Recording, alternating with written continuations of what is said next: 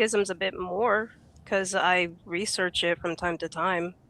That So seemed very Eurocentric too, but I'm no historical expert. Do the schisms make much of a difference as to the ideology of the religion versus what we see performatively in society, like I how would things are argue being so, done? cleaner. Yeah, because like I think apostolic faith, right, like faith that stems from the original religion of the apostles and Jesus is it's kind of like getting something from the source, right? I think that if you are, for instance, like let's say you have a food that's been processed like multiple times versus like having it, just Sure, pure, like you catch a fish, right? Versus you have like a fish stick, right? I I think get there's what you mean. okay, I get what you mean. You're talking about because the word came down through apostolic succession. It's the right. closest to truth, and I understand that. So when you're saying from the source itself, so someone has a death experience and claim that they've had a conversation with God, and they believe they've had the source tell them that all of these religions are a little off in how things are. That we are all forgiven when we pass, but we have our own hell, or some story like that, right? So what Right. what is it? What is it that you would say separates whether or not they have the source from your source? there What you Yeah. go. makes your source more true? So A feeling. no, it's not. No, it's not a feeling. It's based on Something like I whether or read. not it is the religion that Christ and the apostles practiced. Like that's what we're. But Like, keep in mind everything that I'm Better. saying, guys. Like I'm an I'm Orthodox next, guys. catechumen. Okay, I'm a woman. I'm just telling you what my priest has told me. If there's something that I'm Sure. unable to speak on, I will let you know. But I'm telling you what my priest Sure. told me is that Orthodoxy is the religion which Christ and his apostles taught. Right. Now, but hang Sure. on, because along the way, as it's gotten passed down, there's been a lot of changes to the ministry that Jesus left on earth. The In way what he did sense? things, this is incredibly what people practice as Christianity today is not the same ministry. Oh It yeah. Even orthodoxy. I would no. I think Orthodoxy Orthodoxy. included. Yeah, So- it couldn't possibly be. So, how has Orthodoxy been watered down, so to speak? Not even saying it's watered down. I'm saying I'm saying there have been changes that completely changed I wouldn't say the completely. example that was set by Jesus on earth, right? No, Is, no ritual. No Orth- ritual survives 2,000 years without change. I exactly. wouldn't say True. completely in all religions though, Beth. I mean, there are some She didn't say. religions She that have said. had a few changes, some What that have had a lot, exactly? and But I She guess said the some question shit would be changed. like, And, what is yeah, your proof for this? I'm, Because you're I'm making a claim working that. on it. I'm working on it. Okay, go ahead. And I know Rocky will have a lot too, because Rocky and I kind of have read some of the same stuff for back then. But like Sunday was not a thing. It was Saturday. Even Jesus left it as Saturday, and he said to keep it holy, It wasn't Right. Saturday. It was the seventh day. which It would was- Well, which Saturday, was not the day Sunday. of No. Saturday Sometimes when you was the start day the of first rest. day, I think that's the argument, right, Beth? Is that the argument? Sorry, what? The Roman. Faith? Is the argument that like it depends on when you start the week, right? Is that why? No, it's the different? argument is that Pope changed the Sabbath. Then when they asked him why, Yeah. he didn't give a well, good that's reason. Catholicism. Constantine. No, this goes Orthodox. back to Constantine, which was the formalizing of even the Orthodox Church, right? Because it was originally one. And he makes that change. He also immediately cuts ties with a lot of the practices that Jesus himself adhered to his whole life and held holy. And it was decreed that in order to be a Christian, you weren't allowed to do that anymore, right? Orthodoxy and Catholicism are not that far apart. They I both instead of scriptures they listen to their fathers, and it's Yeah. so it's not biblical. It's not. Orthodoxy is not biblical because It's not. it's putting tradition over the scriptures. That's But- what they do. So your And complaint, Exactly your what complaint isn't it's not sola scriptura. Jesus No, that's told not us. what's being said. Look, Okay. the church Well, fathers. you're placing the scripture above above what's been passed down, though. Yeah, you're the problem with what You you're saying, mean what Rocky, Oh, is no, that you no. mean hold you mean on. the changes that were made by the popes and rulers and founders of Christianity in order they changed so much shit, man. Are you kidding me? They Right. don't hold the biblical law. They said, as a matter of When you're fact, talking about the book and how they interpret it, right, Beth? it goes even beyond that, because over time you've got multiple pope fathers who actually freaking Well, you're took okay. Pope. biblical law. Whenever you use Pope, you are immediately moving Okay. it over to Catholicism because Church they have a Right. papacy. They have a Pope just papacy. means Orthodox father. doesn't. All right, Pope let just me means father. let me go back. Early leaders, Fastus, or like Faustus, or however you want to say his name, rejected the necessity of circumcision, Sabbath observance, and the use of unleavened bread, viewing them as obsolete. That was a decision made by a man, right? I've got, let's see. Okay. He and Jerome. Okay. Augustine of Hippo favored allegorical interpretations over literal ones for the Old Testament, which is, that's not something I'm arguing about here. But promoted the idea that the law of Moses was entirely unable to justify, which some argue misrepresents the nuanced role of the law in the Old Testament. Tertullian, known strict for his almost legalistic views on morality and his rejection of philosophy, but his strict Montist tendencies led him away from broader apostolic teaching in his later life.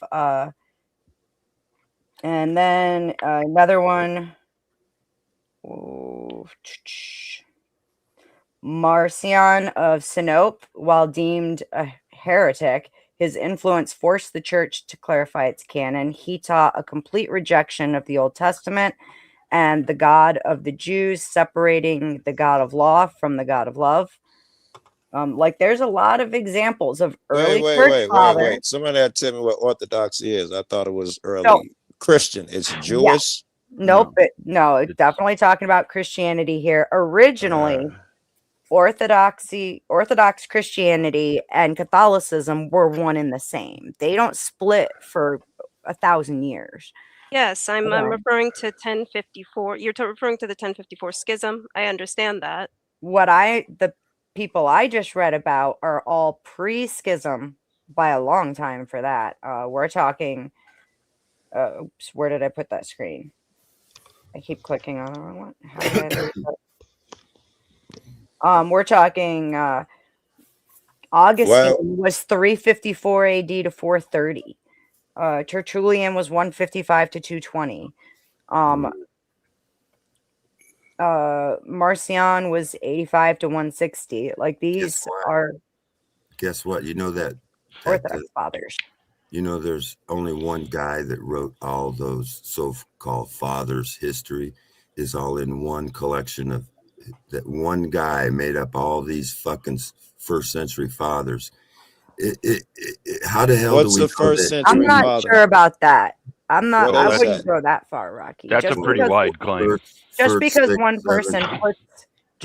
one person puts them all in a book and compiles them into a library one like person that. Put them all in one book, and he's the one who discovered all of them. He's the one, and he's a fake motherfucker. He made up all these motherfucking fathers. What did he discover? Who's the father? Who's the early father? Didn't even exist. You believed your history books, and they're all fucking made up since the 1700s. Rocky, who's an early father? Who are you referring to? Anyone I would know? Anyone famous? They say a bunch of these fathers, and they like. We could spend hours on the derailment that Rocky just provided. Is there a name of these? I feel early the same way fathers? about the claim that orthodoxy has remained unchanged for thousands of years. If agree. anything, Well, Rocky's claim makes far more sense than that. The question that I understand your contention with that, Denizen. The question that I was having towards the people of the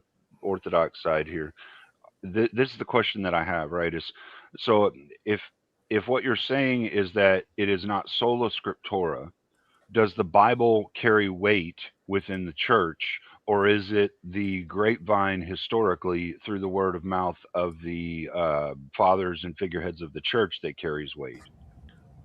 So Go ahead. right. My understanding so far is that it's a combination. Like, obviously, the Bible is important, right? We're encouraged to read the King James Version along with the Orthodox Study Bible, but like also ultimately how that Bible is interpreted is up to our spiritual fathers. So like, let's say for instance, Whoa. I think the answer to his question then when he say, is it whatever the first one was, she's or answering is it? I think she just did already, and I think she's about to. I thought I the did. bench, so I want to say, yes, I think she is saying that you've been to the father of the church. Fuck what you feel about the Bible. What story you heard, you go with what they say over whatever your Well, feelings. that's not what she said. That's all right, not let's what see. she I'm said. asking her, is that what she's saying? No, I'm saying if there's a concern, right? Like if you read the Bible and like, let's say for instance, like 1 Tim 2:12, right? For I suffer not a woman to speak nor to preach, right? If I have a question about like in what context that is, Fuck is the relevant, context. You absolutely disagree. Now what? Do you go with you or do you go submit to them? Fuck. We have a the question church about. father, obviously, if I'm dead wrong on that, then that's not. He That's not determines right and wrong. That's correct. what I'm He saying. determines right and wrong. Yeah, And he's a that's- spiritual father. That's the whole point. Hey, I'm not And arguing you against you. I don't- you just don't said your call him- answer to the question don't was you call follow him the father. Well, an you elder. guys What- do not. Well, What you she's don't identifying understand. what she's identifying though is something that people within our society say we're supposed to do, but that when religious people do it, you look down on them for doing it, right? Like you I tell do. someone you're supposed to have an open mind and listen to others and try and be understanding, and if Right. you're wrong, accept that you're wrong, right? Well, Thank that's you. what she's saying she does She is with her not church saying fathers, that. No, and she is you're not. demonizing her for it. I am not demonizing her. Flavor. I'm accusing You're her of being definitely going at incorrect. her Hold in a on, heated relax. way. I am Hang telling. on. I'm accusing her of being incorrect, as I'm accusing you of being correct. And if they're human, they cannot be right 100% of the time. Some of the time, they're going to get it That's wrong. what she said. She never claimed that they were right 100% of the time. All she said was if she finds out she's okay. wrong, then she's wrong and she accepts it. No. She said I defer to them 100% of the, even if I think I'm right. And they I can't be believe right what all she the said was fucking time because they're human. if she thinks that this one's not right, then she'll ask for further guidance, which would Or mean I would somebody higher. Yeah, or I would seek another spiritual father. Like if I have serious doubts as to my spiritual father's guidance and how he can lead me in the faith, I would absolutely find a different spiritual father. In fact, there's 2 different priests at my own parish, and if I didn't find either of them to be competent for some reason on my own purview, I am more than welcome to find a new one. I am not bound. So wait, is one this spiritual Christianity father. thing? Is you also- wait, Scriptures- you So- keep scriptures keep agree searching that, until you find someone who scriptures agrees with you. Is that how It's that a works? it's a smorgasbord whoa. of philosophy That's not Oh what my she God. said. That's not Hang what she on, said. guys. Hang You're- based on. on feeling. Hold You're on. adding hold on. extra stuff to it because of how you feel her I'm answer breaking is, it Joe. down. I feel no way you do. You're the Hold one on. making it emotional, accusing me of things. I'm just trying to Time chase out. logic. Time out. Wait. Host is talking. Give me a second. Number one, Joe talks like this all the time, guys. I know. Don't add emotion to it because it's silly. And I think what he's pointing out is that with Paige, yes, he's asking her, if you don't trust yourself, if you think you're wrong, whatever, you defer to what your church father says, right? Well, here's where it comes down to is I will sit here right now and I will say, yes, the tradition and the understanding and the interpretations have been passed down through church fathers. But originally it was church fathers who made these decisions. And these are men who are not fallible. And several of them in the aftermath were considered to be heretics. That's So dope, too. if Yeah. one is susceptible to that, then so are all. So then And that's the fallacy of judging the many for the And I some. say the scriptures, what the And it's scriptures not like- say is you're supposed to. Well, You're supposed and to- the thing you're is, supposed like to- we've heard those conspiracy Rocky was theorists. totally talking, bro. Rocky was totally Well, talking. see, Listen, I can't the hear him. scriptures He must say be, that hold on, let me I'll rejoin. turn him up. if you have Hang a on. problem. No, you're I supposed think to he can't hear him at all. I Go ahead, can't. start I at the can't hear beginning, Rocky. Let me Hang on, rejoin. Rocky. I'll be right back. Okay, dropped him back. Son of a bitch. Anyway, the scriptures say that you're supposed to seek counsel of your elders. I which think means that's wise, by the Right. way. I'm not knocking it. elders in the church who've been studying the scriptures. You don't have to call them a father. They're just elders in the church. Like, respect your elders. Right. Get counsel from wise men. It doesn't say you got to give them a title of I'm a father. Or that they're vicars of Christ, right? No, Well, They're older and wiser than you. They're not more divine than you, right? Rob? So- Exactly. That's Here's- why I'm here's the trying to thing. chase it. And that's where, like it or not, yeah, if one, none of them are divine. So if one is susceptible, we all are susceptible, right, Paige? There's No. one really important No? thing. That Not a in lot of people Orthodoxy. miss. Wait. I want to run this with her. So you're saying that there's human beings who are incapable of being Infallible. wrong. So let me explain the principle here. So this relates to what Rocky said, and it also ties into what you just asked me, Beth. So I think it's a valid consideration. Number one, we're not just like, obviously, yes, there are wise people in the church, right? And obviously they are human, just as the priest is also a human being, right? I don't discard that consideration from my analysis. But here's the consideration. A priest goes through a rigorous, like education period, through vetting, through all of that, right? And they are Is selected. this a long way to dodge your This question? is Joe. Joe, can I just finish, please? Hang on, Joe. Let her Let her talk, because there's a reason why Orthodoxy is set up as more of like a council. They Orthodoxy- they negotiate the faith regularly. Her They're question was involved like, in was any man infallible? I'd love to hear about how and why And I'm the council is set explaining up, but to I you gotta how- hear it before I get the answer to a question. I'm explaining to you how a priest differs from the average man, or a man that is just simply Christian or Orthodox, even if I'm being generous for the purposes of this engagement, right? Somebody who wants to become clergy in the Orthodox faith goes through steps. First, they become a reader, where they're simply allowed to read the scripture, right? Second, they become a subdeacon. That entitles them to, they wear certain robes, they do like the procession, they get certain, rights with that. Then they become a deacon. Then people bow to them. They give them reverence and respect, right? Then they become a priest. And if a person reaches all through that and they are deemed worthy to lead a congregation, then they are appointed to a parish. It is a huge process. It's not just like any guy who's like an Orthodox dude. He's ortho bro, right? And he's like, yeah, no, I believe in the faith. I can lead some people into I salvation. just got to go to school for how many years? She still ain't answered the question, by the way. I just got to get it. So yeah, human beings are not infallible, but there is an objective criteria by which an individual becomes a member of the Orthodox priesthood. And so by that metric, you would think that it would remove certain category errors that might be present simply in an individual. Great. So before you answer the question, Now I'm debating. anyway, the answer was that all men are fallible. That was the correct answer. Yes. Anybody can be fallible, but there is a criteria which seeks to eliminate that I think is relevant to this consideration. It is, and you should have answered her question and then gave your relevant considerations, right? Context That's only rude. okay. Do it the other way. No, sir. Well, is context not important? It is. You give it to her after you pay her the courtesy of answering her question. Denison, try talking to me again. She did do that.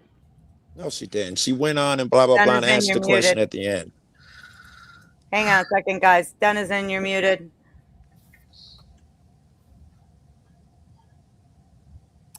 Also, I've got a spot coming up here that is going to go to Vibe. Glacier, my dear, much sorry to you. We'll have you back here in a bit. So Vibe. See, the difference is the scripture says that the Holy Spirit gives us our gifts. We don't go to college to get a certificate. That's dope, Rocky. A fucking priest. We are given our gifts from the Holy Spirit at the moment of salvation. And so that's a great point. Perfect. The one thing Wait I have for to me, say Vibe. about Thank you, sir. the one thing I have to say about whether or not specific That's people good, are fallible or whatnot, right? Is like We have had this era a long time ago of these conspiracy theorists that came up with like a whole bunch of conspiracies about the world and all kinds of different things. Yeah. And a lot of people discounted a lot of the stuff they said, and still do, some of them because they sound really crazy. But well, and fair enough, some of it does sound crazy. But like some of the stuff they were saying, we found out to be true, right? So Right. just because somebody says something like 90 times it's wrong doesn't mean that 10 times they say it right, they're not right. The other thing to this, though, is we all have the freedom to choose what groups of people we're a part of, right? Yeah, I So think if so. if we're choosing to be a part of a group and we agree to follow the rules of the group, what's wrong with that? I'm not I saying don't. nothing's inherently wrong if that's the question, and I'm not sure that you can not free to choose some groups, right? Like you got to join some groups. But go ahead. But I don't want to change the subject. I want to Well, ask real yeah, some people get forced. I wouldn't disagree. Yeah. All Americans are forced. So I can't back out of being an American. I can't say I don't want to do part of your group and do whatever the fuck you want me to do. Is not a thing. Well, you probably can. It just really fucking suck. They'd beat me. They'd kill me if I didn't say I don't want to be an You American. I don't think? have to. Yeah, I'm I not gonna think hurt. I think we Trust could me, run I'm away not to other gonna. countries. No, I no, think no. we I'm could talking do about that. here in America. No other Hey, country. Here in America, if I say, trust me, Oh, I'm not gonna oh, rob I see what you anyone mean. of Yeah, anything, steal or kill anyone. Just leave me alone. They'd be after me in no time. For yeah. I get what you mean. jaywalking or For something. They'd Joe, beat me you to taxes should death. become a or state something. nationalist. Yeah, Yeah. You should become a yeah. I get state. you. You should become a state nationalist, Joe. I get what you mean, Joe. I do. Mm. Become a I won't. citizen of the state that you're Hey, from. Rocky, they all pretty fucked up. I might as well change this system, right? The one I create would be fucked up too. I don't know. I ain't got no problem with wrestling with these ones. This system, I ain't got no problem with that. Some of it's good.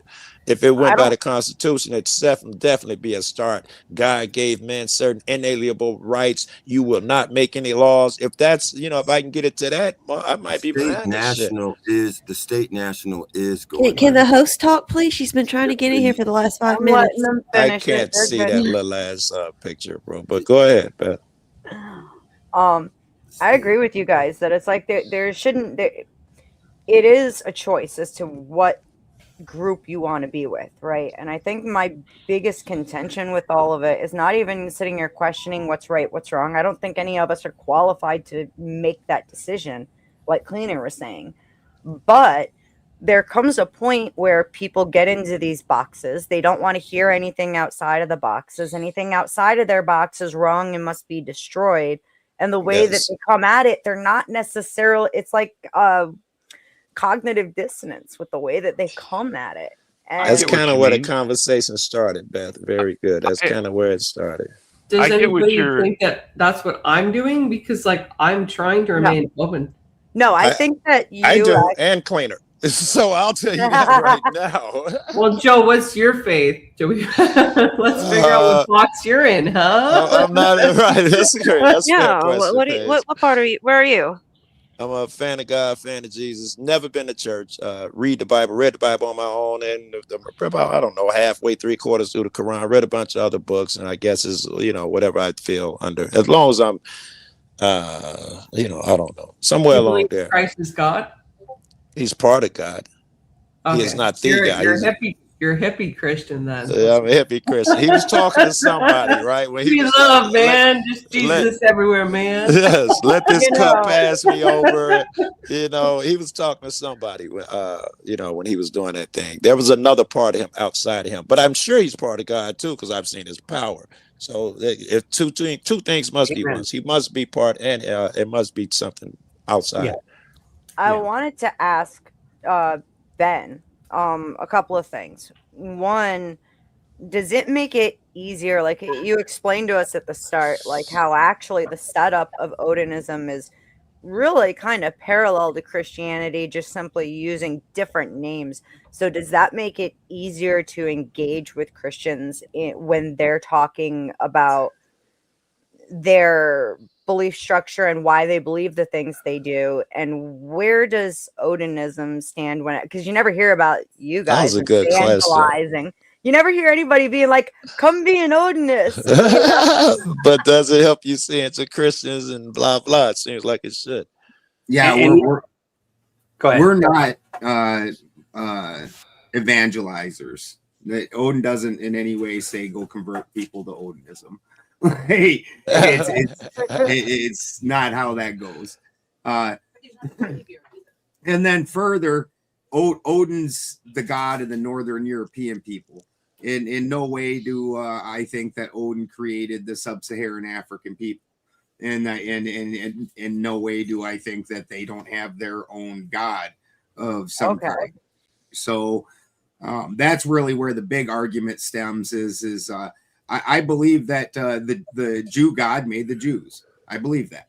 Like I got no arguments against that story.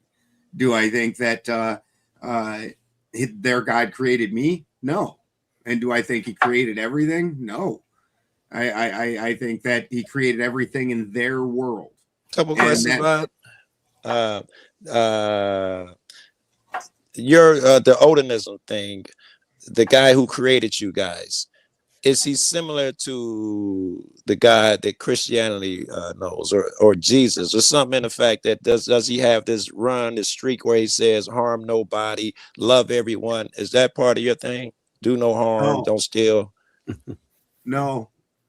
Okay. No, but we have different sets of rules of similar? of honor and family and ways like the Havamal would basically be our equivalent to the Bible.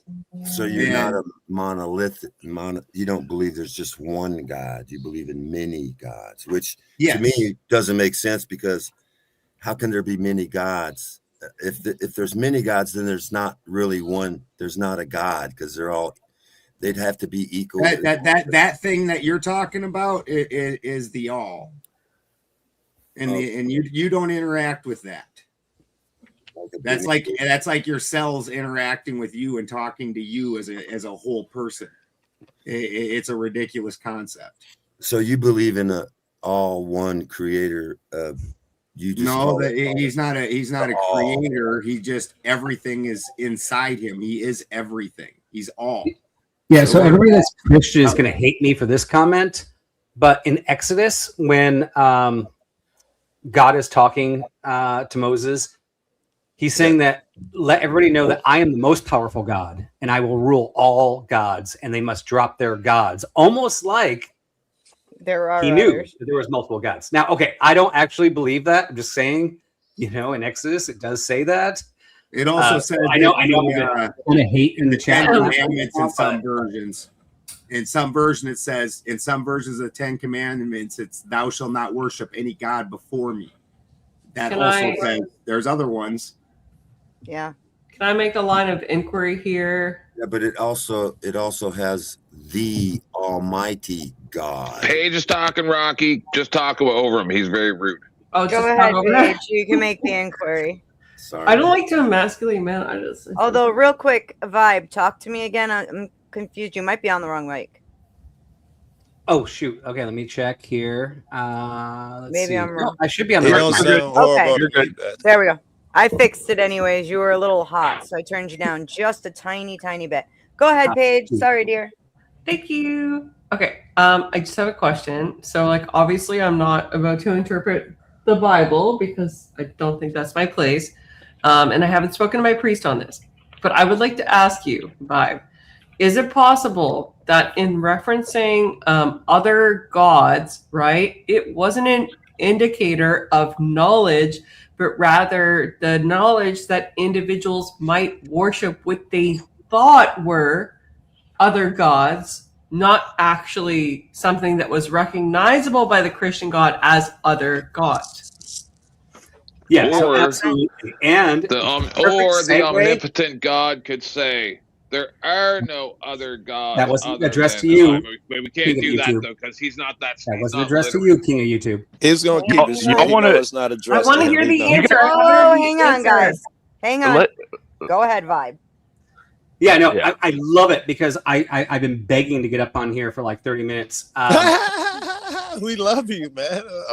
And Paige segued in exactly the reason I wanted to come up on here, right? So just to set the ground, I am Protestant, right? So I'm sola scriptura.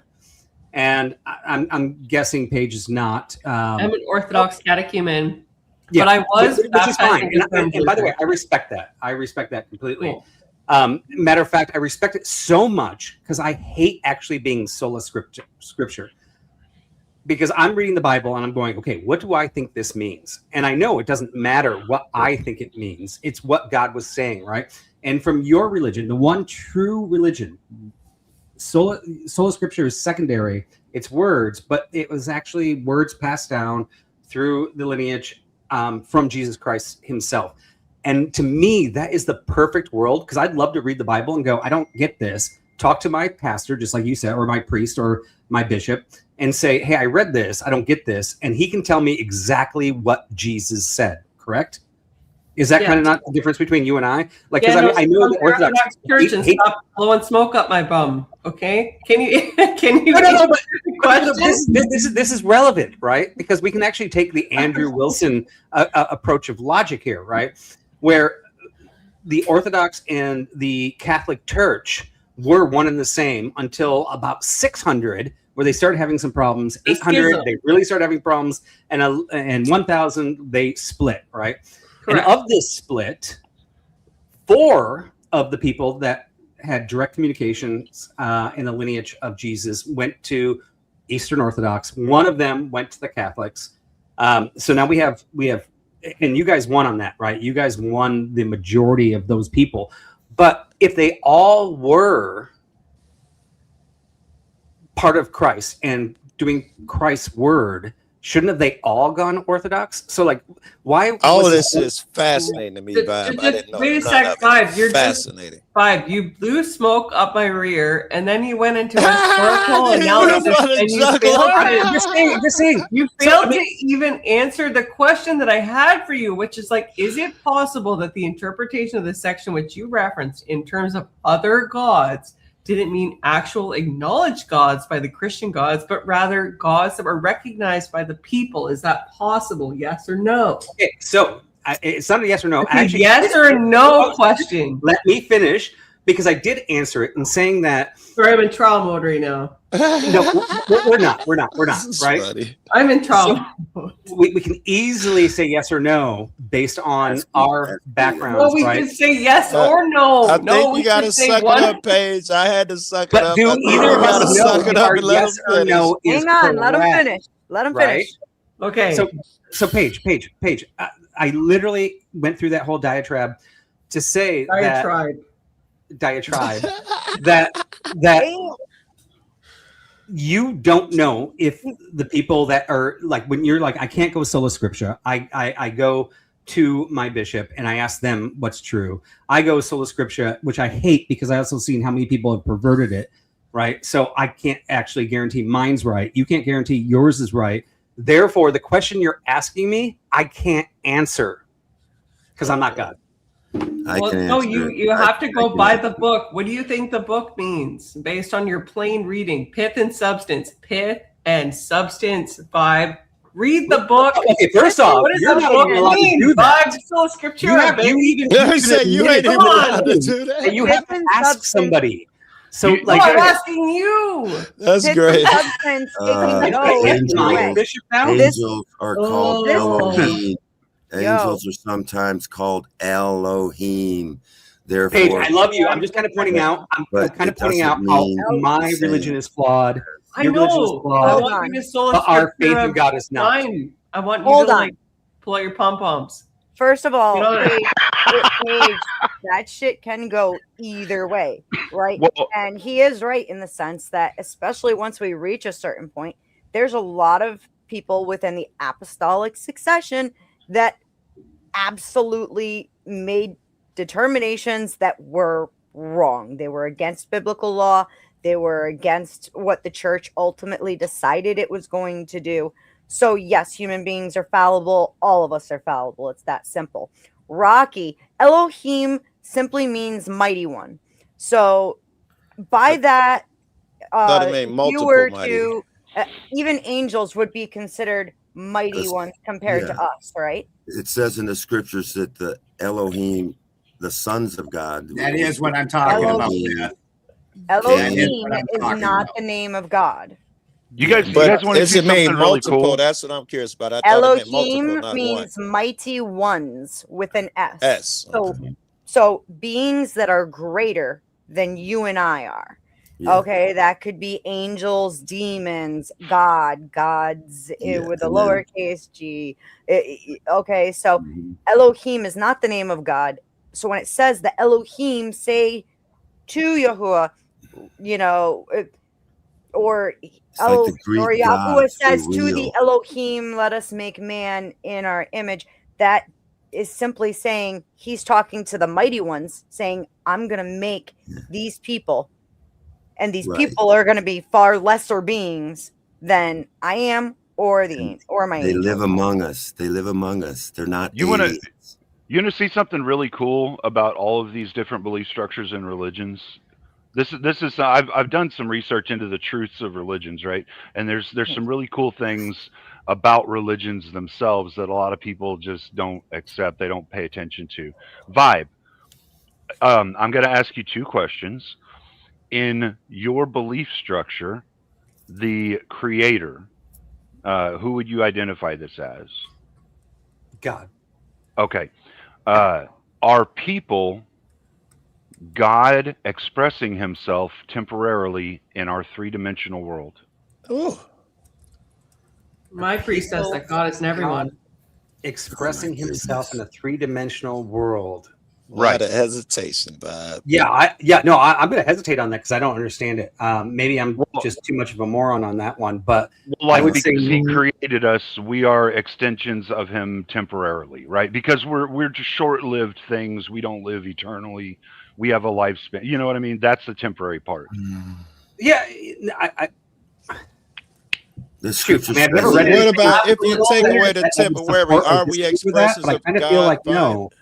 Cleaner's Are we- absolutely correct. Like Orthodox priests, like my spiritual father tells us that Christ is in everyone, even the people that you do not like, even the people that stand on a street and say Christianity is wrong, or like Orthodox people are the devil. Like that, I can agree with that. So Right. so here's where I'm getting though, because like Paige already pretty much gave what her belief structure would say in this, right? And I don't disagree. I've heard it a lot from different Orthodox fathers that yes, that would be a pretty close approximation of what they mean, right? So Balderson, Ben, in your belief structure, your creator, what would you call your creator, the creationary force? The All Father. The All Father. Okay. Would you say that people are the All Father expressing himself temporarily? I would say that everything, including the All Father, are all fractals of the All, and the All is like a stew that all the pieces have always already existed, but it's all just kind of stewing together, and that's the events all happening. I think that the first I Am was an I Am that knew everything, but the only thing it knew at that point in time was that it existed. I think then the second I Am, which is why there's two of them, and it makes a distinction, that second I Am also knows it exists, but understands the fullness of that existence, and this is our place in that. So and all of us, very much to Texas Bully Mom for the 3 gifted memberships. Badass. We appreciate it very much. So all of us, if I can sum up what you said, all of us, everything is a temporary expression of the All. Then, yes.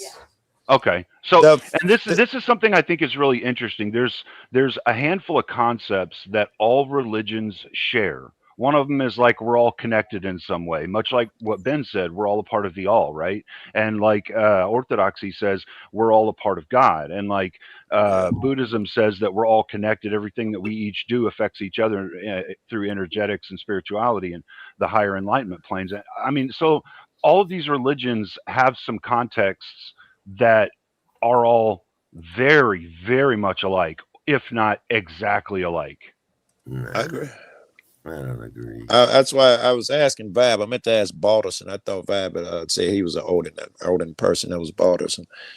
That's why I asked him, I meant to ask him, did some of his gods, that they reflect morality and stuff? And he said if it has honor and blah, blah, I took his interpretation to mean there is morality in there. Yeah, Sure. there is definitely a morality and a behavior. I didn't get to finish all that. We have the Havamal, which distinctly tells you there's a set of ways that you act at home, and then there's ways that you act on the road, and these are even separated sections where there's different behaviors. Like for me, and this was very. Now you got to remember the people that this culture derived from live very remotely in a really harsh environment, like I do, out in the mountains. Things are rough in the winter and whatnot. If a traveler gets bungled up and ends up at your doorstep, I'm obliged, no matter who it is, to bring him in and give him the first place by my fire in food and to drink. I and love make it. It sure this sounds guy's like good and healthy. it sounds like Right. good Christianity when they say be Right. kind to strangers and treat your neighbor, love your neighbor like yourself. It sounds like good Christianity. Not You- like you- get rid you of know the illegal aliens, those evil fucks like Christians become now. Yeah, it's something different. Something that's really funny, and Ben, you might remember this. Like when we first met, we started chatting on X, and I was like, "Hey, let's have a conversation." And I don't know how it came up, but he was like, "I'm an Odinist," and I saw that, and I'm like, "Oh, I'm gonna trash him on this." And then we had a conversation, and he tells me his story. He has a testimony. He has a belief, and when he actually said it to me, and Ben, you can tell me if I'm misinterpreting this, how that conversation went. I never actually questioned him after that. I'm like, wow, like he is. You said it earlier, not to Vibe. trash him on that. I was like, who could be an Odinist? But you he said told me, you he gave me a respect all testimony, he gave me religions a earlier. truth, right? And I'm like, that's pretty strong. I'm gonna let Benjamin run with that, right? Vibe, you realize you said, at least I think you did. You said, paraphrasing a little bit, I respect all religions, whatever they're gonna do, I get it. So it seems like as long as he passed the honor test, you would have been, like, hey, do your thing, man. Well, I mean, it's the same thing, right? Because I brought up Orthodox prior. I really Orthodox to me is a very attractive religion. It's the most attractive religion of Christianity, period. I dig it. in my term, because I don't want to be sola scripture. I actually want to know what God meant, right? I don't want to read. Wait, you make it sound like you got to be. No, but here's the thing. When investigating, I can't guarantee that Orthodox is that either, right? I like the idea, but they can't prove that they are. I mean, the logic shows that they're just as flawed as Protestantism and Catholicism and all that, right? They're all flawed. So I just keep on going back to the scripture and just going, God, you guide me and tell me what's right, right? Yeah. But I mean, honestly, yeah, Orthodox is the most attractive religion when it comes down to, if you really want to know the word, don't pay attention to the Bible. I have some people here in your church that can tell you what Jesus was saying that day. That's pretty attractive. It is. I makes sense. feed off of you Christians all the time, man, asking you guys for advice and your great help. But I also got to say the Eastern shit is just as grand and great as just as attractive. And Muslims, all of that crazy shit, I don't think it's in the Quran. I think it's in the different readings or whatever. If I'm reading the Quran, I swear you think the same cat who wrote the Bible wrote it. I mean, I when don't it think comes I'd agree. to- I've definitely read some pretty crazy things in the Quran. He shows a surah from the Quran, And the Quran is not a much, hadith much from later a than side Christian book or wars, right? something. I don't know if I've told Sure. you folks about what I learned about the Chinese language, where it used to be pictures. Do you know what the word Still for pictures. boat? Do you know what the word for boat is? No. It's a structure with 8 humans in it. It's structure. Tell me why you said that, Rocky. Why It's you a thought that structure. perfect right now? It's a Cool. structure. Ancient Chinese lithograph. The word boat is a picture of something like this with 8 souls in it. So Ancient it's Chinese. describing the flood. It's describing the flood, and it's ancient Chinese. So don't think that they don't know about God. There's the revival going on in China right now. They're saying they're going back to their the belief of their ancestors. I wouldn't. I personally, Rocky, I wouldn't say anyone does or doesn't know here on this three-dimensional plane, because we're here on this three-dimensional plane, not with God. So, I mean, I wouldn't say anyone knows for sure or doesn't know for sure. I wouldn't give anyone either extreme of that clout. But What I would say, though, that I think is very interesting is that throughout human evolution, we've all had 5 or 6 truths within all these belief structures that are the same. We're not separate. We never were. We never could be. Fear is an illusion that we use to be controlled or control others. Our mind isn't something we use to view things. It's a projection source. We project ourselves and what we think out onto the world, right? The enemy's not the world. The enemy's within us, and we're all fucking connected, right? Like all of these religions preach these things, and then after that, it all gets into the social construction aspect, where Whoa. one religion I decided speak? this social construction works best for them, and one religion decided this social construction works best for them, and so we started separating after that Sound into like these you're other on something. fractals. Can I Sound have a like I'm he gonna chance? let on to Glacier it. go. I'm gonna let Glacier say something, and then I've got something I want to say. Go ahead, hon. Well, when it comes to like one of the greatest divisions between religions as a baseline is Western religions versus Eastern religions, mainly due to geography. When it comes to Eastern religions in particular, they adopted a very fatalistic philosophy that ended up being adopted into their religion, such as it started off with Hinduism, but Buddhism branched off and became very popular in China, which is a very fatalistic ideal where you have to accept your lot in life because of the fact that they have to be very enduring and very practical about how they managed how much rice they ate, they made because Sure. of where they grew.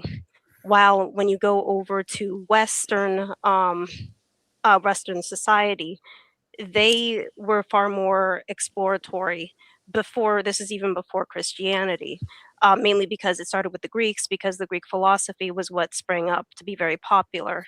But how they survived was through first raids, but then it switches over to trading.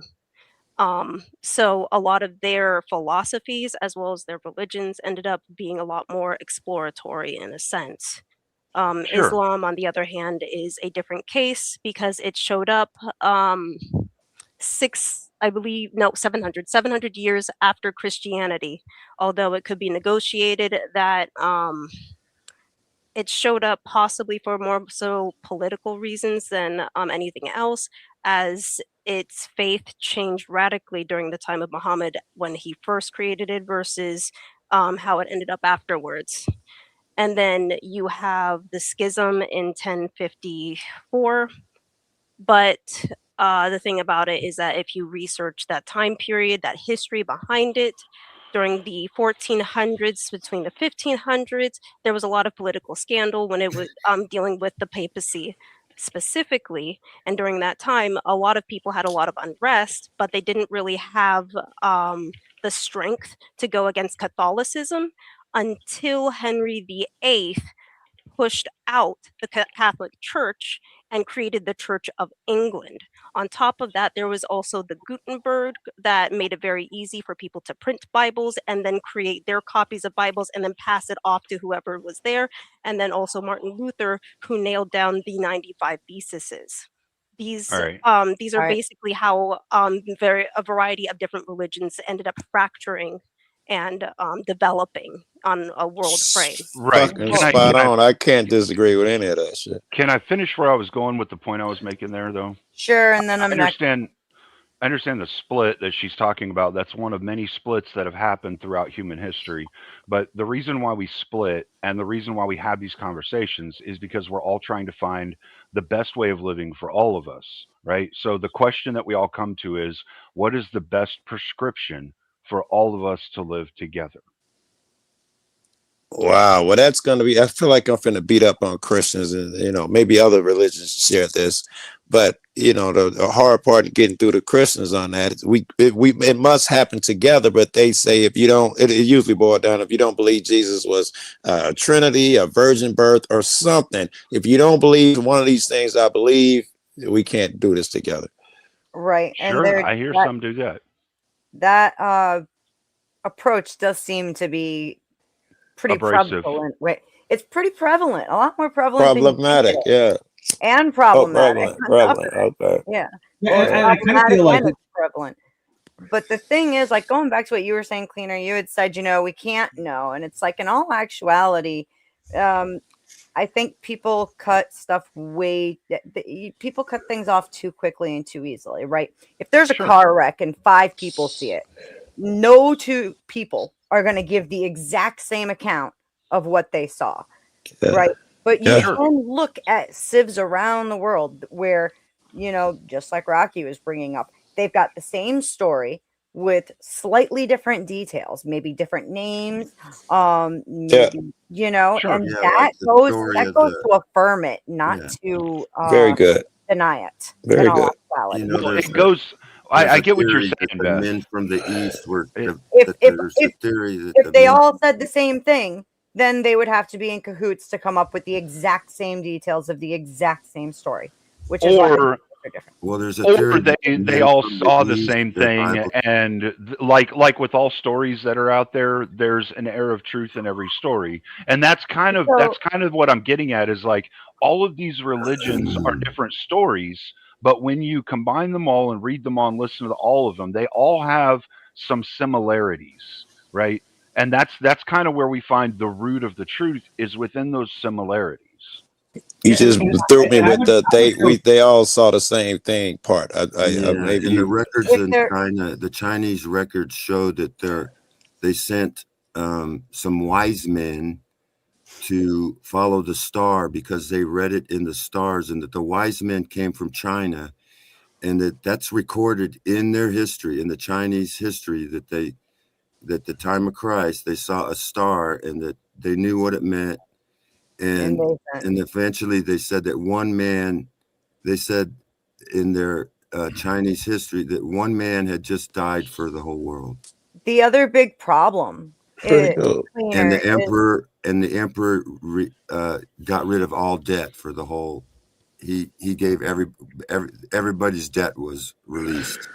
Very good. the Forgiven. other big problem, Cleaner, is that we're talking about across different languages on top of that, right? Sure. So, and those languages have to go through a transformation in order to get to what we would understand them to be today. So, of course, they're not going to be absolutely the same. There's going to be different details because the way we Sure. translate each individual language is going to end up different, not to mention the words that they have when they first put the story in their own language is going to be different because the words are different. So you're Sure. going And to it's in two some major fashion. translation differences. I got In like a some 12 fashion, it's a depending how far you go back, many thousands of year old game of telephone. In some cases, Sure. And see, this is why I think the more important question isn't what's the history of this and is it right or wrong. The more important question is what is the best prescription for all of us human beings to be able to live on the same planet I together. think Jesus said it. Well- Love your neighbor as you love me, or something like that. I think But Jesus that said it. is kind of the question, right? So when you really look at it, right, I think I am me no matter what, whether I'm Orthodox, whether I'm Catholic, or whether I'm Protestant, right? I'm going to be me no matter what. And my heaven and hell is going to be determined on who I am, regardless if I'm Christian, I Orthodox, think so. or Protestant, right? However, to Cleaner's point, which one am I listening to, right? So Paige might go, well, because you're Protestant and you're, and by the way, Paige, I don't think you think this way, but like she could be like, well, you can distort the Bible any way you want. Therefore, and Paige, Actually, I'm not I think picking on you because I don't think you identify think as that a about. Protestant, you can distort the Bible any way you want. I mean, No. realize Like I it said, and read it I'm plainly. just teasing you. I'm not saying you say that. It was Yeah, funny. no, It I was agree with funny. that. So that's kind of funny. But I mean, when it really comes down to it, right? So when we come down to this Christianity, and kind of what Cleaner's leading to is, or maybe I'm wrong, and maybe I'm stealing on you, Cleaner. Sorry about that. Is that like we do have to find the commonality, but ultimately, if I'm living in the same values that Benjamin's living in, and I'm respecting life the same way, do we all not get the same results? Or do we actually go, well, because of what you believe in and what you're preaching, are you determined for something different just because of these differences in our Vibe? Check this out. Sure. You made me think I get here. what you're saying, yeah. I'm like, Cleaner, let me get in on that Vibe. You made me think that I think what you'd end up doing, you'd have to do what Paige do and go to your leaders. That would suck too. But you would have your own reading of what you heard, and you'd come up with your own shit to suit how you feel. Or is it how you feel determines where you go for guidance? For instance, I think in the Jesus saying, love your neighbor. If we consider, Mexico as our neighbor, fuck that. Christians ain't having that shit. Somehow they got to explain to me, something in that book says that they are not my neighbor. So is it what's in them interpreting the Bible, or are they interpreting the Bible to fit what's in them? So Okay, you're, I you're think you thinking got that there's that a wrong. separation between church and state, then, Joe? I'm sorry. No. what? Joe's basically saying, like, why do we have ICE? Why are we getting rid of illegal immigrants, right? I don't think really this has anything to do with Christianity. I think this just comes to, Christianity is a great. We could stay with that though. That's a great example though. Christians who Jesus say be kind to strangers, treat your neighbor, love all of that bullshit. When it comes to people they don't like, I don't give. It ain't just a fucking. Christian Joe, why are you calling it bullshit all of a sudden? Trying to lift up countries that nobody else will touch. We're now, just because we're saying, hey, and Christians, by the way, say, come into our country, just fill out the paperwork, please, right? That's not non-Christian. Like, oh no! I wouldn't say it wouldn't be nothing simple to that. It'd be the hatred that you exhibit. If we were going to what you'd write on paper, Christians were cool with slavery. Okay, right? First off, Trump is not Christian. I'm sure they said God said it was okay. Do not just take what Trump says as all Christians, right? I don't think that's a fact. No. I wasn't even thinking about Trump. I'm talking about all the people I know, even the people who think that they are the most loving fucks in the world. There's some group of people who they think deserve less, don't deserve the same rights that they do. Joe, can you name any other group of people on the planet that are in more countries, trying to lift up countries and save people, feed them? Literally, people that are rich, people that are poor, flying to countries, to help, living outside their means, trying to lift people. Can you name any other group outside of Christians that are doing it more than Christians? I don't know that I could. I don't think I could. But I would also have to give you the other side. No, let me finish. I'd have to give you the other side of that coin. In the name of lifting and helping people, you've destroyed cultures, continents, in the name of what you're talking about. You had hit and miss there, bruh. Sure, there have been bad people that have misconstrued the word and done things horrible within a society, right? Agreed. Right. My original question. Religions, though. Yeah, I don't want to stray there. I'm saying Christians in particular. The philosophy of calling. I can just tell when you call a person an illegal alien. I can tell that you strayed. Joe, right?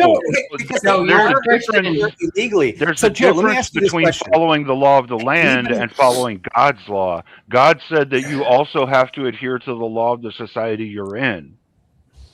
I don't think that changes the fact that someone would call an AK an AK and someone would call it an assault weapon. It speaks to you with your verbiage. That just goes to weaponizing language, which some people do. I don't agree with that either. Distinction.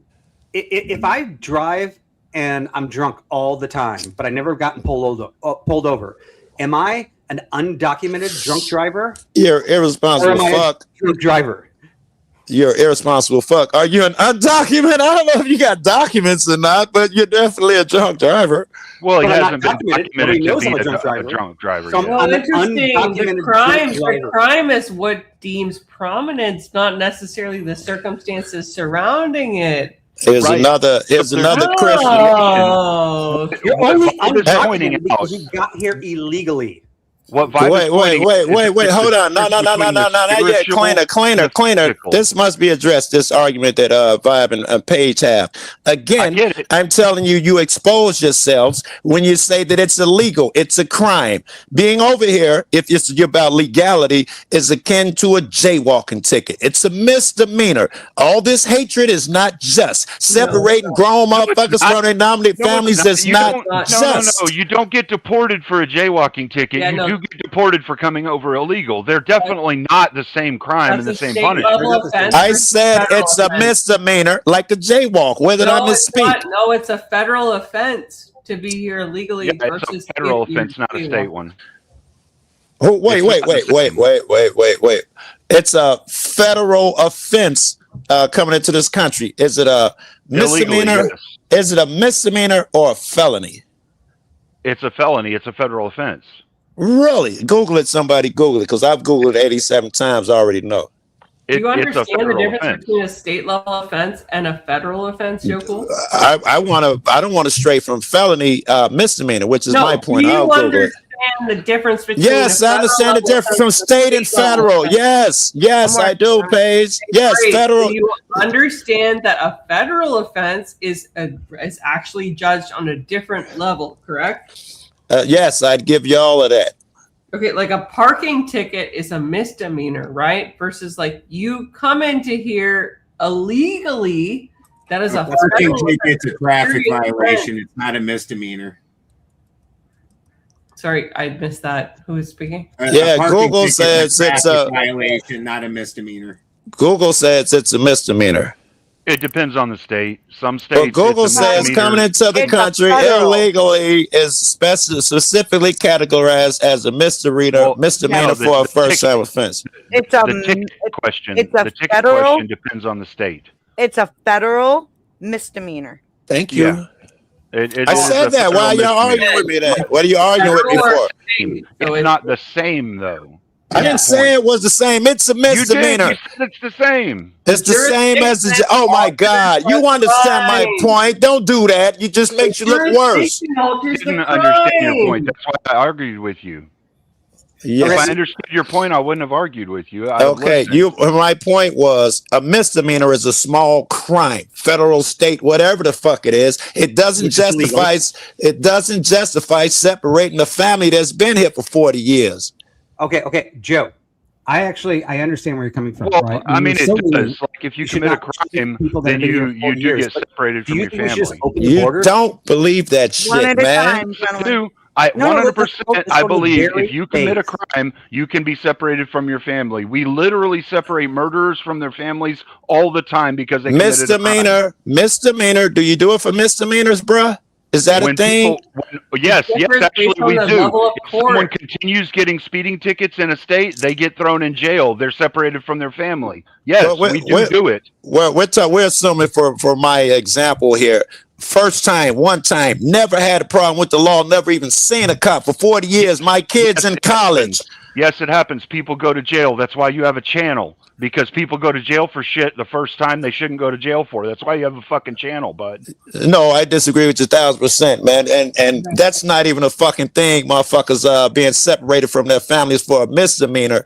The So, most they Joe- can do is spend a night in jail. Joe, There is no separation. Separated from the Like, family. Joe, if a misdemeanor is listen, the same, if, I think- Joe, I if a think you misdemeanor- guys are Joe, making my point. Joe, You're Christians let making me- backflips, hanging on let me words like ask you a like freaking question. federal misdemeanor Bird. versus so and so misdemeanor. If a Separated from family federal for a and a night in jail as opposed to misdemeanor separating are and the snatched out of your same. country Why for is the life. sentencing These are different? desperate arguments. Go Why ahead. is the sentencing different if a federal and a state misdemeanor are the same? Vibe, you're not- It's irrelevant to my point, Paige. No, it's not. It means that they carry different weighting, which means that they are not parallel. It means that they are distinguishable in the eyes of the law. Is that correct? Yes or no? Of course, that's what one's called Okay, federal. great. So it's You not don't the have to same fucking thing. argue with So me. it's I know not the there's a same thing. difference. I freaking win. Oh yeah, you win. If that makes you happy, you win. All I right, did. go ahead, I Bet. would- I As think a I- Christian- Hey, Bet. Hey, I'm sorry. Let me Hey, say one more thing. Let me say one more thing, Paige. This is important. It is a quest for the truth. It is not about your victory. Give me a minute. I got a phone call. Vibe. Hi. Anyway, as a Christian, I think we That should got hot. accept if there's what you call Pisses me off. illegal aliens, they should be treated like anybody else. They shouldn't be treated worse or special. And we shouldn't be afraid of them. We should give them the gospel. Some of them probably work harder and are better people than the fucking lazy Americans in America now. Why should we be afraid of them? If they've been here for 40 years, if they've been here for 40 fucking years working and doing that shit, you don't just knock on their door without due process. And this is ridiculous. As a Christian, That's ridiculous. our government Actually, is breaking the law. no. Our What government you is said, breaking the fucking what you law. said there, Rocky, is ridiculous. Because if someone murders You're someone and fucking 40 years moron. later you figure out who it is, they still Murder. go He to gonna jail. do murder from crossing over here illegal. He gonna do Hey, murder. hey, hey, Hold on. Everybody Dude. chill for a I minute. used to live in Everybody Houston. chill I for a used to minute. live in Houston. The host is talking, Rock. I I'm want to talk to talking Joe. now. I want to talk used to Joe live about in this. Houston. Rocky, you And- cut off Beth, Vibe use before. it. I'm giving Vibe the floor right now. All right, vibes. All right, go Joe. ahead. Joe, I want to address you directly on this, and it Yeah. kind of goes to what Rocky's saying. Also, Cleaner, right? So, like, what you guys are looking at is somebody that's been here for 40 years. They have kids. They're established here in the United States. Now, I think we can all agree that's because of weak border control that ever happened in the first place. So maybe we should give them a little bit of grace. Now, we've done this before where we said everybody's illegal. I think we did this like 15, 20 years ago. Everybody's illegal. Come show up and we'll document you. Let's get this problem done. And then 20 years later, here we are with undocumented workers again. Now, Joe, Yeah. let's just say we're empathetic Christians. I want to go to the very base level here. All right. I give it a shot. Should we just remove the wall and just let people move in and out? I mean, is No. Okay. No. Yes. No, I don't think. I don't even know if that wall's effective or anything The like whole that. control system started with the passport.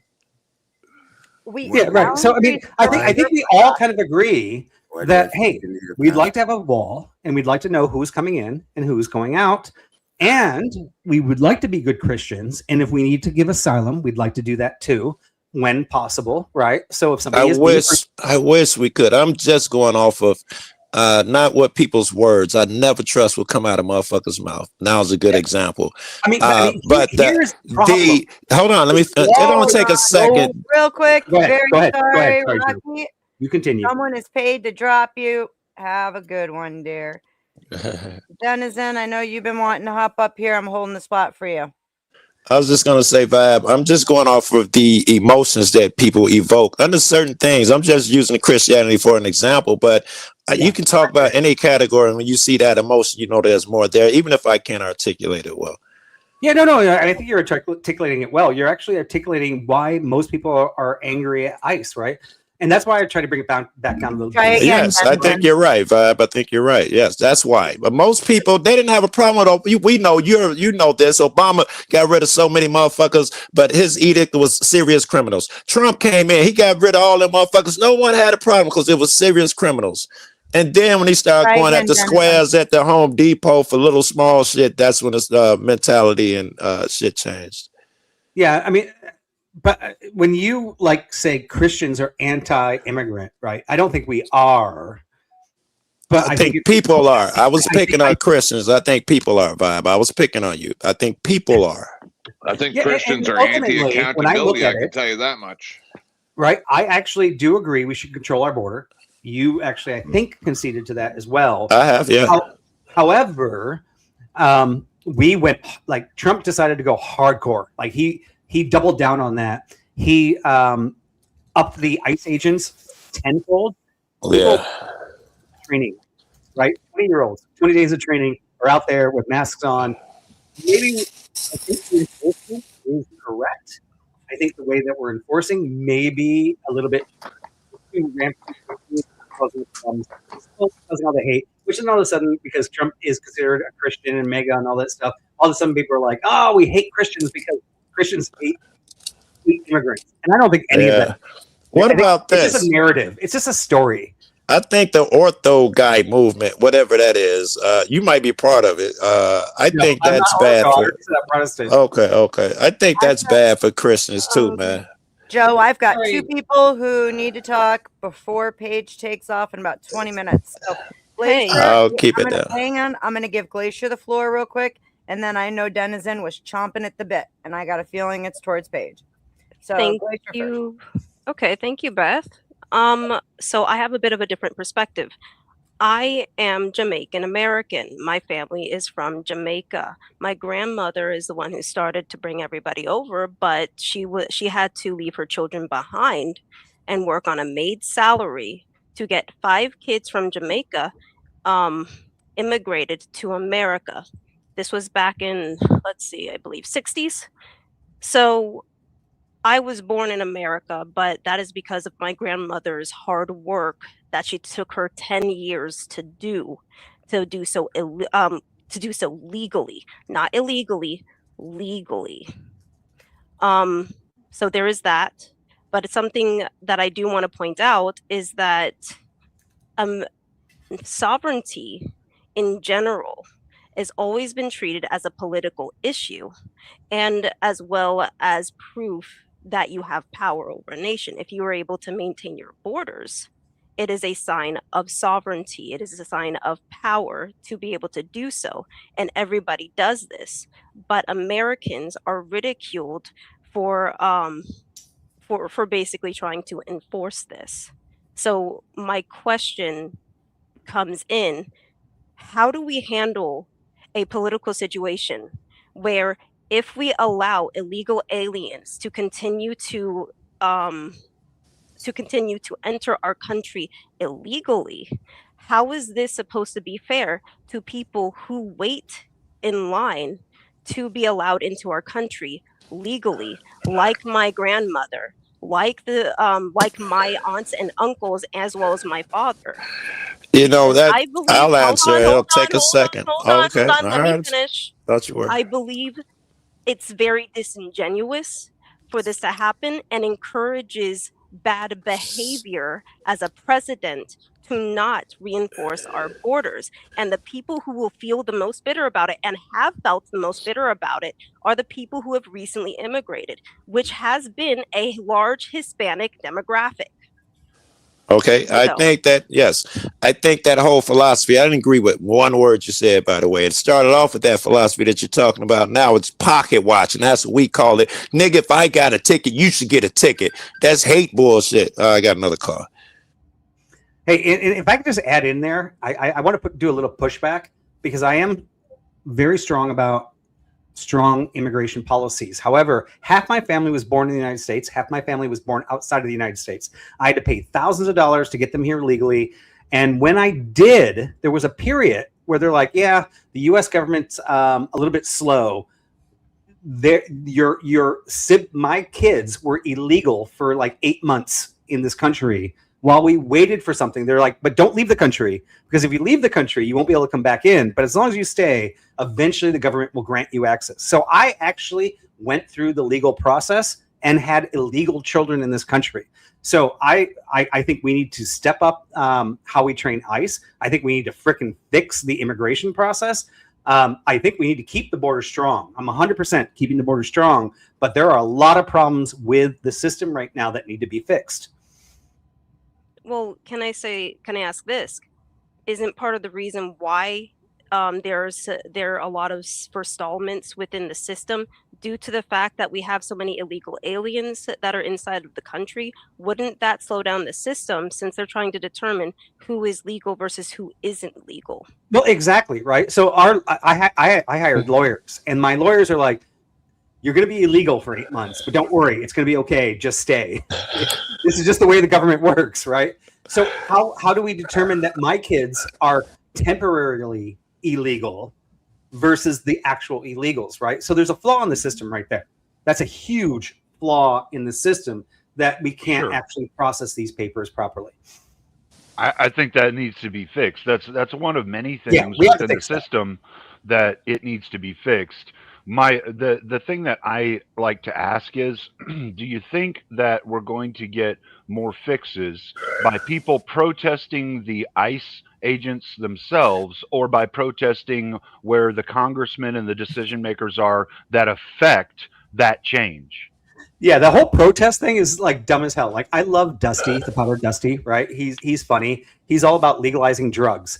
So, like, in Dusty's world, if it came to ICE, right? Like, he wants to legalize drugs. The mayor of Dusty's town would be doing training seminars for him, following around the DEAs to teach him how to blow whistles, scream, and honk horns behind every DEA agent that's trying to stop somebody from distributing illegal drugs. Right? It's the craziest thing in the world. Now, I understand documenting, and I know Joe Cool, you definitely have a word on this because you're the document guru. And I do appreciate you for doing that, right?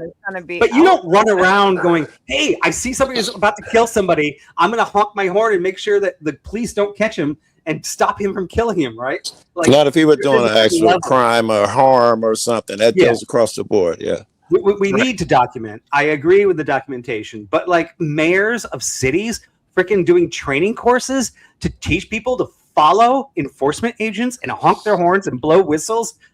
This is the dumbest. You think that's a Vibe? If I could, I think that's a brilliant idea. I wish they would have came up with it earlier. This is going to hurt some feelings, but the truth is, the average cop is going to break more laws that day than the average person he's giving a ticket to or encountering. That's the truth. It is the truth. So that's a vigilante perspective. Can I ask you something, Joe? No, just factual shit. Just factual. Joe, do you support the efforts that were made in, for instance, Minnesota, right?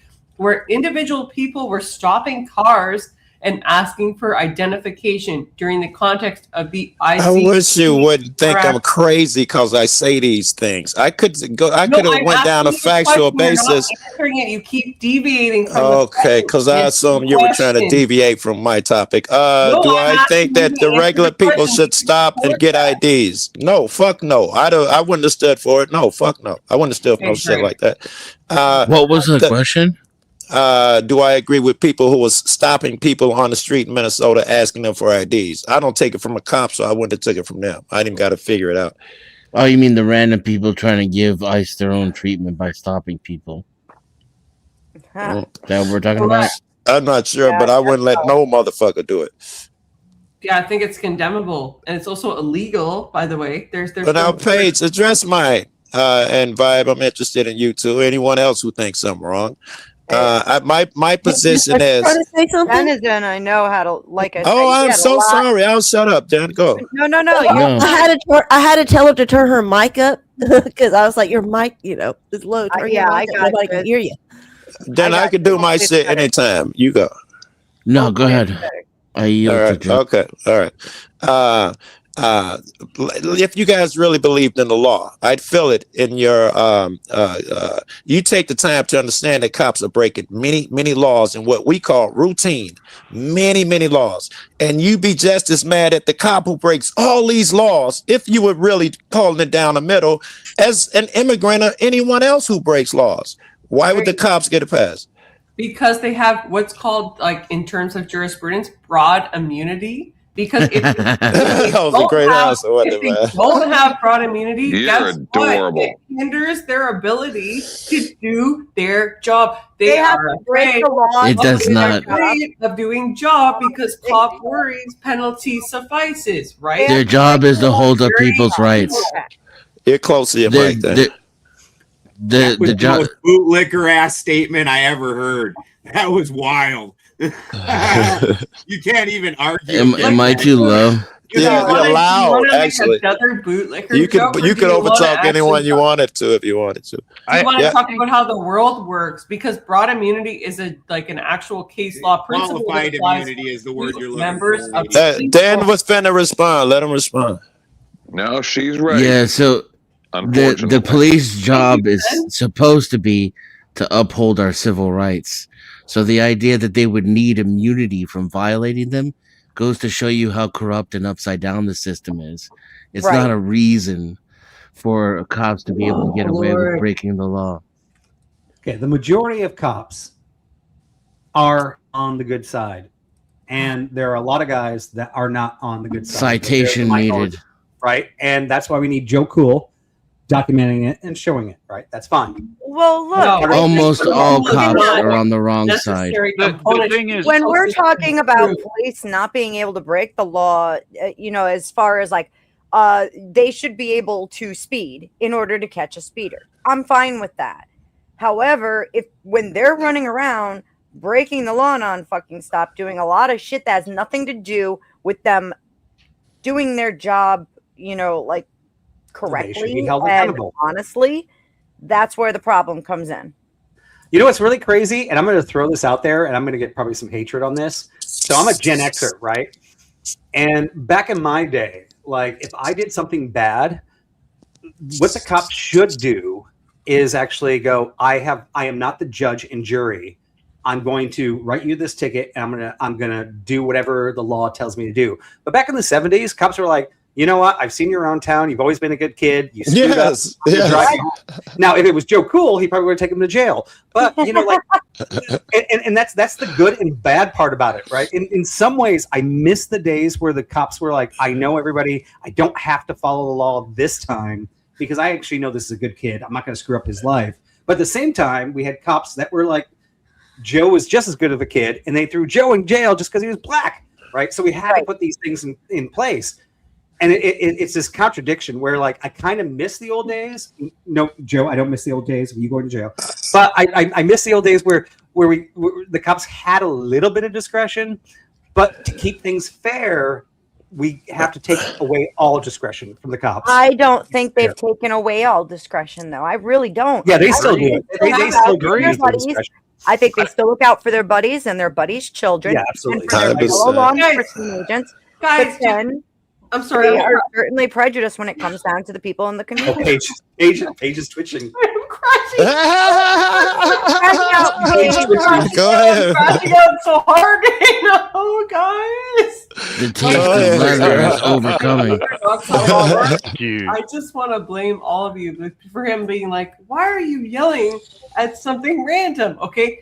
Can We're you breaking understand why a cop has, number one, reasonable suspicion, right, for things like warrantless searches, and number two, broad immunity for things like, I don't know, the actions that follow, right? No. Like lethal force. Can you not No. Is it not computing? Like if you look in your No. brain, right? You take like 2 seconds, does it not like compute for you why it's relevant? No. I understand your legal role. First of all, they don't have reasonable suspicion does not enable a cop to commit a warrantless search. Okay, so what the That's not a fuck thing. is the Fourth As a Amendment lawyer, about? I really hope you would Warrants know against that. Felix about what the I don't know why you're screaming over the top of me, but as a lawyer, you should really know that reasonable suspicion I'm sorry. does I not am give you the on- right. You- Hello, have you hello, read Bueller, Warrants- Bueller.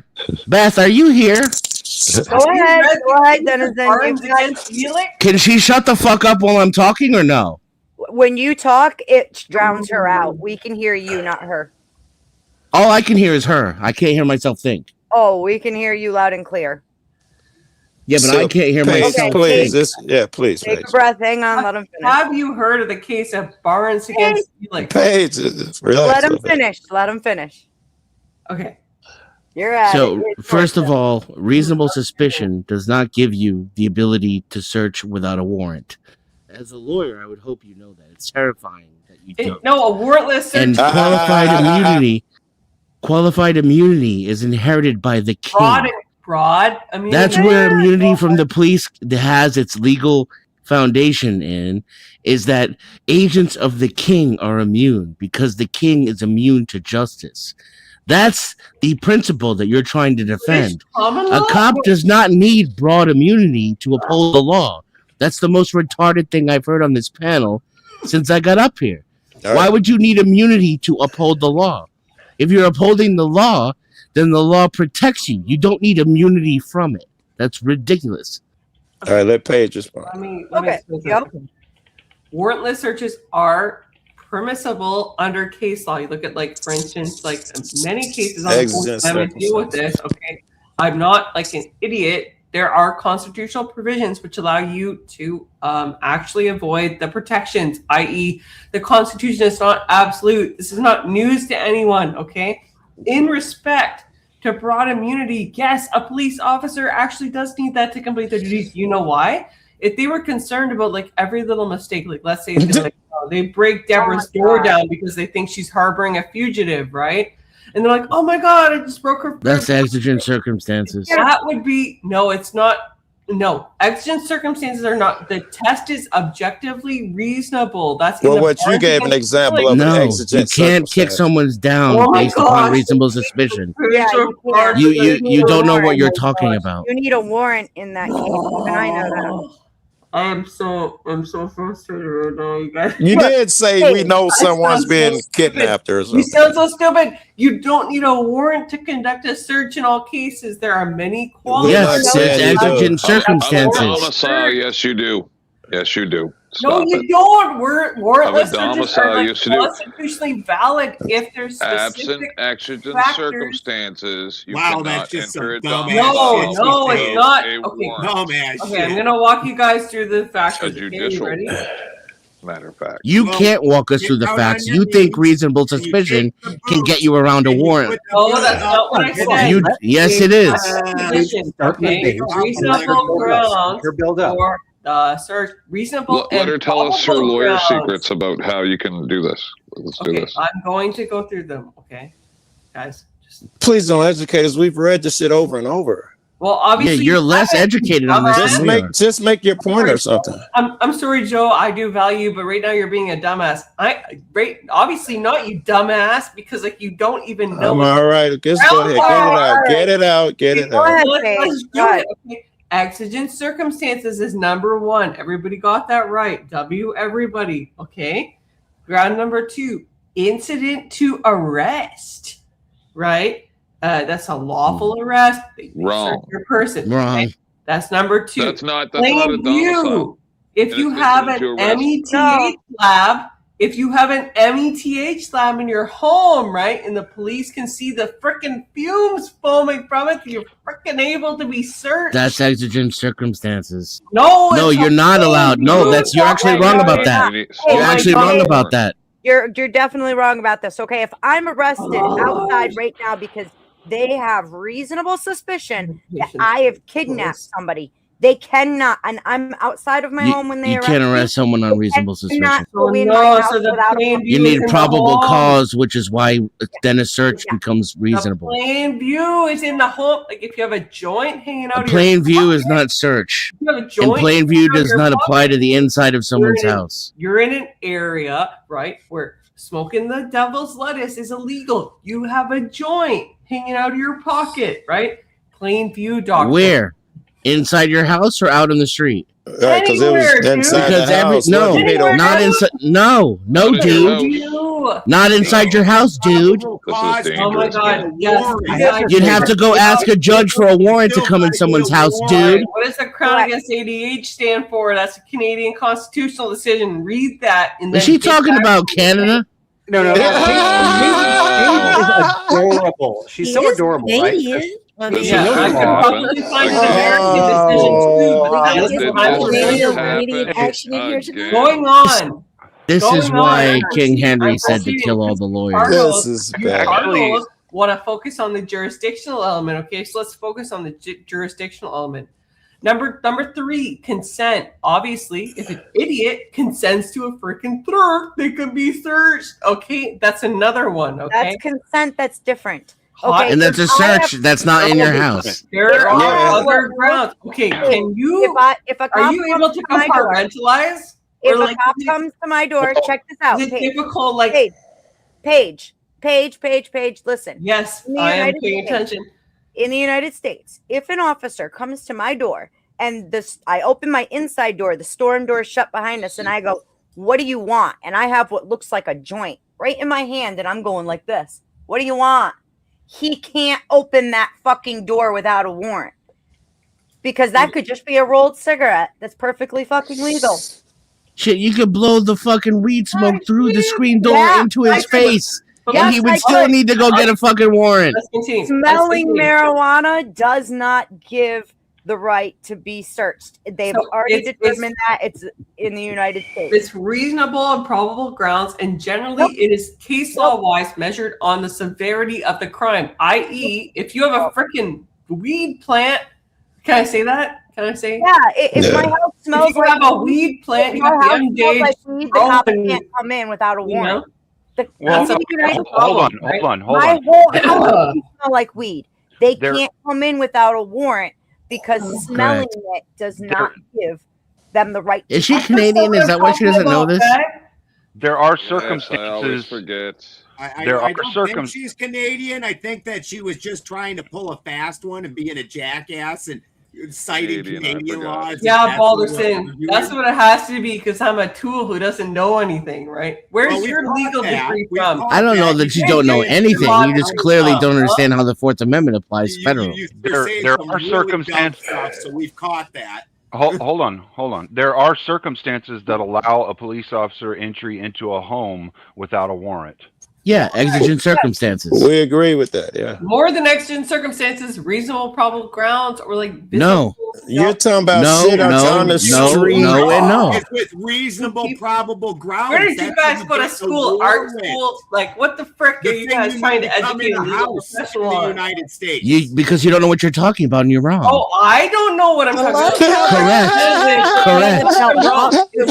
Correct. You don't know what you're talking about and you're wrong. Not into what is it? Internet technology. There's no reasonable grounds to enter someone's home without a search warrant in the United States. It's not a thing. Internet technology, yes or no? I'm gonna have to turn you down so I can hear myself. You're screaming like a banshee. I can't even get my thoughts my out. gosh, you know, There's no reasonable grounds in which a police officer can enter someone's home without exigent circumstances or a warrant. No such thing. You're pulling it out of your ass. It doesn't It matter. exists nowhere in If any I legal look right precedent now- whatsoever. If I look right now, there's no case where a police officer cannot enter a home without exigent circumstances. That's correct, right? Okay, so Paige, Or a warrant. right? Or a warrant. Like you're talking about the law. You're like, hey, they're not allowed to do this. However, I have been pulled over and arrested by the police once in my whole life. Well, actually, I guess I wasn't arrested. You're I a was white guy. on the curb. We knew it. So And much for I'm ju- Boy I just Scouts. I want to get Paige's legal advice on this, right? Yeah. And I said, why did you pull me over? And they Okay. said, well, we think you were driving erratic and we smell weed in your car. Can we search your car? I said, no.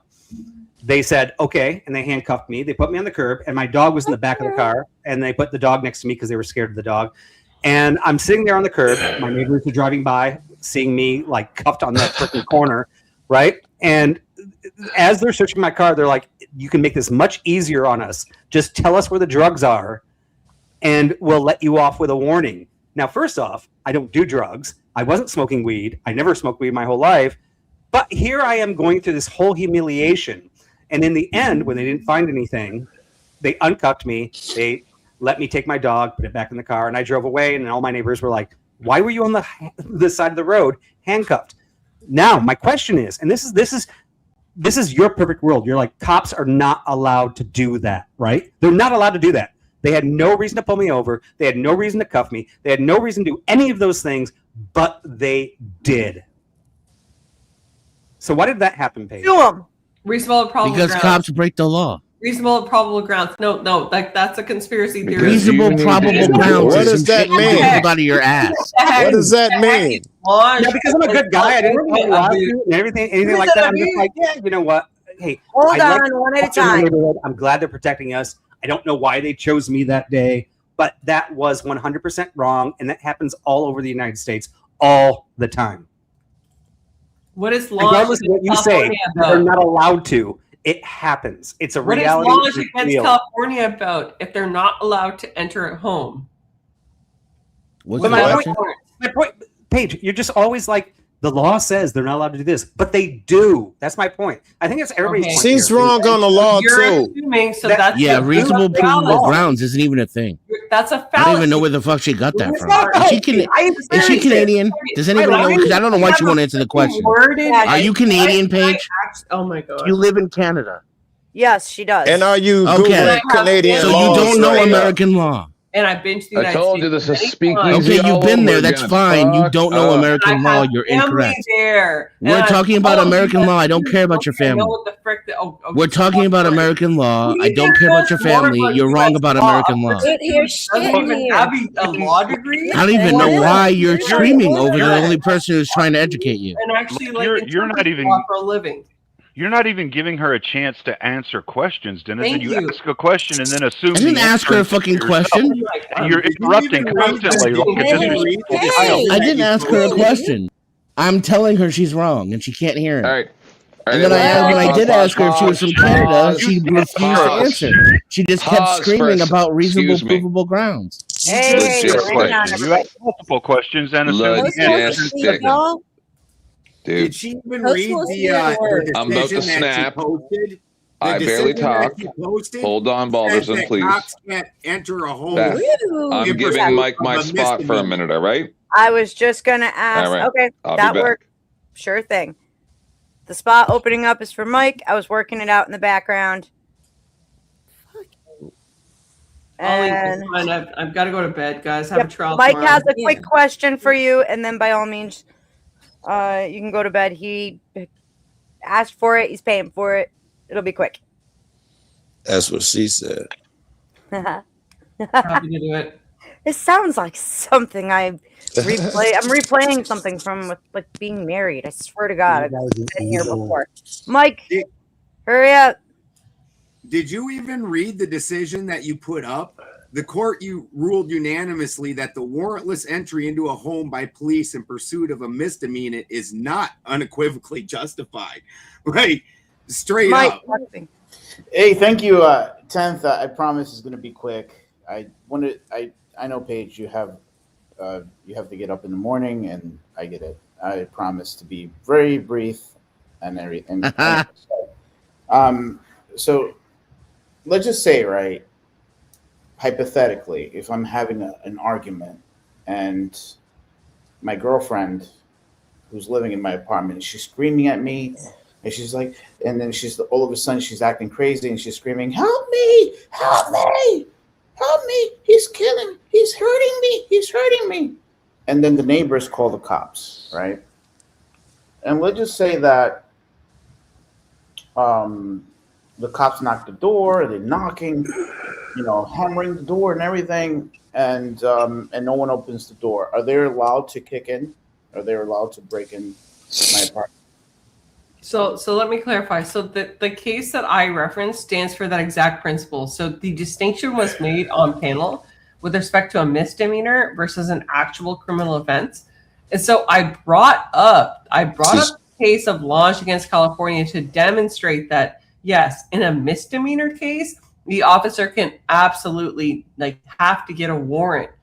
But in cases wherein an officer is seeking to prevent imminent harms of violence, destruction of evidence, or escape from the home, absolutely, right? It's called Those are exigent. exigent There circumstances. is the ability to do so. And the case of Barnes, which you guys didn't even tolerate, also stands for the principle that in cases where an officer has utilized force, right, which is beyond their typical bounds, right, they would be able to do so provided there was an objectively reasonable basis by which they needed to. And that was You a have no trial. idea against that. You have no idea what that is, though. Yeah. Sorry, Yeah, so objectively reasonable is measured based on. Would you similar- answer the question Mike posed for you when he came up here? I did. I just No, you answered. didn't. He said the She- case she that did. you mentioned proves He didn't that. say nothing about He a did case. nothing about the case you mentioned. He asked wasn't if clear. someone- If I understood what she was saying correctly, yes, if they believe that someone is in harm inside, then they could enter the home to make sure no one's being, killed. Was that your answer, Paige? Yes. Yes. Okay, you're Okay. wrong again. If You're someone wrong makes again. a call and say, I heard a neighbor, excuse me, don't, wait, let me finish. If someone, Neither your are you. neighbor calls, Paige, don't be rude. If someone calls in and says, I heard someone screaming, and the police get there and they hear nothing, there's nothing they can do. Correct. Because that is my point. So exactly, because people make false claims like that every fucking day just because they're I see what you're they're talking about. neighbors. I see what you're getting at, Mike. The And I just wanna differentiation say this- between if a cop hears someone saying "help me" Yes. inside versus if someone calls it in. I see the differentiation Right. there. That Yeah, makes that's- sense. I get that. Yeah. The But the Supreme lady Court next sees that door, distinction as she's well. old and Let's she just say- sounds more Yeah. trustworthy. No. Let's The just say Supreme that, Court you know, understands that distinction as well. They have specifically ruled that people saying some shit when they call 911 does not support in and of itself probable cause. and let's just say that How would you know what just had probable a- cause means? And let's just say that Because I've been studying what it means for 30 years. Name me Let 3 me just say cases this, which right? define what probable cause means. and let me just say this: like, let's just say that the girl she was upset at me making and screaming or acting crazy because I dated a toxic woman that she would just make up stories and scream. Let's just say like she opened the door. She's like, "Listen, I'm sorry, nothing's happening," and they don't see anything visible, like any like bruises on her face and shit.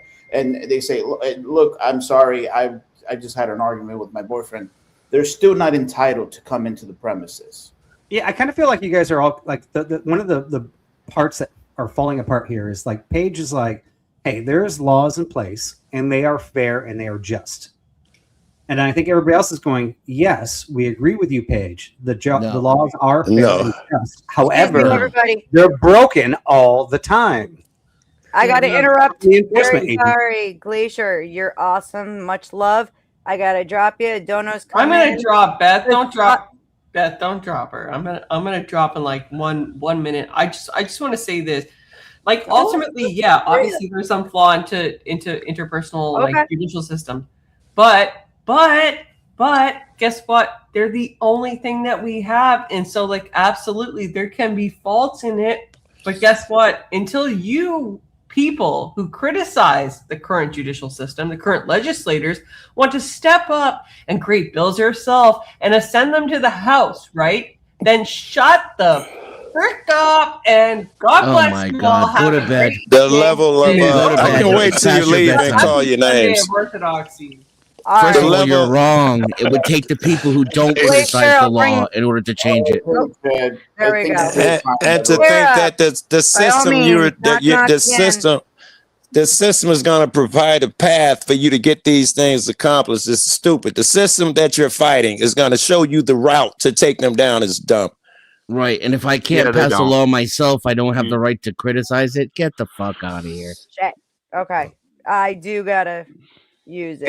And the argument was that the police aren't following the Constitution, and then she's like, which the legislators put into policy and into place, and then she, you don't like it, don't become like.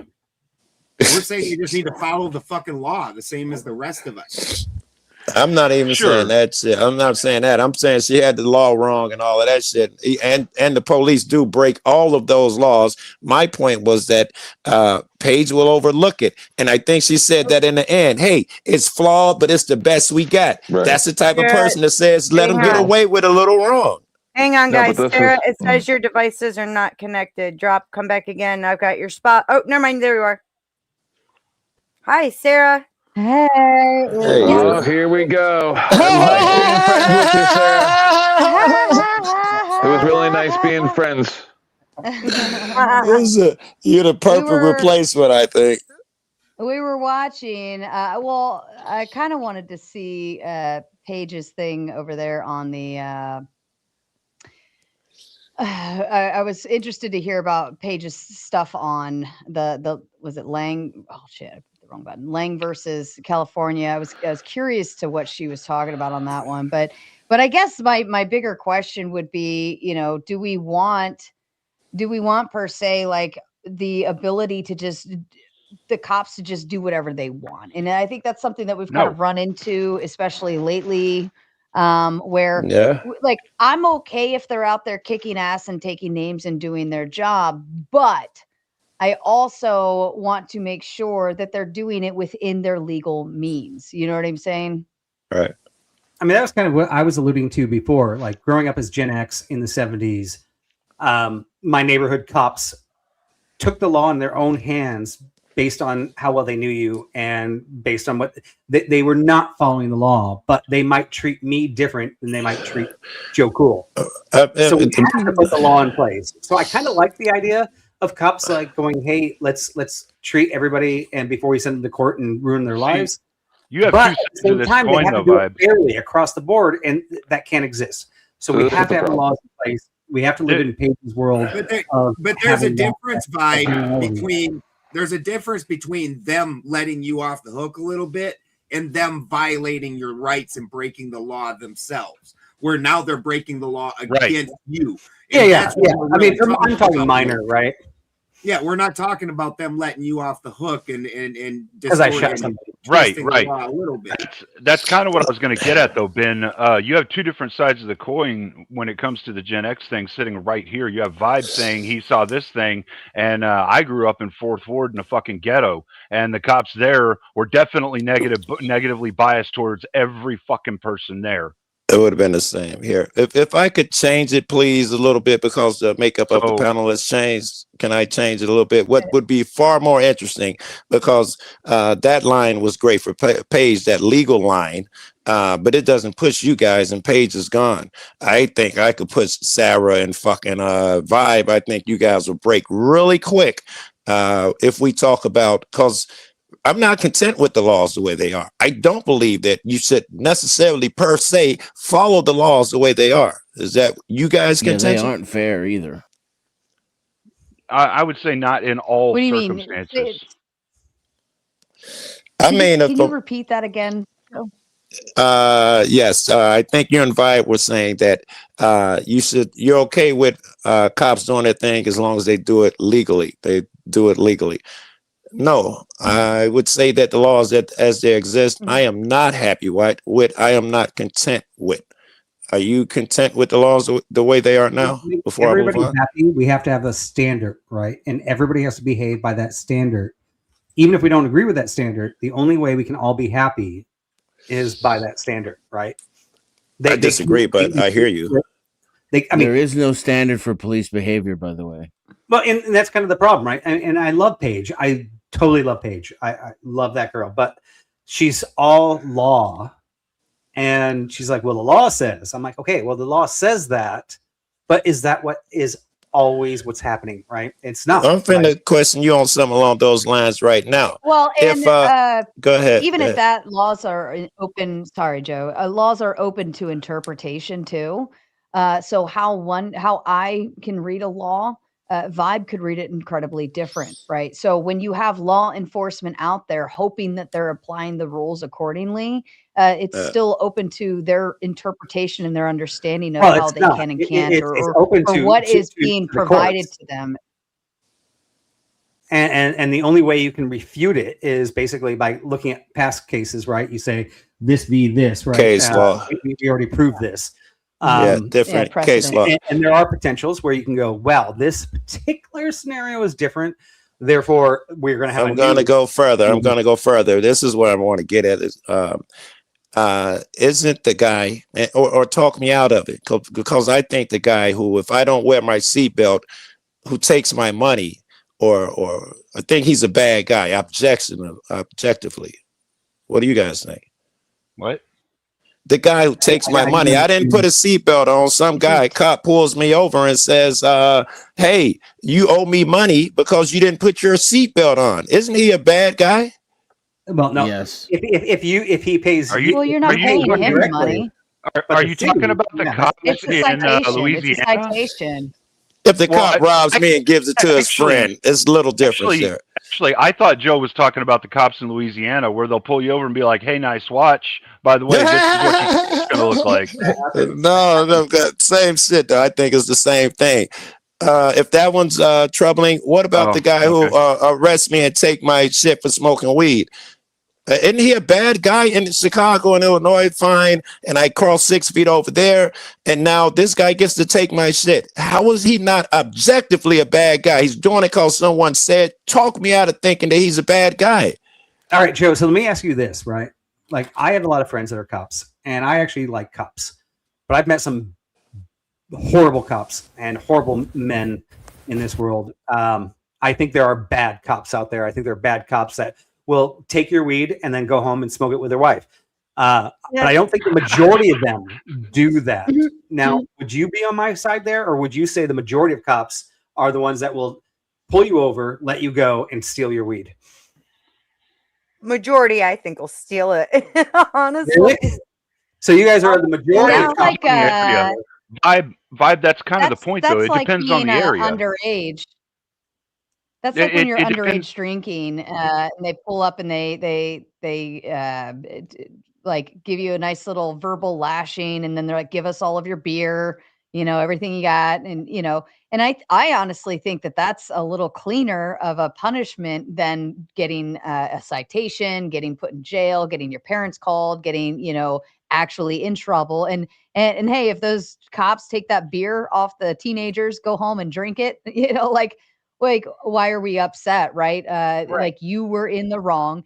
I consider it a favor. So even if they're taking your weed, and we're going to assume that the weed is illegal, right? Because I think it's legal now in most states, but we're assuming in this case that it's illegal. And the cop pulls you over, sees you got a little joint or something, and they're like, "Give it to me, give it over," and you get away with no warning, no citation. You're not going to jail. It's not getting put down or anything like that.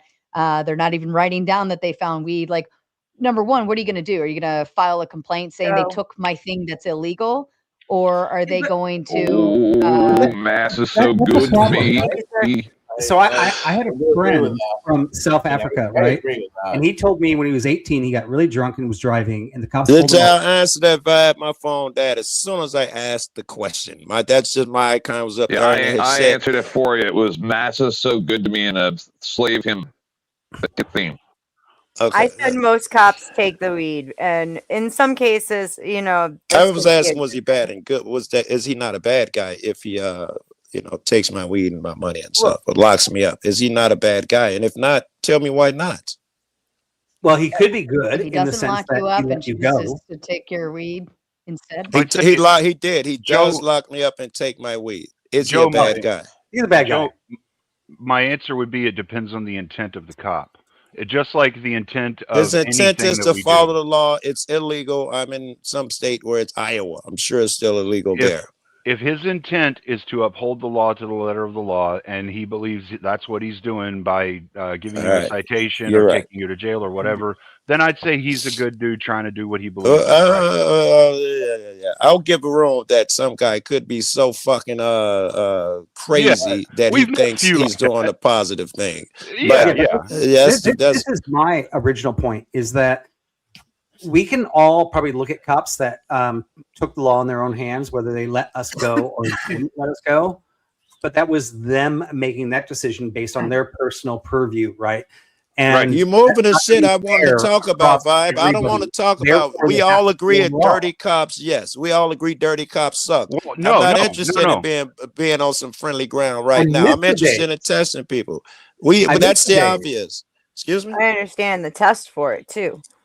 But that is kind of the thing that comes down to the answer of it, though, Joe, is like much like the situation between Vibe and I grew up in a ghetto area. The cops there were fucking assholes to us. And every stupid little thing that we do wrong, they would threaten to give us a ticket or take us to jail for. Oh, they beat us. They put hands on women here. That. My entire life. On the other side of that. Yeah, I saw some of that, and I saw some people get fucked up for no reason. And yeah, I saw a lot of the same shit. Well, Vibe was on the other side of that. So we have two different sides of bias here with what we've seen, right? So when a cop approaches me, when a cop approaches me, they could have beat you worse. When a cop approaches me and I'm in my vehicle, my hand goes over my center console, and you understand why. Whereas Vibe, on the other hand, when he gets approached by a cop, he's probably looking wide-eyed, like, what did I do wrong? He's putting his hands on the steering wheel, tending to make sure they're in view of the police. Right. No, see, that's so me. there's obviously biases. that will Vibe make isn't me even look worried. at most cops and with an apprehensive lens or a more critical lens, like, hey, I'm expecting this guy to come up here and do some fucked up shit, because through most of my life, that's what I've had happen. I want to take a Vibe quick wonders if minute. there's been like a chemical spill or something. I gotta jump in real quick here and say thank you to James for the dono. I very much appreciate it, guys. It's very appreciated when y'all send in some donos here. My kid's getting ready to take a senior trip, and it definitely helps out because he's going for a whole damn week. Sarah, I appreciate you and so I don't much even more. get to celebrate it, but She sound like you're a gay grift when you first started out and went good at it. That's how Beth I sounds, you suck know. at grip. Yeah, I know I suck at it. Okay, Dusty needs to smack me around a little bit more, and I'll get the hang of it. And Sarah can teach you too now. Yeah, James was doing that last night when I was panel surfing as well. He was going over and sending over some support. So I'm glad he's doing that. It's good. I liked seeing that. Yes, thank you, and welcome to the entire tomato community. You guys are awesome. I love seeing you in my chat. Make sure you're paying Mama Tomato though too, because she's suffering Very right good. along with me. Very good. And thank you to the panel, man. Yes. You guys are great past guests and current panel. Agreed. These shows would be nothing without these panels. I'm telling you. Sarah and I can sit here and look half pretty all day long. It ain't gonna do us no damn good. So thank you for I've always got much love for arguing with visual. one another. We appreciate it. But If I can jump right back in, I Go think it's ahead. detrimental, in fact, us to take this cavalier attitude toward when authority does wrong. They had a hard job. You get where I'm going with that shit. And the other guy, I can't believe he broke the law. That whole philosophy is gonna stop us from being able to change anything. If you Is he can't breaking see, up, or is it me? probably me. Fuck. I only got damn it. I could try another phone. God damn it. I got No, three you're down. coming through just fine. You're coming through just fine. I hear you just fine too. Denizen, clean your ears out, buddy. Denizen, wait, change I don't your think my ears will affect my connection at all. Denizen, wait, Denizen, don't drop. Change your default speaker selection and then change it back, and that should fix it. That worked for me 1 time out of 10 if I It was truly just- can't hear someone. Just a temporary bandwidth issue. He was Yeah, he breaking can up. hear me now clearly. Oh. My point, I think that until we will be unable to truly scrutinize these people and stuff like that, when every time you go in to examine them or call them out, they're given such graces, is detrimental to any advancement, any change occurring. Why do I sound like preachy here? I sound preachy to me, but I think it's a serious fucking issue. We've to the point, at least in my belief, the average person, when the police walks past them, they think this guy is an authority figure. He has some authority. You know, I don't think I'm out on a limb here. I think the law would agree with me. This man has zero authority over You know what the or funny me. thing is? They have the Not yet. authority to If I uphold the have, law and if enforce I've it. done nothing wrong. You know what But the I funny thing think is? hold on, please, if I can land it. I think that the average person thinks that a police has authority. Just sitting in their car and he walked past, they think he has authority. And I need that to end because he has none. He's just a regular guy. Your judge, regular guy. He should not be like, oh, that's Judge so-and-so. Regular guy. Works for you. Correct. People to that shit. Oh, you broke the up judge real is in hard, there- Joe. You keep cutting out, Joe. All right, I'll try another phone. I get what Joe's saying. So How many phones do you have? Jesus. we've kind of gone down this derailment for almost an hour now. Yeah.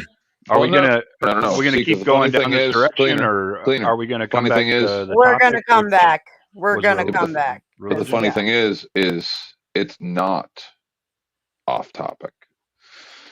It is, Because but it there's is. no. It absolutely has to do with the spiritual Because battle that is being. It's no different between whether it's religion or the legal system. You have to have And faith in it. And the simple fact is nobody has any faith in any of this anymore because we've allowed liars to be the ones that lead us. We don't care about the truth anymore. Agreed. That's been evident all too many times. No one cares about the truth; they care about what they feel. Yep. So, Yeah. if we can't hold the police, and there's don't forget there's 3 different types of immunity. I was trying to say this about 25 times so far. You have judicial, you have qualified, and you have Executive. Official, which is executive. So even the clerk, the secretary down at City Hall has immunity as long as she is acting within her official capacity. So we need to do away with that. You can't just make a policy that breaches the law and then everybody can just go ahead and get immunity. That can no longer stand. It would Okay. seem the logic of one should run parallel to the object of, or to the logic of the other. My bad. Sorry. Well, the system for doesn't police people itself, that have so the religious system, beliefs, they may be parallel. the For system people that doesn't don't, though, do a Yeah, good it's job not. of policing itself. So the system has made a habit of making policies that aren't actually legal. Just like during the 2020 thing where he did a mandate. What the fuck is a mandate? The fuck does that even mean? It's not a law. It's not something real. So they've gotten real good at doing things and doing these little slippery nonsense things that are outside the laws. And we have to hold them accountable to the laws, especially the Constitution is specifically there to limit them as far as our lives are concerned. Yes, but And they every time carved we it out. let them slip on that, they just take more and more. They carved There's it 2 out. avenues there. I know. I personally feel like this Good. panel is pretty much all in consensus. In One that is procedure There's some good and one is laws. policy. Their What they policies, they're good do laws, is not what right? their policy is. And their policy is carved out by the Supreme Court. So they don't actually adhere to their oath. The policy does not resemble their oath or their responsibility. The Yeah, the oath policy is an important. the policy is based upon whatever the Supreme Court Whoever says doing they can get origami away watch with. you might. Sarah, it's like And your devices are not connected. and arguably it wouldn't make it to the Supreme Court to begin with if it weren't clear violations of our civil rights. Agreed. Like Terry v. Ohio is a perfect example of how the Supreme Court just decides when they want to carve out exceptions to the Bill of Rights. Then those exceptions become policy. The written policy is based upon whatever case law and precedent is set by the highest standard. Then procedure is something entirely different. Procedure is pure cop. Even more lax. Yes, not, it's Sarah. even more lax. All right. So, Dennison, can I ask a different question? Let's say Still not connected, Sarah. based on our Constitution and the laws that have been set in place, if every enforcement agency were to actually might be adhere coming to in. those 100%, do you think we'd have a just nation? Did what? I mean, 100%? You cut out right before you said that. Finish the Do you very think end. you'd have a just nation? Is his last words? No, but if they did, He's what, saying if 100%? cops, he said if cops followed the Bill of Rights 100%, would we have a just nation, right? Vibe, is that a fair? No, Mike, Sarah. I think Can't there hear would you. I still see be. your. Hang on, guys. Hang on. I'm so sorry, Sarah. I see your mouth moving, but I don't see there's no volume. Hey Sarah, try this. You know I'm Yeah. a pro at this. If you I if love you can hear me, watching her. Sarah, listen, Farrah, you know I'm a pro at this. Take the StreamYard link, copy it, and paste it into your Google, into the search bar, and then come in that way. You last longer on these panels without getting dropped. I Have you love. tried In the turning it meantime, I off and on love again? watching her mouth cuss words. That's yeah. It's fucking hilarious. I can read those lips. It was rare. It was funny. Den was starting to break up a little bit too, so I don't know if you heard. If the police followed the Bill of Rights properly, Vibe, would we have a good society or something like that? Was the question. Would it be just? Yeah, exactly. Would it be just? Well, we would still have just- laws that were shit, but at least everybody follows them. We would still obviously then attempt to make the laws better, because there's going to be no perfect system. So you're always going to strive toward that perfection by adjusting the laws. But first and foremost, everybody's subject to the law. I was gonna wait. I was gonna Yeah! wait. We got you. And that was kind of the point of my question, right? Like, because ultimately, like when we were arguing with Paige is like, well, the law says you're not allowed to do that as a cop. Well, we know cops do that. So in a sense, She wasn't, though. She was saying the law was allowed. Relevant, right? But let's just go into Paige's world for a second. And let's just say that everybody followed the law to the letter. Do we like the law that we have? And Benjamin, you were like, well, yeah, it's better than what we're doing right now, but I actually would like to see some changes. What are the flaws if every cop were to follow the law to the letter? Let's say ICE actually just said, you know what, we're going to make sure every person we deport actually isn't like bad. Like if we just enforced our laws properly, do we have a problem anymore? I think we'd all be happier. We're probably, all three of us are probably going to still have problems. I don't know about the ladies, but it's better than what we have now. I'll give you that much. I can't. You wouldn't catch the same arguments from us. For sure. Yeah, You it know? would be an argument more toward the Senate, and we need to change and adjust the laws. And the enforcement agents at that point are doing exactly what they're supposed to. So there wouldn't be a problem with the enforcement agents. The problem would move to legislation. All right. So, I mean, ultimately, what we're really looking at is a system problem. We actually have a legal system that we are all okay with, maybe 80% of it. And if that was enforced, we'd all be a lot more comfortable. If we can get the system to work to enforce those 80%, then we'd all be happy. And then we're all going to strive to fix the remaining 20%. I wouldn't go with the numbers. I'd say it's a start. I wouldn't go with the numbers by no stretch. All right. I'm not going to be happy, until the laws reflect more where we are sacred. If you've hurt nobody or deprived them of their property, extreme circumstances, some guy is drunk and going down the street, I got to give you that and stuff like that. But I don't agree with all of this monetizing the citizen, where if he does 53, a cop is even allowed to ask for money or take your car and all of these things. If you've hurt no one, you'd have to prove it. And that's the way the Constitution, Bill of Rights, Declaration of Independence, they say you can't even stop a person's motion unless you have proof, probable cause. I don't know if they call it there, proof that he's actually done a thing. All of this, hey, stop, buddy, I want to talk to you. What are you doing over here late night? All of that would have to go out the window. It's extra constitutional. I'll never forget the day I found out that the Fifth Amendment and the Sixth Amendment didn't really apply anymore. No, what do you mean they don't really apply anymore? You're not entitled to a trial or a jury. If in every state Supreme Court in the entire U.S. has ruled on this, they determine whether or not it's serious enough to whether or not you're entitled to due process and what level you're entitled to. Correct. It's just gone. And that blew my mind. And I learned that because I was being taken to trial for a crime. That's when I learned it.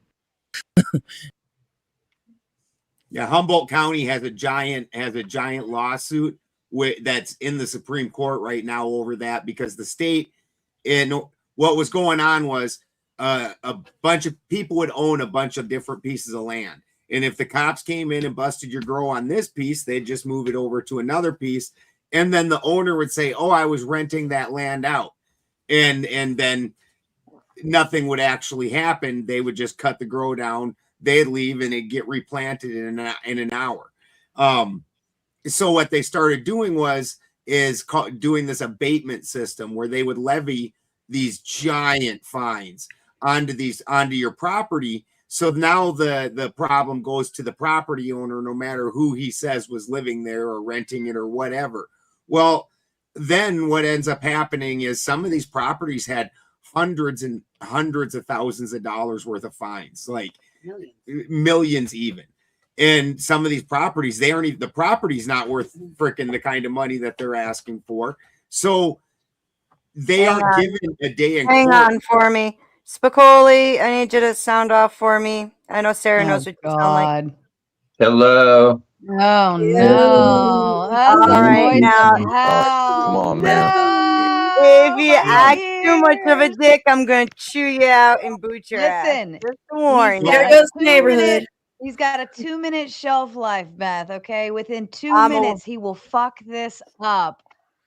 So You're they aren't allotting these people a jury trial because this isn't, they're saying a big deal, but then according to the Constitution, because they're taking so much money from you in this fine procedure, that you should be having a jury trial. And that's Right. actually in the Supreme Court right now, are waiting in line. Right. So There's all no the such- Supreme, There's no such all the thing as states a- have ruled that misdemeanors and things of this nature do not entitle you to a jury. And not only that, but in some states, in some jurisdictions, you're not even entitled to a jury.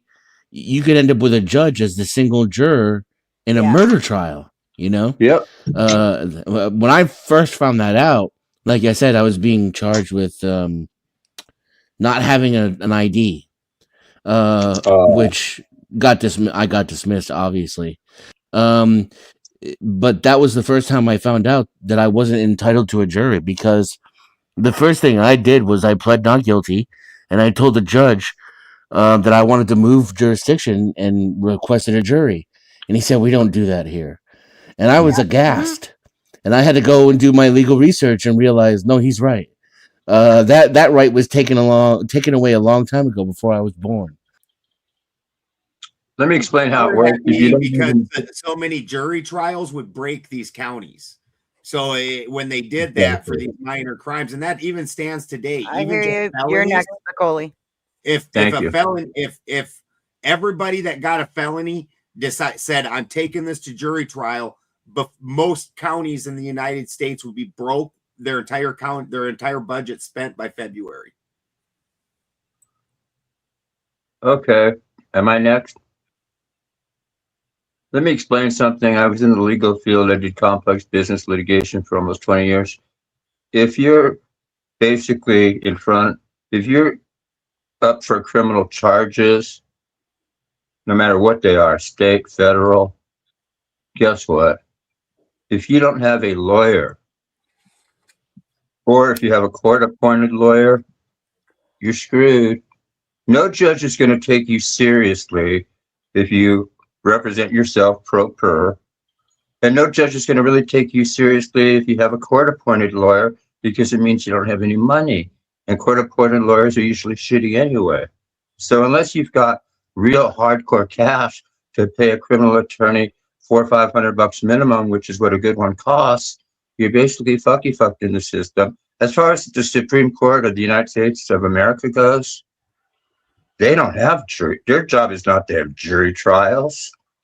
Their jobs are to create laws and vote on them between the Supreme Court justices. They're not there to have jury trials. You're not there for your peers. And they're not there for criminal trials either. They're there for more laws. It's more it's more civil matters. The Supreme Court. Society level. It's Society level civil. stuff. Supreme Court has nothing to do with criminal cases necessarily. So what I'm saying it's an is, appeals court. if you get right? in trouble, you better have fucking money to pay for a lawyer, or else you're going to get sent up the river without a paddle, basically. That's how it works. Money talks, bullshit walks. Unfortunately, that's why rich people never... Wait, Elon Musk could go murder somebody and he'll get off, I guarantee you, because he's got so much friggin' money.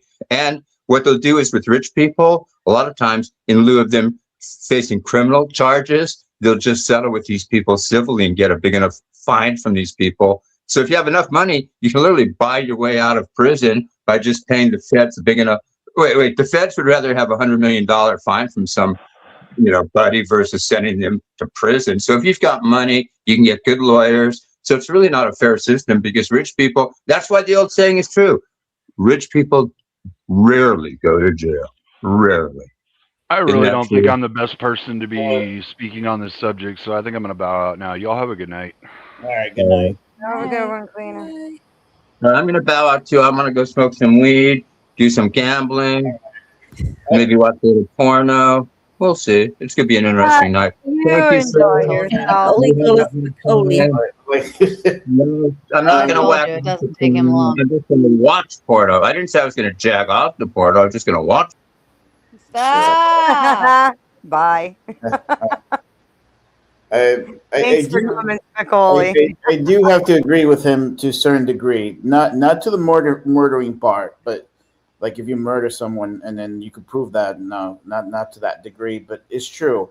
The to think that the system Mike. is How many people have died around the Clintons? Never been an investigation. I don't know. Yeah. Well, That's I mean, we sit here and we say the system isn't fair. We sit here and we say the system isn't fair. We made the fucking system, right? And we continue to make the system every single day because we do or don't vocalize our thoughts. We vote. We choose the Senate. We choose Congress representatives. All of those things. Like we make those choices every day.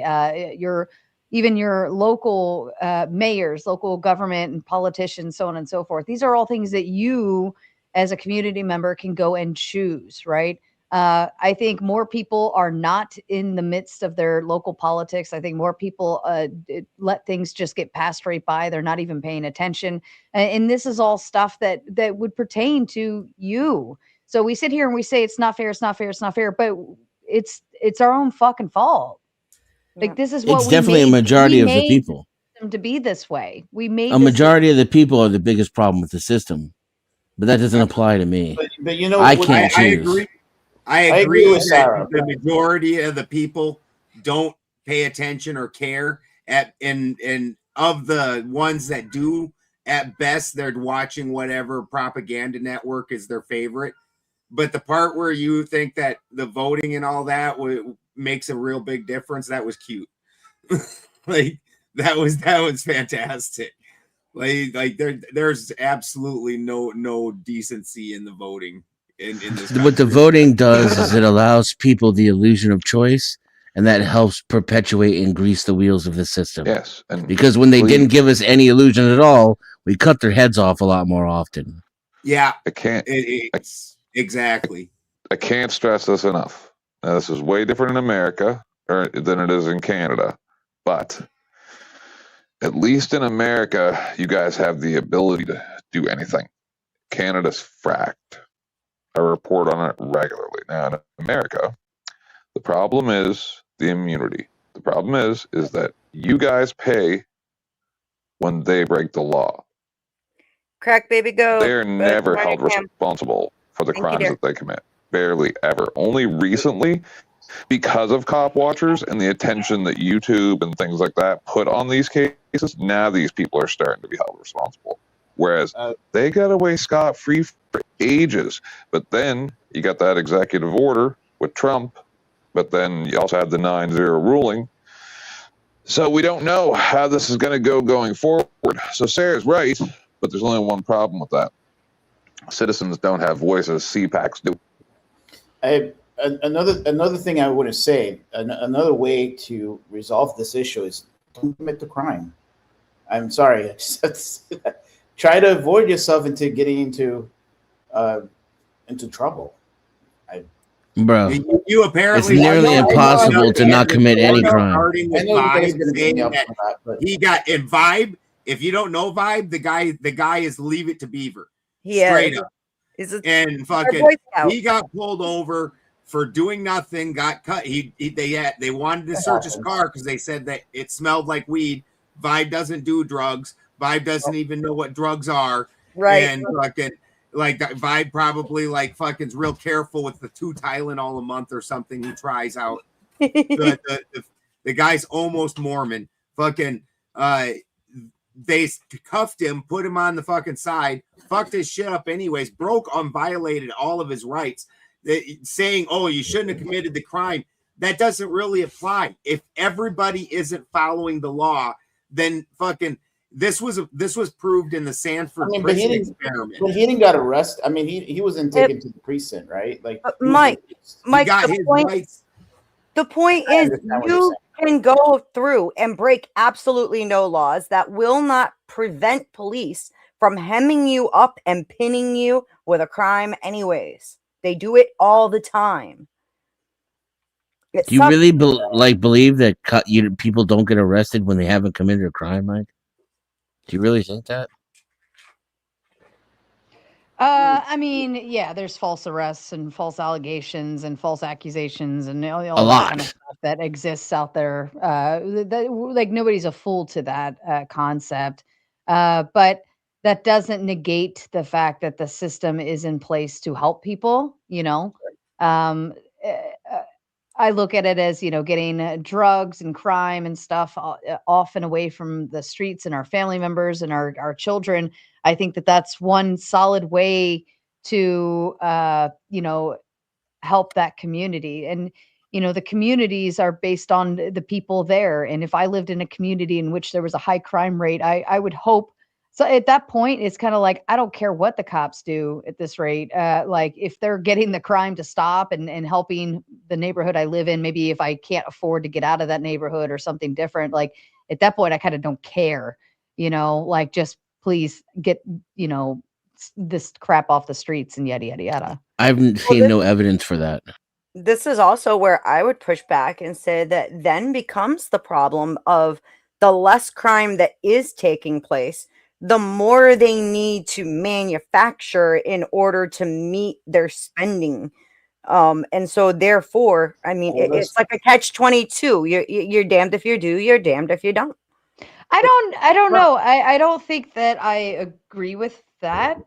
I don't think that they have to manufacture numbers to meet quota and to,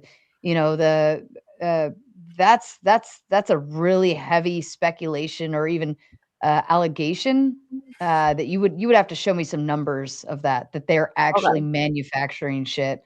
Otherwise, I think it would just be speculative.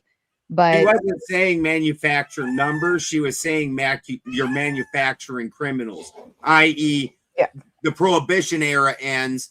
They take those officers that were the Prohibition officers, and they suddenly now have a new anti-cannabis department, and they criminalize cannabis. Those same jobs, and this is something that just recently, with all the firings from the Musk thing, where all them government employees, they didn't get fired, they just get transferred around, and so they make sure the jobs are kept there. They will start criminalizing other things. They still have to pay for those officers and to keep that force in place. And so they'll come up with another way in order to make sure that they make the money that they need to make, if that makes sense. Not that they're cooking books like that necessarily. Like, I know you understand that in government spending, that if you don't spend every dollar, the next year you don't get those dollars. So everybody make sure that all them dollars get spent. I did a report before Christmas. Chuck was there because he's from Tennessee. And there was 260 something false DUI arrests. Yeah, this was wild. A couple weeks later, I'm doing a report from the same investigation that now found 2,600 fake DUI arrests. And that's still investigating. And then I saw another video where I can't remember, I think Cornell University or something did a investigation where they found between 12 and 14% of the people that were in, I don't know, New Hampshire, I don't even know what state it was, were falsely convicted. Right. And so if you even say half of that, I think I did the math, that 6% of the people of the 5 million people was like 500,000. They don't even know. It was crazy. Hundreds of thousands of wrongly convicted people that are in prison in America currently, in the highest incarceration rate per capita of any country, including North Korea.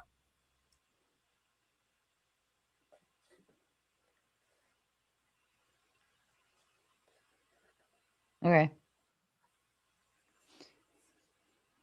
I'm gonna go. that I'm gonna go tinkle and fill my coffee. I'll be right back.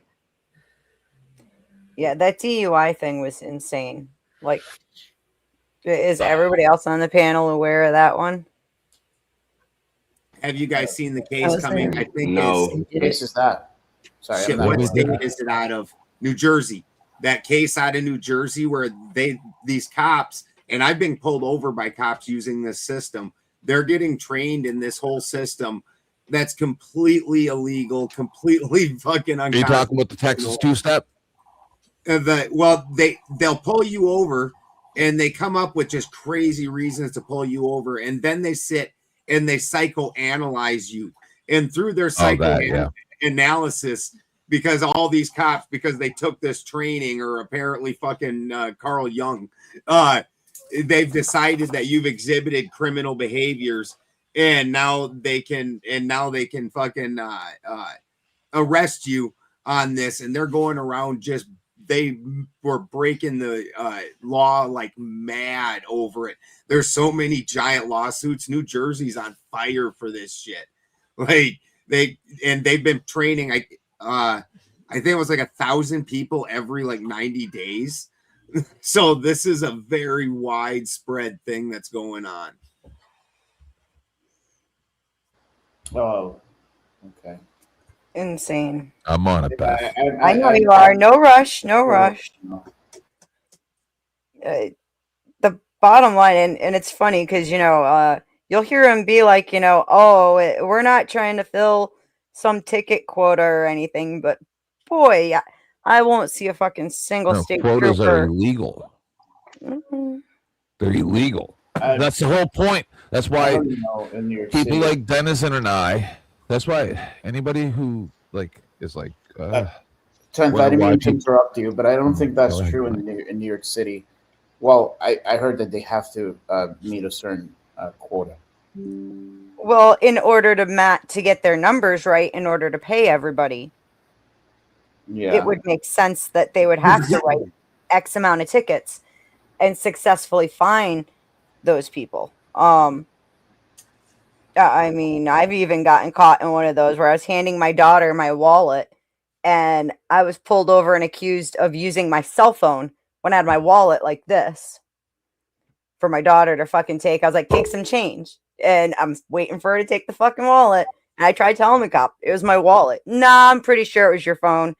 Like, I freaking demanded the body cam footage. I fucking pushed till I couldn't push anymore. And ultimately, the cop didn't show up, and the judge had to drop the charges. But quotas are explicitly illegal in New York. They say that. So this thing that I was talking about, this is called the street cop training course.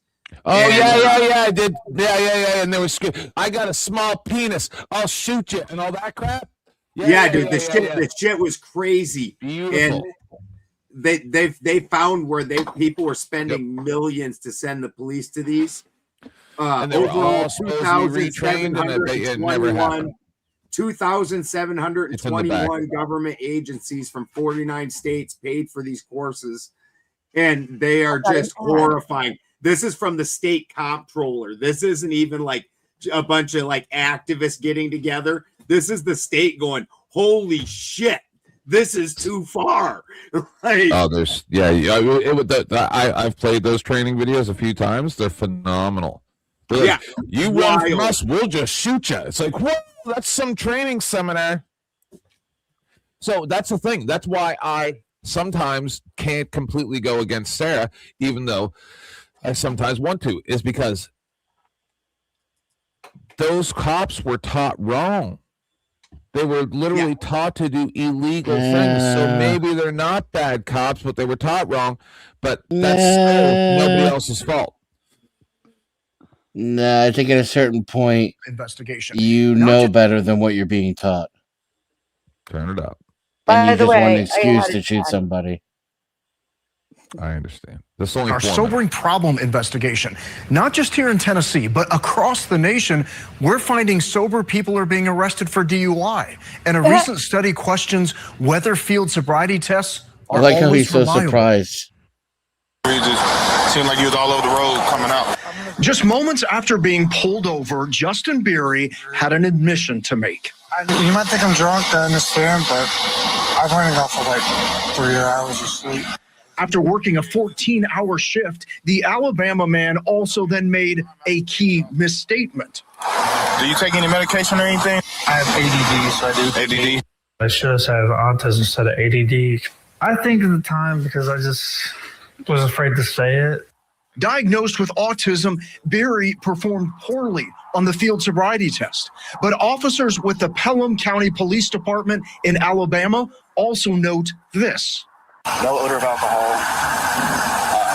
Any evidence of marijuana use? Not in plain view. Just based on the results of the tests, I'd say we have enough. Enough to arrest Beery for DUI. This time you will be placed under arrest.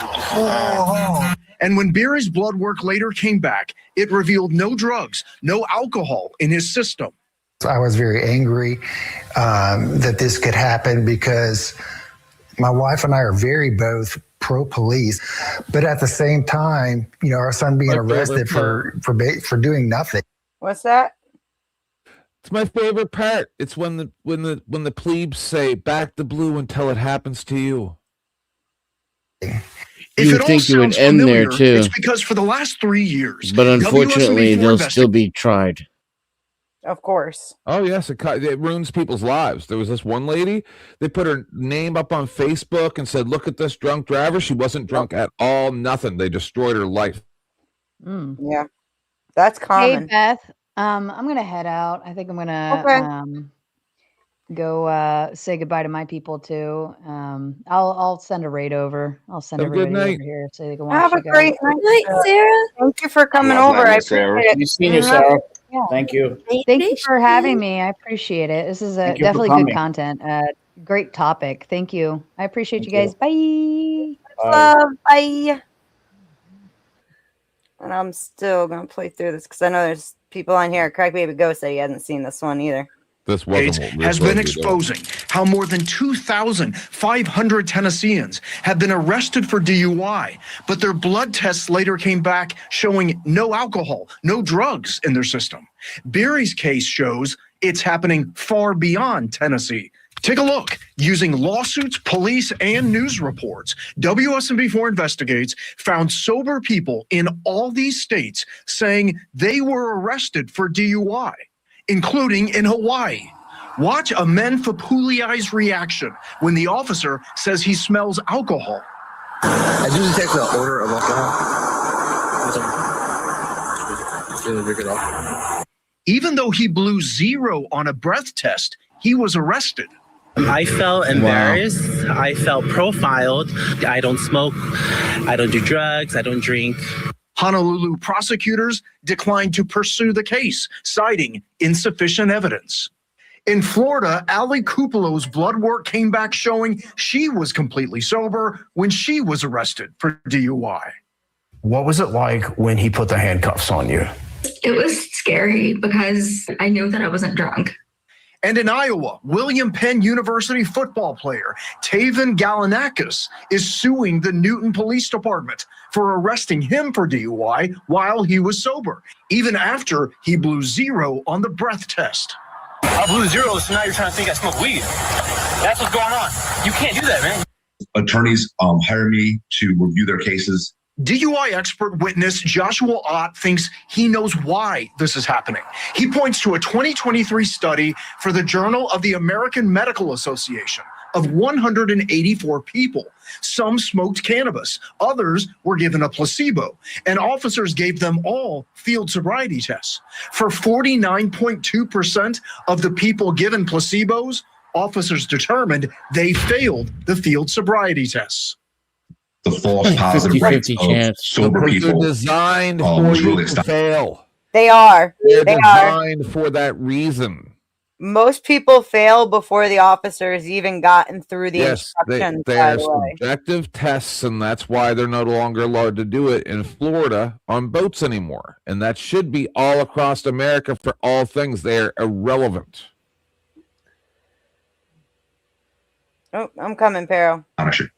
Ott says there is no good research showing field sobriety tests accurately show that someone is impaired. So it becomes very problematic as to how accurate or inaccurate these tests are. So I'm going to jail tonight? After his arrest, Barry now drives with a letter from his psychiatrist in his car. It states his diagnosis means he cannot perform a field sobriety test. Because of my autism, I'm at a disadvantage. I can't help that. Now, I did ask for an interview with the Pelham Police Department, but their spokesman said they have no comment, but did confirm an internal investigation is underway. Now, you may have you might have your phone in your hand right now, is what I'm trying to say. And our investigation continues right now on the WSMV4 app. You can find this interactive map. You can just click on each state, and you can read about the sober DUI case we found there. Wow. Lauren? Yeah, Jeremy, thanks for your continued reporting on this. Insane. Yeah, I didn't realize that was a video. I've seen it on Testament stream before. Yep. Yeah, that is ridiculous, and I hate and I disagree with what they're doing. I have had different interactions with law enforcement, so I don't view all of them bad. Like when I was younger, I got pulled over in hell. They smelled the weed on me. They pulled me out. They took some blunts out of my pocket. Told me to put them in the sewer. I threw them in the sewer. I left. The guy ended up leaving like 2 extra blunts in my dang pockets. So he didn't make me throw all of them away. So, and then like I got pulled over by state troopers. They didn't say nothing about the weed until after they gave me a ticket. And it was like, hey, just chill out on the weed. Like, so I've had plenty of opportunities where I probably could easily went to jail. But that's just from my experience though. Well, sure. When was the last? I've had a couple cops do, equally nice things for me, and then I've had a lot more that kind of failed in the situation all the way around, unfortunately. What did you gonna say, Titman? Just when's the last time that happened? How many years ago? About 5 years ago. And what was it for? For marijuana possession? Well, I got pulled over, but that wasn't the reason why I was speeding. Oh, yeah. See, this is the thing. A lot of people go, I don't think that there should be speeding laws. I don't think you should have to have insurance. I think all that stupid nonsense, right? Like that's like saying I don't like gravity. Like that's why I get so angry when people are like, "Oh, you hate cops," because if you're speeding and you're doing more than 10 over, you should probably get a ticket, but it should be reasonable. And if you're doing it habitually, and like maybe you should get a little bit bigger fines, but I don't think you should get points on your license. So, but my point, what I'm trying to say is that I don't have a problem with the law being enforced. I have a problem with some laws being enforced and some not. I have a problem with murders going unsolved because somebody has a noisy exhaust. I'm tired of people getting shot because they're holding a cell phone, right? Like weird, dumb things. And then here, people say, oh, well, the police need to have immunity because otherwise they can't do their job. Well, I think they probably could. How about we try it? How about we try holding the bad cops? Because someone earlier, poor vibe. See, it's just these people are naive, right? That's where Back to Blue Till It Happens to You comes from, is the fact that you don't have to be breaking the law. And like, I don't mean to be too dark, but I'm going to say it because it's just a fact. When you're a woman by herself on the side of the road in the dark of night and they decide they're going to invade you to look with their fingers for marijuana that's never submitted as evidence for 11 minutes. I want someone to tell me that it's okay to tell that woman to fight it in court. Right? I want someone to tell me that was okay for that to happen because otherwise they can't perform their job. Because you want to know something? I had that Cypher person on my show. We were talking about this stuff. And I said, as long as these people are willing to say that they don't care about the law, as long as they're willing to say the law doesn't matter, we're going to do what we want, then okay, then we can start there and we can move forward. But if you're going to lie to me and tell me, well, this is for our own good and we're following the law and we can't do our job unless we have special immunity, all this stuff, well, you're lying to me. You're lying to me and you're expecting me to eat shit and pretend that it's ice cream, but I'm not going to do it. So you can lie as much as you want, but when it comes down to it, I'm going to be the guy laughing at you when the cops come and violate your rights. And I'm going to tell you, you don't deserve any help from the internet. You don't deserve any help from the community, because I've got records of you saying that it was okay for these people to do these things. And now you think it's a bad thing because it happened to you. No, I hope you get curb stomped by them. I hope you do. Every time you want to suck a cop's dick, I hope he curb stomps your fucking face. Yeah, I have a problem with the process. Sorry, Beth. You're fine. Go ahead, Para. So when you say go ahead and take that ticket to court and do it in court, it's kind of like the guy earlier said, you got to have money to do that. Yeah. Because if you try to do it like myself without an attorney, you get violations left and right of the judicial mandates that they're supposed to follow. And this is shown in my case. If you want to go back and watch, I've done like 10 or 11 videos on our recent eviction. It's a wrongful eviction that's been turned to a constructive eviction. The plaintiff admitted on the record of violating the Fair Housing Act. And at that point, the court has a mandatory duty to hand down a summary judgment in favor of the defendant for a failure, for a 12B failure to state a claim upon which relief can be granted, because they don't have jurisdiction in the case. Instead, the magistrate took it under advisement, which triggers a mandatory investigation by the chief judge as to why the case was diverted rather than being adjudicated on a 3-day eviction.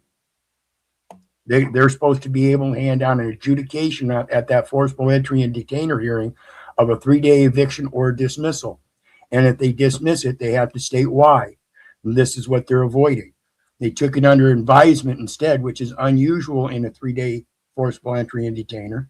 And like I said, triggers the chief judge as a mandate to investigate why. In that, she would find the civil rights violation. And instead of adjudicating it, they took a voluntary dismissal from the plaintiff, who came into equity, seeking equity with dirty hands.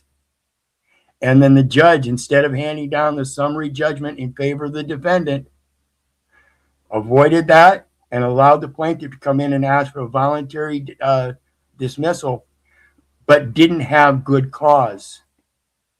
And the judge and another judge consented to it. See, it's supposed to go before the presiding judge, and they've been doing a magistrate shuffle here.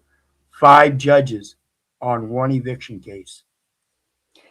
To be clear, just in case anyone in the audience isn't familiar with the doctrine of clean hands, it states that in order to pursue someone in court for something, you need to have not done something wrong first.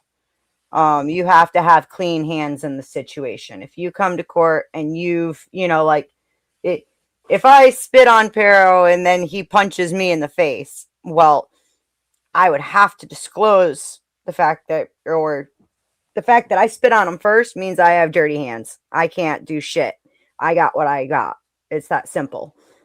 Just like if a landlord were to tell you to move out, you say no, so they shut off your electric. Well, now they have dirty hands. They can't even file for eviction. As a matter of fact, as long as the person being evicted does everything correctly, they can sue for treble damages. Yep. So we're already at 250 million for our civil claim.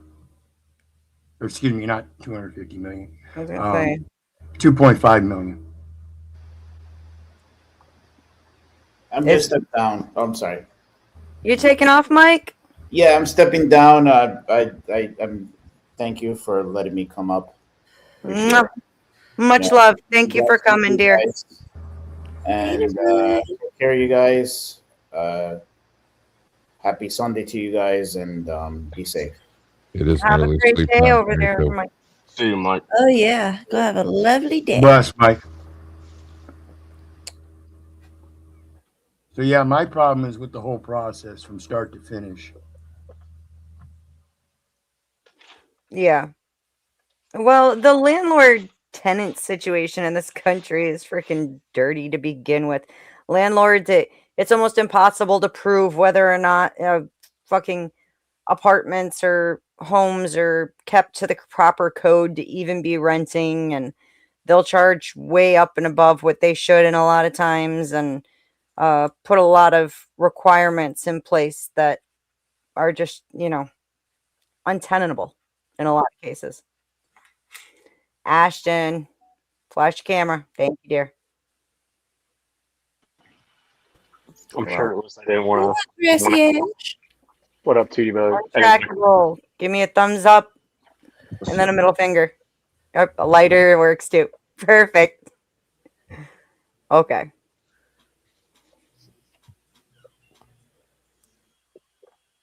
Hello, how are you, sir? I literally just wanted to come up and say you guys are doing a great stream, especially that Balderson guy up in the corner there. Him and his animals running around the house like that. No, I just wanted to come up and say you guys are doing awesome, and I miss hanging out with y'all. I just got the kiddos to bed, so I can't be on too long, or they'll wake up and then the wife will kill me. Yeah. Well, glad you could pop up and say hi. Yeah. I thought you guys had a really interesting conversation with Vibe and all them today. It was very interesting to listen to. Yeah, we should get back to the topic at hand at some point. Yeah, that died 3 hours ago. Oh, I say we leave that dead. although a lot of it still does play into it because it's the same logic, like I said before. The same logic applies to both situations, and if it doesn't, then it's not equal. Oh, I think it's still a good topic, but I'm not sure who is any. Y'all are approaching it from the wrong direction. What was the topic at hand? Everyone's talking about it about religion as a enlightening experience, and while it is also a very closing experience. You're not that's what I was first trying to get jobs, a to. lot of activities that you might want to go participate in, but they say it's verboten, and so you don't do those things. Exactly. That's what I was going for with the entire beginning part of this. Is the Like fact thinking? it's like even thinking, and it's not good to. I had somebody once where we were discussing the non-canonical texts, and I was like, "Oh well, I have one whole copy of the Dead Sea Scrolls plus an extra copy of Enoch that I had gotten first." And I was like, "Borrow my copy of Enoch, read it." And she brought it back. I'm like, "How'd you like it?" And she goes, "I couldn't even make it past the first few pages because it was listing the names of demons, and I don't feel like I feel unsafe knowing those names." Well, may I speak on this? Sure. Blind faith. Sure. Yeah. What about blind faith? Yeah, what about it? You don't know what is ahead. You just believe. Of course. However, what I was close talking your eyes. Close what your I meant eyes. what I meant and more run. to hang on, what I meant more to was that people blindly follow what they're told rather than even you get a lot of sects of Christians who don't even read scripture. They take what they're told it means and they don't read it for themselves for even one round through. Do you see I what I'm think that's the saying? majority of Christianity itself. And I think it's because you become used to listening to a man at a pulpit and taking it for what he says. I mean, the problem is I have a the question. problem that you've got to overcome with this, though, is that there's a reason that there's an esoteric and an exoteric, and that most people are always going to be exoteric because they don't want to know more. They don't give a shit. The same reason that when we were talking about voting, most people aren't involved in politics and don't pay attention, don't give a shit. They don't want it. And you can't make that group of people suddenly become well informed and have self accountability. You just can't.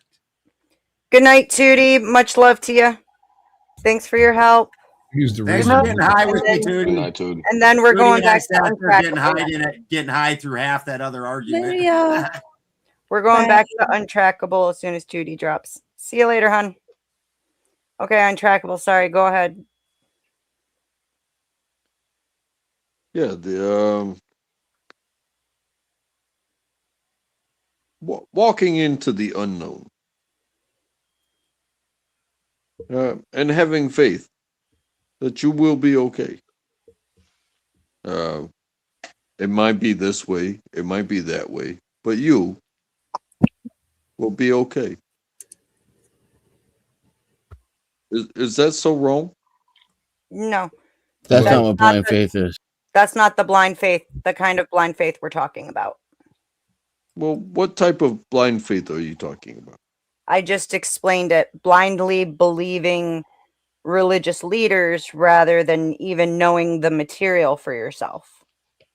In order for it to be blind, you have to refuse what you see. So what is the material under your feet? Or not know it. We mean material as in reading, material as in research, and or something like that. So step on those words. Go ahead, step on them. See what they mean. I'd like you guys all to meet my friend Untraceable, or Untrackable. Yeah, Untraceable is the really cute one. Untrackable list. You don't like that. You don't like that. 10th man is going to take that. He's going to break it down into the individual syllables of the words, the prefixes, the suffixes. He'll lay it out and he'll explain it to you as it comes from like the Webster's Dictionary or the World Book Encyclopedia. And if you can't step on it, but you're meaning it from a perspective of belief and faith and like your feels into it. And that's going to be a bad conversation. Y'all are going to end up with bad taste in your mouths, and y'all would get along except for this conversation. Don't do this. Please. Yeah, all she's trying to say is that people would rather somebody give them information than them do the research themselves to actually read and actually know what they're being told. That's all that she's trying to say, and that's the same way whether it's in the church or outside the church. So can I ask a question in regards to that 100%. then? Yep. So a person like myself who is retarded and doesn't understand references or doesn't understand theological doctrine, would it not be better for me to go into a church or to a temple to understand what's being told instead of being blind to the faith? That's what I'm saying is that you can't take that component out. It's a needed component because there's a large segment of the population that, whether for whatever reason, they need that exoteric, but the exoteric's never going to actually have the esoteric meaning. It's always going to be a slight deviation. It's like people that read the back of a book instead of reading the book. Yeah, like nobody's saying that you can't read your Bible at home, and then if you don't understand it, you can't go inside of a church. It's the people that go inside the church and only listen to what they're being told and never go and open up the Bible themselves. A perfect example was back during the Spanish Inquisition. Okay, churches, all church services were performed in Latin, and most of the people in Spain did not know what Latin even was. Okay, like they could not interpret Latin, so they were sitting there listening to a preacher literally talk what sounded like gibberish to them. And then they'd be like, well, what are we supposed to do? And they could be like, You have to go outside your house every night at midnight and walk around 3 times and then yell hooray, and then you can go to bed. And they would be like, okay, and go home and do exactly just that. There was no, in that case, that was a group of people who was actually forced into a position of blind faith. Whatever they were told is what they had to abide by, because this was the only translation they had of it was in Latin, and none of them spoke Latin. Does that make sense? And there was a time that they were directed to go to the quote king for the scriptures. They weren't allowed to the scriptures themselves. They had to go to the king for the interpretation. Correct. You didn't own Bibles in your houses. And by the way, Austin Murphy, I saw your question in the chat. No, it's not Abel's mom. It would have been his father was Jared. So this would have been found in the book of Jubilees. What is her name? Barak? Yeah. I thought Abel's son was Enoch. There's 2 lineages of Enochs. The book of Enoch comes from Methuselah's father, Noah's great-great-grandfather. Okay. I'm learning.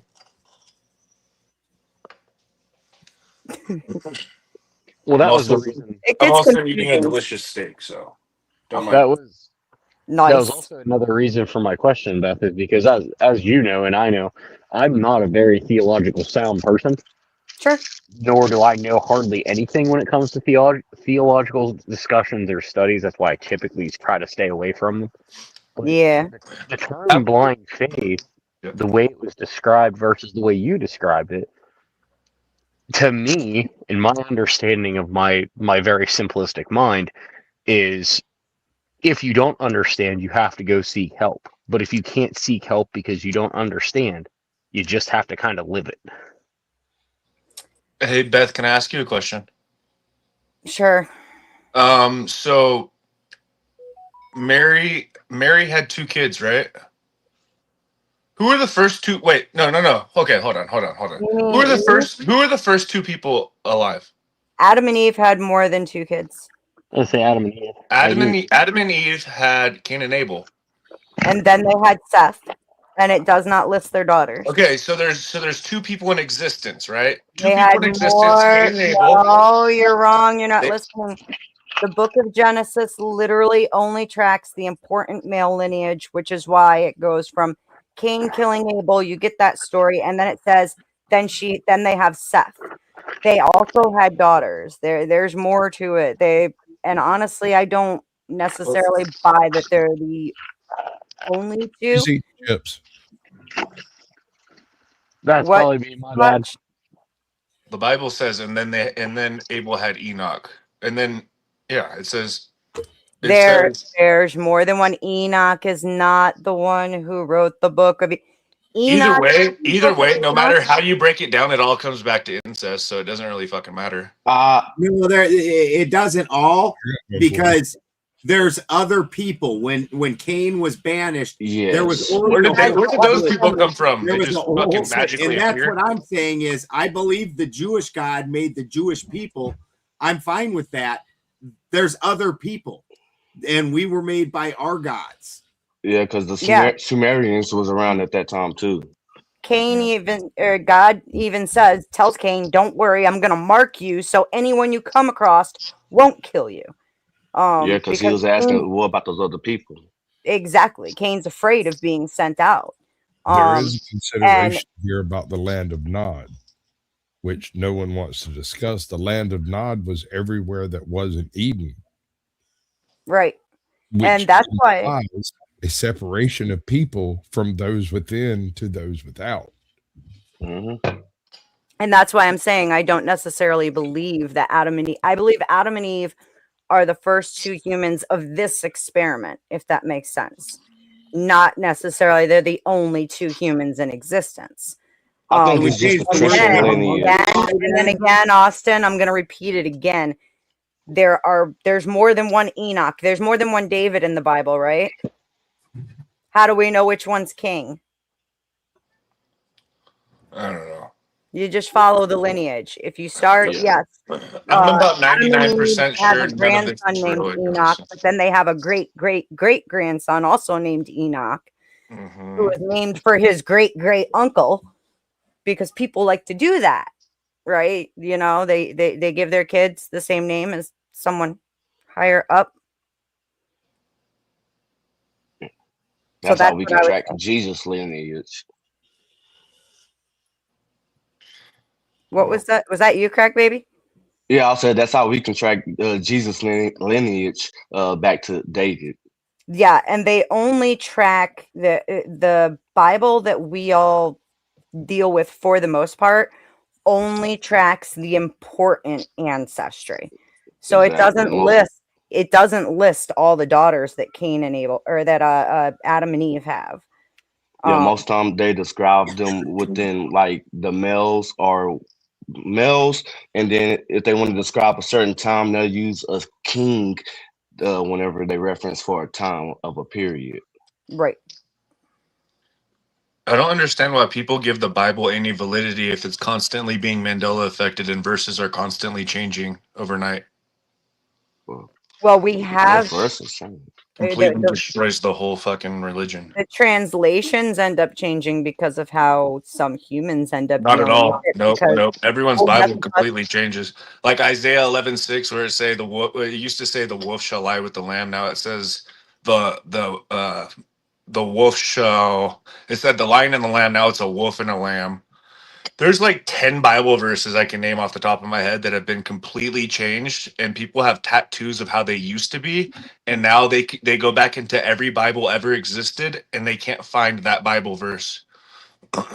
That Just like where it used to say, where two or three are gathered, two or more Because the gathered in reason Sister. why, the reason why It has nothing to do with the translation though, because It does. I've seen Bibles that I've had and they've changed. Like Psalms used to How have an many- S at the end. Now it no longer has the S at the end of Psalms, and it depends what Bible you pick. But you're how just many gonna use the English translation Bibles thing. are there?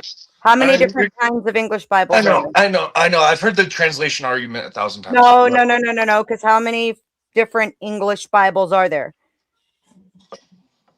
There's a difference between what's called translation and transliteration. I would really recommend you learn the difference between the two, because My that's where you're having your problem. I'm not It's having any problems. translation versus No, the transliteration. thing is, I'm not having any problems. There is no problem. My Bible at Psalms used Am to I have crazy an or S at didn't the you end. Now say there's he no has a now problem there's with no the Bible? longer an S at the end of Right. Psalms. Man, So the Bible has absolutely zero validity because it's been Okay. Mandela affected by thousands of people. Thousands of people have. Swear to God, you said this Can I was ask your you- problem with the can I Bible. ask It's you a Mandela. question? Hold Go on, ahead. guys. Let me get a grip on this. You'd have to be a conspiracy theorist to believe in the Bible. Okay, So, cool. do you have a physical copy of the Bible? What? Do you own a Bible, sir? Yeah. Okay. When did you get your Bible? I went to a Christian rehab last year. I got that Bible. I've went to church my entire life. So what's up? Okay. I'm just asking if you have, do you have multiple physical copies of the Bible? I do. I do. Okay. Do you perhaps have a family Bible? I have. Oh, that's This a is nice the one I never use. Yep. That's nice. I like And Psalms. We'll go to Psalms. Always had an S at the end. Always, always, always, always. Even in this book, it had an S. Now it no longer exists. But I'm Okay, crazy. so somebody saved some money by not printing an S. No, that book had an S. This isn't just me. This is Wait a thousands of second. people Hold on. that have Wait, reported. wait, This wait, is wait. thousands and thousands of people outside of me that have reported Bible verses that have changed overnight magically. I'm trying But to people want people want to deny it though. I don't know why. It scares can't them. I help think. you if you won't talk to me. We can't conversate if you're not conversating. I know. I know. Are you saying that the physical copy of the book you have changed? That would be the definition of the Mandela effect, correct? Yes, sir. Okay. Holy fuck! Do people Cool. not know what the fucking Mandela effect is? No, I was just verifying that that's what we're talking about, and we're not talking Yeah, we're about talking about the Mandela effect, and we're talking about how thousands We're of people not. all over the world have reported verses in their Bible that have changed magically overnight and no longer exist, and people that have tattoos of the lion and the lamb Isaiah 11:6, and now it no longer says that. So they're like, well, how do I have a fucking tattoo if that verse isn't even in the fucking Bible anymore? Explain So that. it's not that it's not in the Bible any longer. It's Oh the God. fact that The fact is, it Hold shatters your reality. on. The Austin's Mandela not effect. The Austin's Mandela not effect. Wrapping your mind around the you. Mandela effect completely shatters your reality and everything you know. You are Yeah. discussing the Mandela effect. The discussion here is blind faith boxed in by religion. That's the Okay, topic. the Mandela effect proves why that the you're Bible receiving has the zero validity, absolutely zero validity, because it's constantly changing overnight magically, and there's no Mama explanation changes for it. overnight magically. It's fine. There's no explanation for it, but there's You thousands have of people that are reporting it. So probably I don't gets know. paid more for it. My point Bible is never off topic. shifted. Okay. Where two or more are gathered in my name, or where 2 or 3 are gathered in my name? Not in your name, sir. I do not worship in your name. No shit, dumb fuck. Hey, so where 2 or more are gathered in my name, or where 2 or 3 are gathered in my name? 2 or more, 2 or 3. It's always said 2 or more. Now it says 2 or 3. Oh, but it was the translation. Do you know how many translations there are? Hey, you know what's funny? You know what's funny? I want to tell you. Wait. This is hilarious. Hilarious. My Bible says Psalms with an S. That's what I was trying to allude to. It's literally the factor of literary grammar really changes throughout the years. I have an old Bible from my pap that has the exact same verse that he's quoting. Can't find the Bible right this moment, but I have also a newer Bible that when I started going to church with the wife, and yes, that verse is not in there the same exact way. But things will change over time when grammar changes over time. But No, it's because we're all a bunch of dumb fucking monkeys. I thought it was called Ladinkin for fucking years because I never looked at it close enough to see that it said LinkedIn. I didn't know what it was. People think they see things that they don't see and they misinterpret it because they're not paying the fuck attention. For like Jared, do you 5 feel years, better? I thought it was called fucking Ladinkin. You feel better? Book of Psalms He with an is S. discussing. You feel better? He I'm is bowing out. I discussing love y'all. Peace out. Mandela Taking effect, these out. not Bibles. He would Oh, just he as feels quickly better. discuss the Fruit of the Looms or some freaking quote in a movie as he will his Bible changing. But he's going to use You're the Mandela effect on his Bible as a weapon against belief. I don't know why. I actually like Austin Murphy in chat. I think he's pretty cool. Yeah. Well, I was trying to make him feel better. My Bible says Psalms with an S. I was hoping that would help him, help make him feel validated. But a lot of times, whoever is historically, there's been a lot of times that printing, it was by the letter. So people take out those unneeded letters a lot of times. That's why, like, when you read some books, and it's like when we all imported from English, England, so we all used to spell things like color, COLOUR. I still do because I'm a pimp. Yeah. And there's like 50 different words, 100 different words that you can find like that. And because of the printing costs and whatnot, they just took that U out because what do you need it for? You're still going to pronounce it color without the U. It's not going to change the definition. So it's actually just a printing expense thing. Right. And Tom, you do bring up a good point. We're 2 or more, 2 or 3. It is what it is. It's not the kind of thing that's worth squabbling over, because then on top of it too, the more English translations you go It through, is if you believe in the Mandela effect. well, the other big problem is the more English translations you go through, right? They do tweak it in order to make more sense for dumber humans, if that makes sense. I hope. If you think physical reality is constantly reconstituting itself as we live, then it becomes something worth squabbling about. And I actually do think that happens. There are some Mandela effects that will fuck up your head. Like, I don't know. Not my head. No. For that to get to me, the ones that got to me is when I learned, when all of a sudden they're talking about things like the fucking all the different times that supposedly Germany torpedoed and bombed our fucking our east coast, and then even fucking like damn near burnt down an entire city prior to World War II, like on the lead up to World War II. When I was a kid, that absolutely has never happened. We've not been attacked in the mainland basically since we became the United States. And if not only that, but the whole reason that supposedly Roosevelt let Pearl Harbor happen was because the country wasn't cool with going to World War II. We had World War I. We that cost us a lot of people for shit that wasn't any of our business. We didn't want no part of World War II. So he let Pearl Harbor happen on purpose in order to drum up public sentiment to get them to want to go into the war. Well, if the fucking East Coast had been being bombed and being attacked by Germany, why would that need to happen? Why wouldn't you have just talked about that?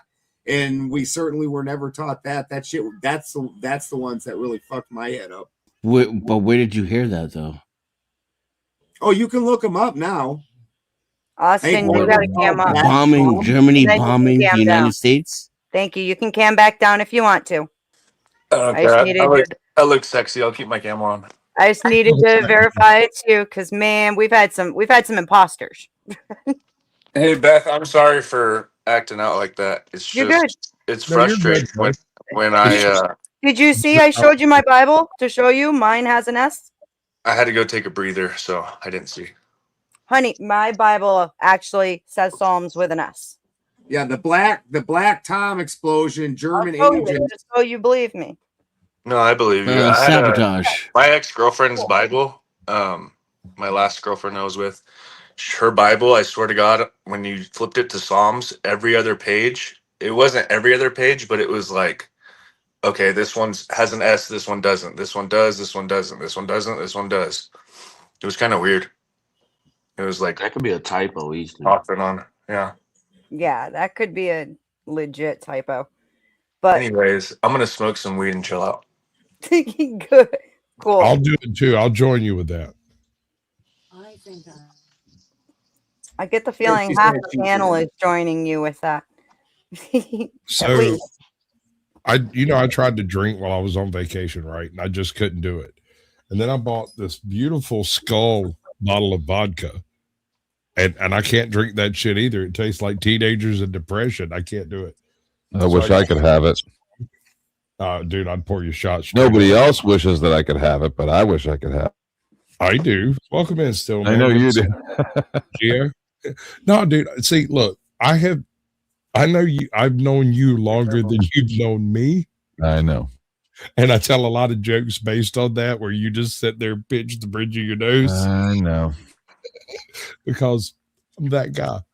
But it's not about you, Tenth Man. Right now, it's about Beth. Beth, where the fuck are you? Why aren't you I'm here? right here. I didn't go far. It's you. Jeez. I didn't go far. I was listening. You need some custom layouts, chick. I do. Who's got your keys? Nobody. Okay, well, nobody sucks, so that's a good thing. Give me your keys. I'll drop out, and you'll have some magical shit happening when you get back. But whenever you get to it, You don't gotta drop out right now. You can do it later. Well, no. If you do that, then in order for me to do what I want to do, I'll have to drop out and do it. You're gonna have to walk me through how to give you keys. I am. Okay, we'll do that later. Who's See? calling? Whoever's smoking weed. Yeah, she blew out the hit for you guys. She wanted to join in with y'all. That's my wife. Don't die. We love you. It's a dab. We don't actually smoke unprocessed dabs here. I gotta be honest with you, Balderson. That shit's drugs. I used to be one of those people who said weed's not drugs until I did a dab. I did a dab, and suddenly I understand that weed is a drug if it's proper. Yeah.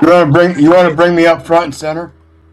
And the dabs I have so much stronger Hang than on, hang on, anything I hang on. promised. I that gotta anything drop you've ever everybody had. first. Ah. Like I'm famous. And Oh, you should be able to just click on mine. You should be able to just click on mine to bring me Oh up. wait, I see it. Boom. Got it. Ah, I figured it out. Here it says Psalms at the beginning, and then at the top of the pages it says Psalm. This is a Thompson's Christian Reference or Chain Reference Bible. Is it referencing a specific psalm? Does it say Psalm 1 blah blah blah? Yeah. No, it's the whole book. It's the whole book of Psalms. At the beginning it says Psalms, and then it says Psalm 5 through 11, Psalm 12 through whatever. So yeah, that makes sense because Psalms means the whole collection, and then it would each individual psalm is going to be a singular psalm, not psalm with an S. Correct. So that makes sense grammatically. Grammar, folks. Grammar. I strongly urge you to go.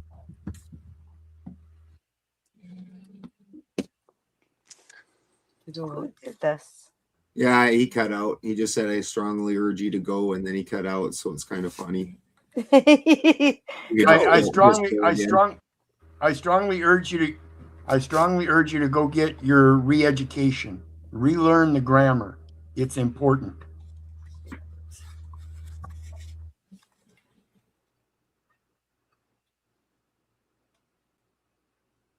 Sorry, I got distracted looking for who did this translation so I could say something back to Steelman, but I can't. So I have the Vermees copy. Steelman. Anyways. What's up, everybody in chat? The problem in any of those communities, because I speak in those communities, I know one of the biggest Mandela guys, and he doesn't do it anymore, but I know Brian Stavely was a giant in that community. And the people that aren't the well researched ones, and like just like anything else, they're the ones that spout out the nonsense, and that's usually the ones you hear, because unless you're actually researching it yourself, you don't listen to the ones that are well researched. Like you just hear the ones that don't really, they half-ass understand things, and they make a lot of mistakes with it. But there's definitely that Mandela effect that I just stated in the Bible. Brian Stavely has also said before on his show. The Lion and the Lamb one. I know that Brian talks about that one. I stated already that I don't know jack shit about the Bible. I'm an Odinist bro, so I'm not well versed enough in the Bible to go, oh, that verse is different. I don't fucking know what it was to begin with. Real quick, Squatch, what? Are you talking backstage or what I just said? Yeah, what you said backstage. I didn't hear what you just said either. So I just had somebody send me a Jubilee video based on a mafioso, a turned state's evidence admitted mafioso hitman type person surrounded by 20 cops that are all like hammering him on being a made man and whatnot. It's not for tonight. This is not the topic. Somebody sent it to me and I was like, holy shit. Brave. Well, yeah. You know, some of the Mandela effect stuff, I would be very like, even I've kind of been like the Fruit of the Loom thing, right? That one got me because I always remembered it having a cornucopia. Always remembered it.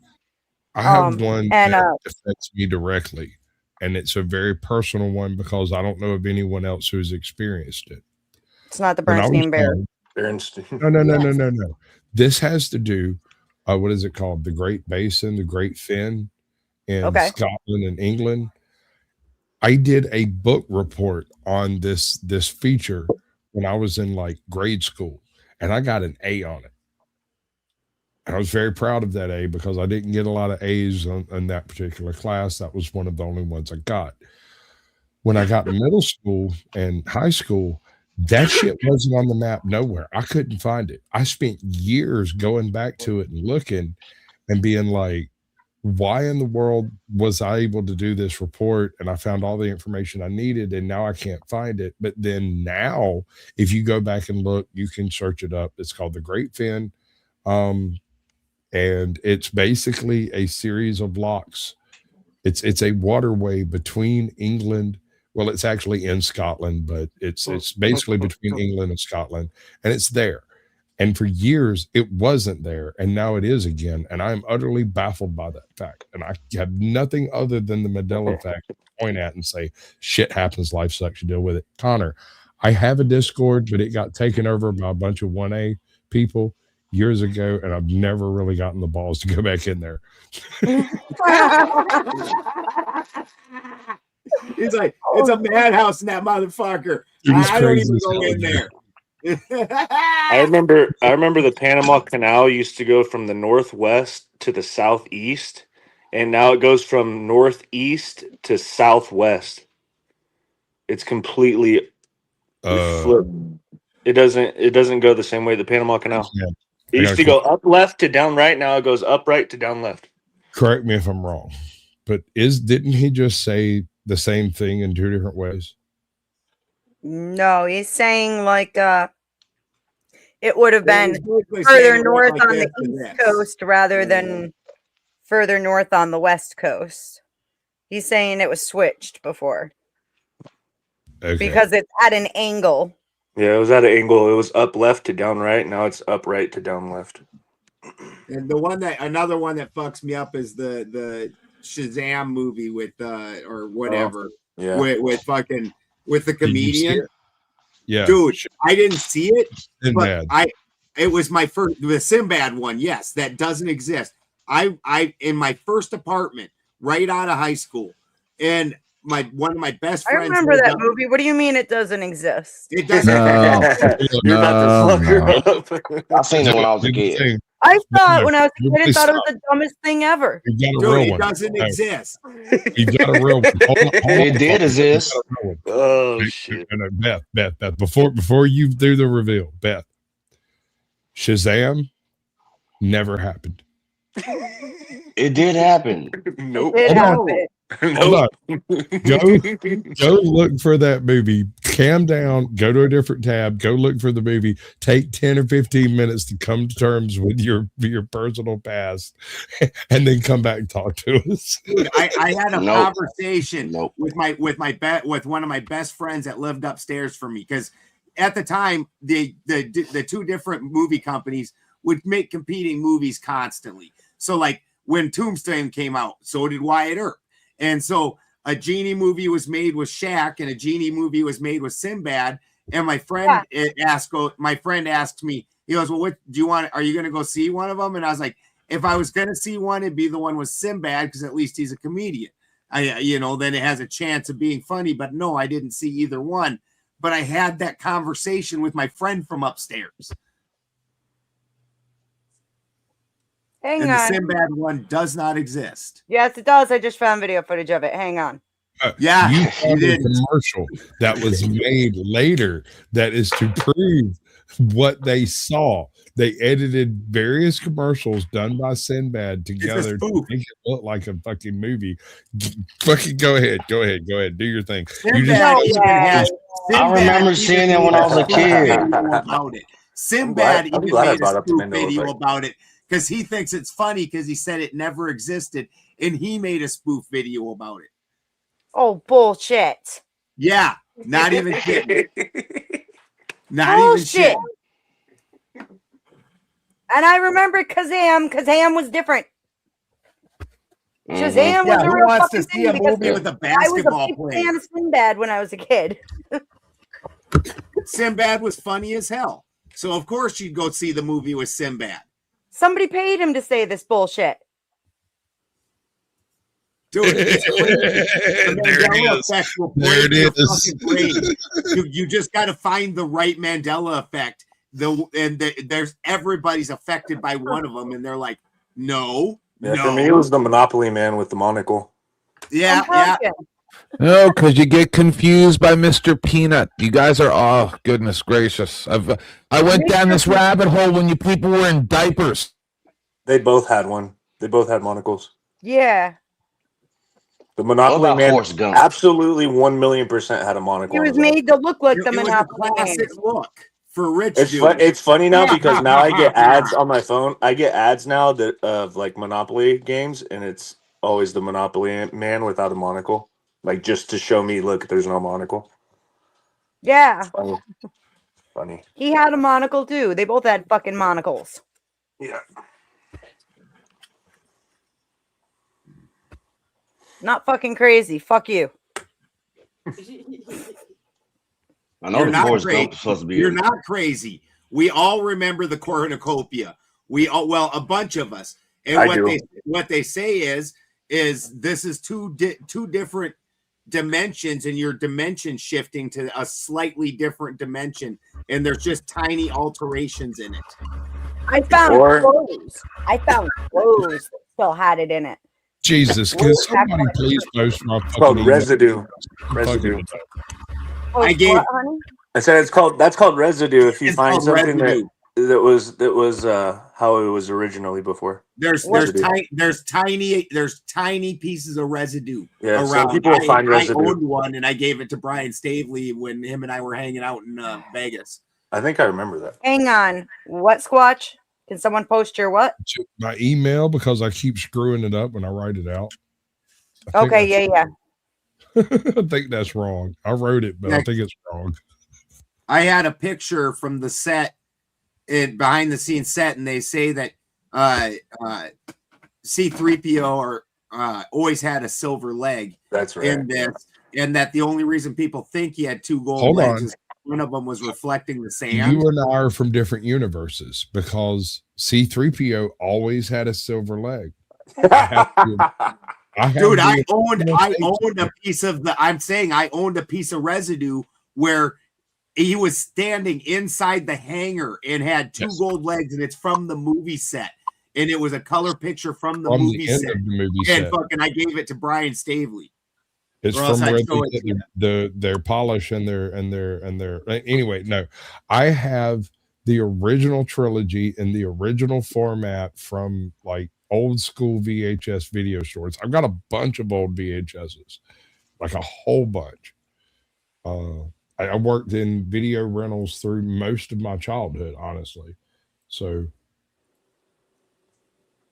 There you go. Your email's in the back chat. thank you, and I got it done. Thank you.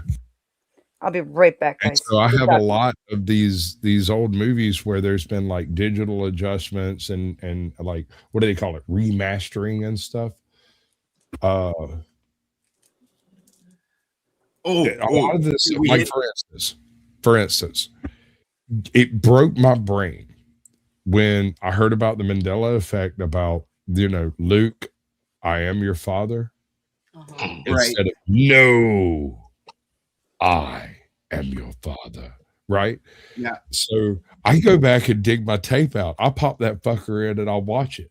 And I'm sitting there with popcorn and a fucking drink going, yeah, I know exactly what's fixing to happen here. And then it happens. And I'm like, oh no, am I watching what? I gotta, it like set me in an existential crisis for a little while there because no, that's not right. Which is what Beth is going through right now. Just like it used to be mirror, mirror on the wall. Now it's magic mirror. Magic Yeah. mirror. No, sir. From the dawn of time, it has been magic mirror. And we might be from different universes, but we're definitely from the same place. Magic mirror on the wall was the way it was said from the very beginning. The misquote takes place in the early days of the internet. Someone did a meme where it was mirror, mirror on the This wall. was before the internet. When I was a kid, it was mirror, mirror on the wall. Yeah. Who's the fairest of them all? From that same one. It was always mirror, mirror. It was a cartoon coloring book. You know what one fucks me up is the Publishers Clearinghouse dude. Fucking Ed what was McMahon? his name? Yeah, he never fucking worked for Publishers Clearinghouse. He never went out and handed out a check to anybody. Nobody's ever seen a commercial of him handing a big check to people at a door. That's never happened. Like the fuck it didn't. We all remember this fucking commercial. We all licked goddamn them little stickers that they sent us, and like their parents, you get that envelope like, oh, you could win, you won $1 million, and you're like gonna fucking lick all them little stamps. You know, it'd be crazy if like one day all of a sudden the Twin Towers are just sitting there. It never happened. Right. I mean, some of it I do chalk up to mainstream lies and whatnot. Like take what happened in 2020. In 30 years, there's going to be kids born, and the what actually happened is never going to fucking be something they understand or know about. So I do, chalk some of it up to that, but some of these things are just wild. The Mandela effect. I freaking hated talking to Brian and loved it. It was like, because you just fuck with your head. You're like, fuck, dude, just stop. You're fucking with my head. And what am I supposed to do about this? Mm-hmm. What do you think it is? I think reality is very fluid myself. And so I don't think it's as stable as what people think it is. I think that the zeitgeist actually can change reality to some degree. Mm-hmm. I don't think it's to a giant degree, but I think that reality is subject to shifting. I think it's some sort of, I don't know what word I want to use anymore. Simulation, whatever. But there's a programmer. There's a programmer to the simulation, and the programmer's changing things from behind the scenes. Programmer is God, sir. Yeah. Yeah. See, I don't look at it as You're a true believer. simulation. Excellent. But it's very much like they talked about in the Matrix. It's a lot of the things that we think aren't necessarily solid the way we think they are, and we can change them if we want. But people don't understand also that there's a difference between a group will and your personal will. In the way this place is going to manifest. It's no different than when I was a kid, we had trash can parties and everybody would pour in a bottle of whatever they brought, and it would have a unique taste until some fuckhead brought a bottle of peppermint schnapps, and now the whole goddamn thing tastes like peppermint schnapps no matter what. And freaking, so there's a peppermint schnapps effect to the reality also that is overall sitting on it, but then so it's a fight with it, I think. But I don't think it's a simulation. We live in a carbon-based world, and that carbon's able to take all kinds of different forms and do all kinds of weird shit. Weird shit. I don't know. Sasquatch, you said exactly what I needed to hear, though. I do that, but I talk a lot. Specifically, what did I say? It said God. It said God. Well, the programmer. Yeah. Well, I mean, that is essentially if you're going to believe that this is a simulation, then the individual who programmed the simulation would be your God, and that makes you a true believer. So when you tell people that, oh, you're agnostic, you're atheist, you're not. You just have a different definition of a higher power. I have an understanding of a higher power. I surrender every day, multiple times a day. I don't know if you know, I'm a recovering alcoholic. Hot. I was going to say that, Tim. Anyway, so I surrender, and I just try and talk to my higher power. I don't know what it is, but I've always liked to put a finger on something, and I can't do that with God. So, is it women? Frustrating. You're not alone in that. I think a lot of people, even people who have faith, kind of feel that to some degree, right? Because God isn't something even the faithful can see with their own eyes. So you're not alone in that at all. Yeah, I've noticed a lot of weird things happening lately since I've changed my life around a lot.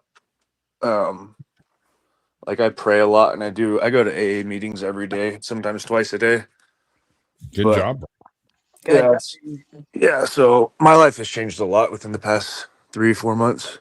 Well, I just want to point this out. If that's what it takes, do it every day. If that's what it takes. It's keeping me alive right now. Get clean, do the thing, live your life, because as long as you're living under the reins of addiction, it's not life. You're not living. You're surviving. You're not thriving. And you can thrive. You too, sir. I was a smack addict for 8 years. I've heard your story. I've done the thing. I've been there. I could not use the 12 steps. Somehow that just did not work for me. I had to do it on my own, but I fully support the concept. If support helps you, take it, do it, do the thing. It's worth it. When you're done, you're out. This is great. Honestly, it's been working for me more than anything else. Within like the past year, I went to 2 rehabs. I went to a 60-day rehab, which was an $80,000 rehab in Wyoming. And when I got back to Colorado, which is where I live, the second I got home, I went to the liquor store and started drinking again. So I went to 3 detoxes last year. I had seizures trying to get sober. I couldn't get sober by myself. I had a seizure in the grocery store I was like 72 hours sober and I just dropped. So I'm fucking grateful to be alive today, honestly. Really support what you're doing. Do that thing.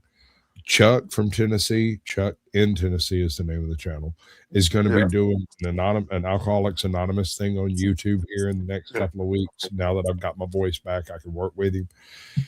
And I'm going to try to set it up so that it's actually an anonymous sort of thing. You come in, change your name, change your profile picture, that kind of thing, and do your testimonials actually anonymous, not like small town anonymous where everybody owes you money and knows who you are. You know what I mean? And if you're willing, I would really enjoy for you to come and join us. We haven't set anything up. I have no schedule. We haven't done anything yet. I've only recently gotten my voice back, but I'm going to throw my shoulder behind this whole thing and try to make it happen. Yeah, I'll definitely join one of his shows. Do you know who I am or no? I've been kind of doing chat a few times. We've had a few mentions back and forth. Yeah. Okay, yeah, I've known Chuck for like going on 4 years. So nice. That's probably the I knew him when I was at the very bottom, the lowest of the low, like in the pits of hell of drinking. So I want to point out real quick, like, first of all, like, good on you for putting in the time and the effort into yourself. It's okay to be selfish sometimes, and sometimes we need to be fucking selfish. And like, seriously, like, I am super grateful you're here, because I'll tell you, my next door neighbor died detoxing from alcohol. So that shit is not uncommon. So I'm glad you're here today. Like, for real. Yeah, me too. Yeah, sure, might have had a seizure, but you're alive. So thank God for that. So thank you for coming. And still, dude, I'm so insane in my drinking that even after I had a seizure. So after I had the seizure, I was like, I'm never drinking again. That's it, right? I've already done 2 rehabs. I've done in and out of detox, all this shit. Fucking 3 days later, I'm back at the liquor store. That's how insane my drinking was. A seizure would not stop me. Well, like, I'm glad you're alive. Seriously. All right. Thank you. I'm not trying to like downplay a seizure. I'm trying to upplay life, because man, it's just like that. It's so fast. Sometimes it's like, and he was in great shape too. Wish I could afford to be that drunk. Here's what you do. Get on YouTube, have a dynamic personality, and have people pay for you to drink, and you too can be as created as I get. Actually, you have been. I used to get drinks for free every time I go into the bar. He drank with me on my birthday, and it did not end well. I don't drink outside my house. I will not drink outside my house. I do not drink outside my house. I too have that. Yes. That is always jail. Yes, we're all going to jail. You're going to jail as accomplice, accessory. I absolutely believe it would be jail for you, 10th, without a question. Oh yeah, no, it's Twice you've said some things to me. Well, in 1 year. Hey, not even a whole year since Well, the 'cause start of this I'm year. not even yelling at you. I'm yelling at a woman that's not you. I know.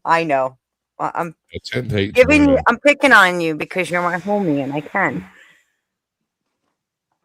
Don't worry, my birthday's in literally 2 weeks, and you can pick on me all you want. Yeah. I miss drinking all the time. When I used to be rich, well, not rich, but when I like had a lot of money, and I used to drink every night, I kind of miss it.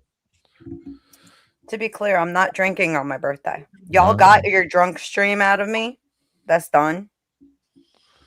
I hope you had a good laugh. It's over.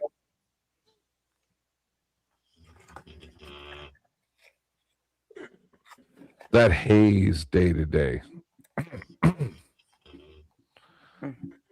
Were you never really sober? That was my 20s, my early 20s. And I get mad at myself because I was already a mom back then, you know. And so it's like, man, that's being a shitty parent. So Also, I'm looking at like YouTube. There's like a whole bunch of Ed McMahon publisher clearinghouse commercials. I don't know what other people are doing, but you know. see what you did, Austin Murphy. You just had to bring up this whole Mandela effect bullshit. Now you got everybody looking shit up. No, I went down that rabbit hole years and years and years ago. It all got debunked.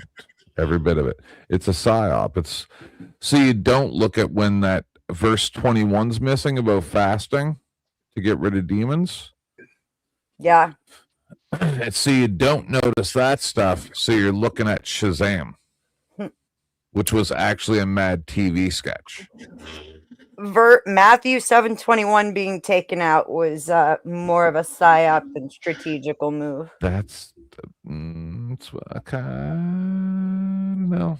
Because at least, like, you can look online and it says it should be there. But no, the verse is literally deleted out of most Bibles.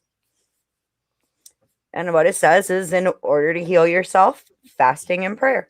And you can heal anything. Oh. I believe that. Yep. Out on a limb, I was okay looking in my 20s. I was also a bartender in my early 20s. I made really good tips, if that's...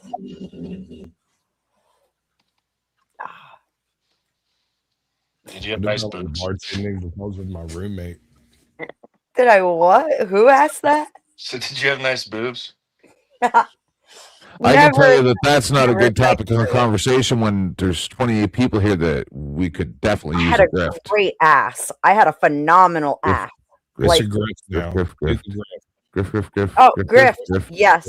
Yes. grift, People, grift, grift. I have not gotten a dono in hours and I've been wrangling cats for 4.5 hours now.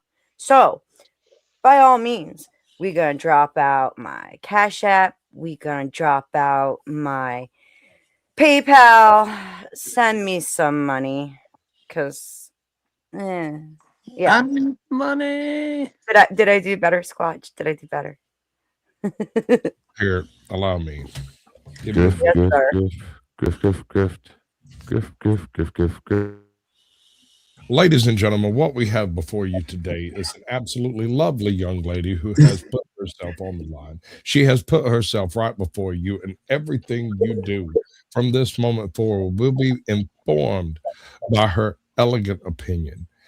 And if that's not worth $1, maybe 2, maybe 6, maybe 10, you should dig deep down into the bottom of your wallet and deliver unto her the blessings that she deserves.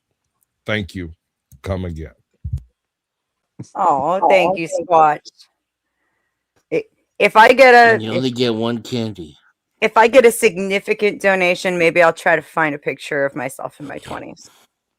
Girl, don't tease me like that. I'm pushing 50. I don't need a picture of you in your 20s. Squatch, I could send you a picture right now. You'd have a heart attack and keel over on stream. I got heart problems. I'll baby. take it. Me. I also have a 24. I have a much healthier heart. I'm not as old.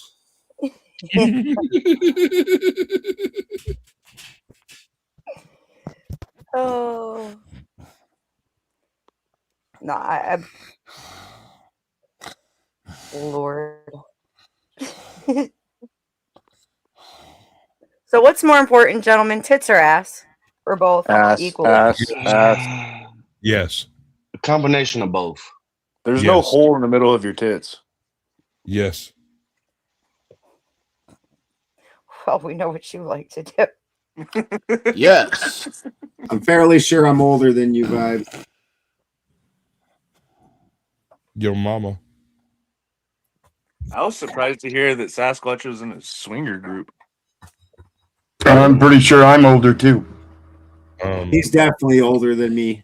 If not, he's not aging near as beautifully. Actually, Right, I am Snow? not in a swinger group. I was once part of a swinger group that kind of dissolved. So my doula, when I had my daughter, I was only 16, and she used to house sit for a friend of hers who owns an S&M bed and breakfast up on the hillside. Who's Who's vacuuming? snoring? What? I don't know. Anyways, Getting hot. so she used to house sit for a friend of hers who owned a bed and it was a private S&M club that was also a bed and breakfast up on the hillside and had a big swimming pool. And she used to take me there to freaking go skinny dipping when she was house sitting and he was out of town in this big ass pool. Big ass pool. Who's falling You're asleep? definitely the oldest, Buck. You're definitely the oldest. I don't know. I think Denizen just became the oldest. At 9 o'clock at night, I'm packing my apartment. Why? Where are you going? I'm moving. Bye. I'm moving like 30 minutes away. Is it a good thing that you're moving? Yeah, it's a bigger place. Good. Yeah. Very nice. And it's closer to family. I just have my grandma I have my mom and my grandpa in Colorado. Everybody else is in California. So I got lots of thank yous to send out as soon as they fucking load. First though, thank you, Ryan.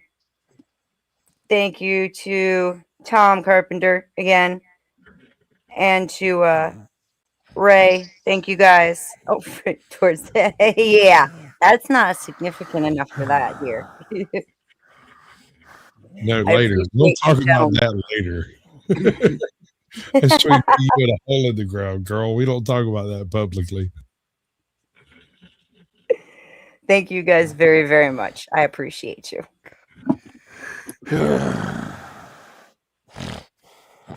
All right, if you're gonna growl and snort at me, you're gonna have to tell me why. Yeah.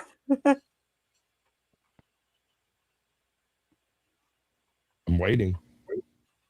Children. Look, I'm the only one allowed to growl and snort. I'm a Sasquatch. I'm allowed to do shit like that. I mean, Ben, maybe he's a savage, but the rest of y'all have to have, comport yourself with some dignity. Yeah, civilized. We Is aren't it playing. you, You Denison? don't look at me and Squatch and think civilized. It just don't Right? Some Viking shit's happening in here, bro. I'm a crack baby. I'm not supposed to be civilized. Yeah, if Squatch and I were hanging out together, Christians would start holding up crosses and. Hold up. If they saw us together, it depends on where we're at. If we're in like the north of England, they're gonna have a problem with it. if we're in America, they'd just be like, "Hey, those guys look like Vikings," and move on with their life. Come on, phone. Protect the monasteries. Thank They've you, come Austin. again. Protect the monasteries because I'm jagging that shit immediately. Thank you. you're welcome. Especially while I'm moving, dear Lord. Moving is never fucking fun. I don't ever want to do it again, but there's a running joke that my children are throwing me out of my house once my son's old enough. It's supposed to be a good thing, supposedly. My baby mama spent her entire life telling me that the day, and I quote, the day her youngest child turns 18, she's moving. She was married to a dude, had an entire life going on. Dude's working for the city and the county. He's got good jobs and shit. Like everything was fine. And then the day her son turned 18, she moved to another county, just fucking vanished, ghosted everybody involved. So she did at least warn you? I expected, I saw this shit coming. She told me. I thought she told everybody. I'm pretty sure she told everyone. But at the same time, I don't know because I might have assumed that she did because she told me so often. Right? See, I'm at least, for some odd reason, you're probably right. Although with my kids, like, I doubt it's as much of a joke as I play it up to sometimes, because I swear to God, I catch them plotting. But like, they mean well with it, because I've been a mom since I was 16, and like, especially like 21 to 23. No, not even 23. It was like 21 to not quite 23. I drank too much. I think she was 17 when she had her first kid. She had mine when she was like 19, something like that. I'm almost 17. That you again, 10th? Okay. At this point, they're kind of like, go have a life and get the hell out of here. Because I never had a life for a long time. 10 years, and you're so sweet, Tom. My youngest child is going to be 18 this year, so it's been a hot minute.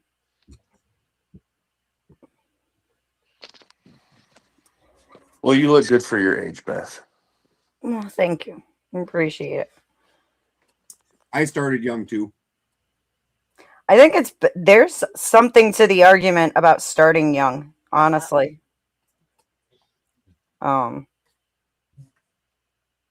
It leaves you, you have the stamina to do all the parental shit. And then the kids are grown and you still have some stamina to enjoy life. No, I hear you. Youth is wasted on the young, but the reality of it is, and you can look at the statistics of infant mortality and post-infant mortality. Children, pardon me, young adults do not do well with their children. It takes the patience of the older generation to do well with children.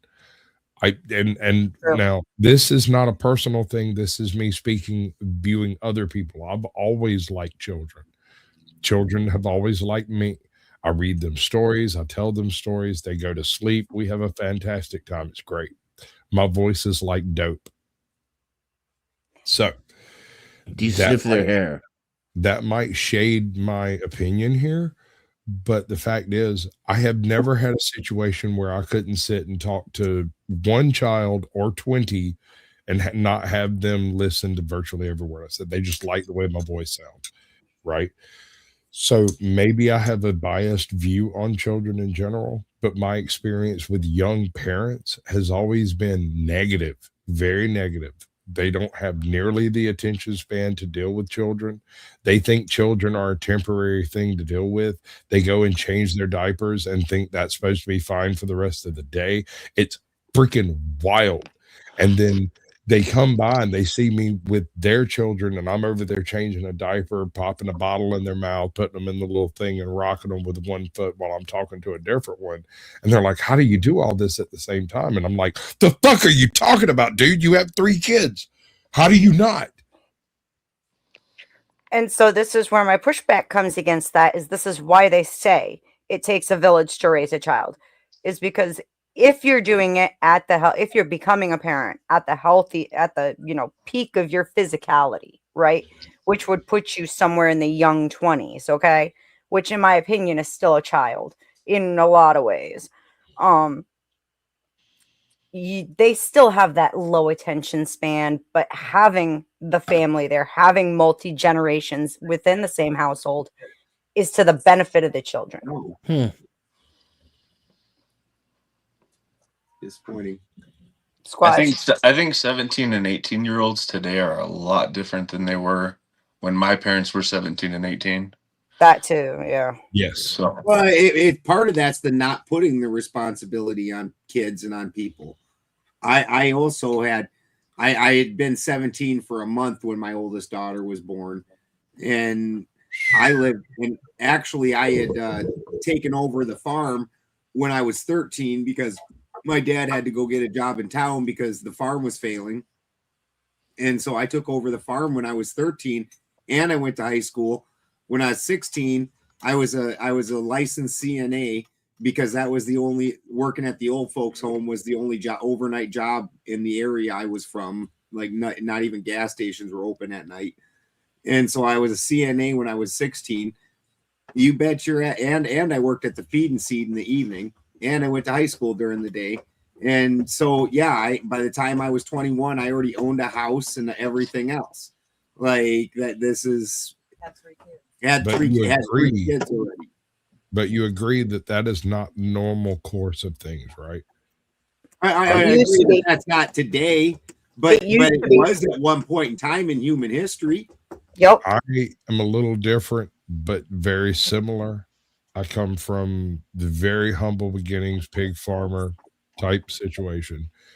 When I was like 10, I had a job working with one of my neighbors. I guess you'd call it a ranch. It's called a farm here, but that's because we're in Georgia. We're east of the Mississippi, so it's a farm, not a ranch. Anyway, he had a ranch with horses and cows and all that stuff, and I went and worked with him sometimes 10, 11, 12 hours a day, more if needed, sometimes a couple of days in a row if they were doing calves, if they were calving. So, I mean, doing things that are necessary is something you and I understand. It doesn't matter if you slept, if you've eaten, if you've had something to drink. If it needs to be done, we do that. Yeah. The slightly younger generation, 5 years after us, 10 years definitely, and these people think that the entire world pivot on their feelings, on how they feel. Oh, I need something to drink. I need something to eat. I need to rest a little while and my tits hurt. Well, you need to get your tits out of the goddamn game because we got shit that needs to happen. I totally agree, but we didn't put that responsibility on the people when they were young is the problem. When you don't put that responsibility on them, they never learn that responsibility. Like I've seen people that talk about like giving a kid chores like doing dishes and stuff is some kind of a punishment damn near. And that's just life. If you teach that kid at the beginning that this is life, guess what? Your whole life, there's going to be dirty dishes and you're going to have to do dishes. Your whole life, you're going to have to clean your fucking room and wash your clothes and do things like that. Thank you, sir. Yep. And that's not even something that I consider. That's a very tame consideration. I'm talking about that. What you're talking about? Yes, you're going to have to clean your room. You're going to have to straighten your station. You're going to have to get up in the morning at a certain time. I'm talking about the things that happen at 5 a.m. when your pipes freeze and bust, and it's not just one spot, it's like 4 different places, and you've got to go to town and sit and wait outside the fucking hardware store for like 2 hours. And while you're there, you get a phone call from the guy you work with down the street who's, well, his whole cattle setup just fucking dropped out because he had a pipe bust, and he also needs 2 of these, 1 of those, and 2 of these and shit. I have just enough money to buy that. I can get what I need and what he needs, but I don't get to eat breakfast this morning and I haven't slept in fucking 2 days. Right. But if you don't train a kid up Yeah. To be like that. Like when I was 13, I'm going to high school and I have to wake up like we had sheep, not pigs, during lambing season, which is in the middle of fucking winter. You have to get up every hour and go outside and walk the whole fucking farm to make sure it's out, because I'm from South Dakota, to make sure there's not lambs laying out there dying from freezing to death. And then I get to go back into the house, sleep for about, it take me about 20 minutes. So I get to sleep for 40 minutes. Then I got to get up again and go do this whole process again. But that responsibility made me like I was. And like I said, by the time I'm 21, I own a house. I had an Eddie Bauer Explorer, even though it was brand new to the market. Piece of shit. Them first couple of years, Explorers were horrible, but I thought it was pretty impressive. Yeah, Exploder. Exactly. Let's go ahead and throw a ton of weight onto this transmission. Dude, I killed 3 of those things. Yeah. But I thought it was impressive. It was Eddie Bauer. We'd go to the drive-in movies, and the sound system in that Eddie Bauer was so awesome. We'd crawl out the sunroof and sit on there and get fucking stoned and watch movies, sitting on the sunroof at the drive-in. I drove an Eddie Bauer F-150 back when I was delivering windows. And I have to admit this one thing. As long as you're running that thing on interstates and you're not doing a whole lot of like pulling or mudding or stuff like that involves like really fast, high RPMs and low RPMs, high RPMs, low. Dude, those things ride like a motherfucker, dude. They are cool as hell to be riding wrong on a fucking, you pop that sunroof open like just cigarette, you're going over here, ride the fuck out, bro. Yeah. Get deja vu like a motherfucker. Fucking mud. Suddenly your ass is stuck and you need a Jeep to come get you. Y'all Mandela effect in this panel right now? I don't got the Jeep now, but I've got a giant F-350. I didn't do it, Denizen. Somebody's trying to rewrite the Matrix. I live on a rock crawler track pretty much to get to my house. It's horrifying. I've got a giant F-350 with a 4-inch lift and the 7.3 diesel, and it's got a manual 6-speed, and then I've even got a exhaust brake. I got a 5.5-inch lift. This. You got what? You have the most tame vehicle here. 5.5-inch lift. Is it a Honda Civic? Oh no. No, I actually have an Absolute Savage, but you wouldn't believe it to hear it. I drive a 2002 Nissan Xterra. Oh God, those It's vehicles. it's the 4x4 6-cylinder supercharged version. The goddamn thing will go anywhere. I have never been stopped. Why didn't you just get a Jeep? Because I didn't want a Jeep. I wanted a supercharged. Fair enough. 220 horsepower on a tiny frame.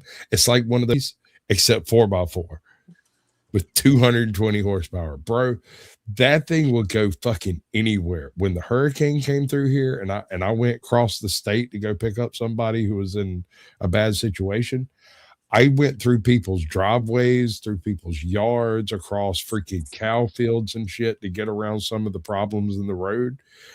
I have never been stopped. I drop that bitch in 4-wheel drive and go wherever the hell I want to go. Snow, rain, mud, it doesn't seem to give a shit. It just keeps going. Hey, Jeff, put me up front, will you? Dude, I was in that hurricane. Who said that? I was a speaker at Short bus. Gotcha. I was one of the speakers at Flattoberfest, and we actually got in that. We got in that hurricane. And it's a donk. Same thing. That motherfucker on 22s, bro. What is that thing? That's a 1.5 lift. Yes, sir. That thing's up there. Is that Florida? I'm 7. That's Iowa. In Iowa. I love it. I have 11-inch tires on my scoot. What's up, Brett? I knew there was something I liked about you. Dude, that's the thing. That's the thing. Everybody, like, I've talked to a bunch of people on YouTube, but they ask me, when I tell them I'm coming to see them or whatever, they're like, "Oh, I'll look for the biggest truck that I can see." I'm like, "No, you've got me completely off base. I prefer power oversized. I would rather be able to go there and come out. I've gone to see people that no one goes to see because their driveway is so That fucked was up. in my wedding vows. You could get where I live, but I have to get where I live and haul like 10,000 pounds Sure. of hay and Sure. then 1,000 pounds of fuel and blah blah blah. So I have to have the big 1-ton truck. Yes, sir. I totally understand where you're coming from. I'm just saying, I looked at the situation I was in and I was like, okay, yeah. And there was a discussion of buying a Trackhawk. There was a talk about getting a big ass SUV, the big 454 or whatever, all of that, diesel and everything. We talked about it. And I was like, look, there was a vehicle made back in the 2000s that does exactly what I want to do. If we can get one of those, I say we get it, I fix it. And I went and searched for it and found it. And basically it came down to a coin flip. I sat down with my wife and I was like, over here, I pay for it and we'll get what I want. Over there, you pay for it and I'll get what I want that's really fucking expensive. And she was like, okay. I flipped the coin and landed on the Nissan, and we went and got the Nissan, and I've been repairing it ever since. The goddamn thing is a monster, bro. You can carry 6 fat women with you everywhere you want to go. Yeah, this is my beast. That is a beast, sir. Yes, sir. Yeah. Yep. Yeah, I like that. And I'm not a Ford guy. Yeah, the toolboxes are super handy for all my farm shit. See, I always wanted one of those to put like a slide-in camper into it and just go do shit. Yeah. Christy and I did that. That's how we went to that we literally were in the back of that Yeah. truck during the hurricane sleeping. Like fucking we made it into a camper shell because I got that wood rack. So rather than slide a shell into it, we've got a wood rack already. So I just plywooded off the sides and shit and made like a little camper out of it. Nice. And, it wasn't overly waterproof, but it was during a hurricane. We did get a little wet, but all in all, it was. I like it making was my wife wet. dude, we All got right, this I'm app drinking too called much. Hip I'm Camp. sorry, Balderson. Oh, you're right. We got this app called Hip Camp, and you can like camp out in people's yards for like $15. And so we did the whole trip doing that, and we spent a whole month. We went all the way to the East Coast to North Carolina, got caught up in that hurricane, and got stuck in North Carolina. Then made our way all the way up to South Dakota, hung out with my grandkids. Went to Wyoming and got stuck for like a week in Wyoming because the yoke on my rear end came undone. I had to put a new yoke in my rear end. I had Dude, that. I always thought Ben Balderson was in like his 30s. You have No, a I'm grandkid? in my 50s. Holy shit. You got so you Balderson and you Squatch are the same Thank you reason. for the raid, Squatch. Yeah. You guys are the reason why I don't give any credence to some of these Gen X's that run around bitching and pissing and moaning. You guys did a really good job with your lives. Actually, sir, I honestly fucked it all up. I might be the luckiest man on this panel.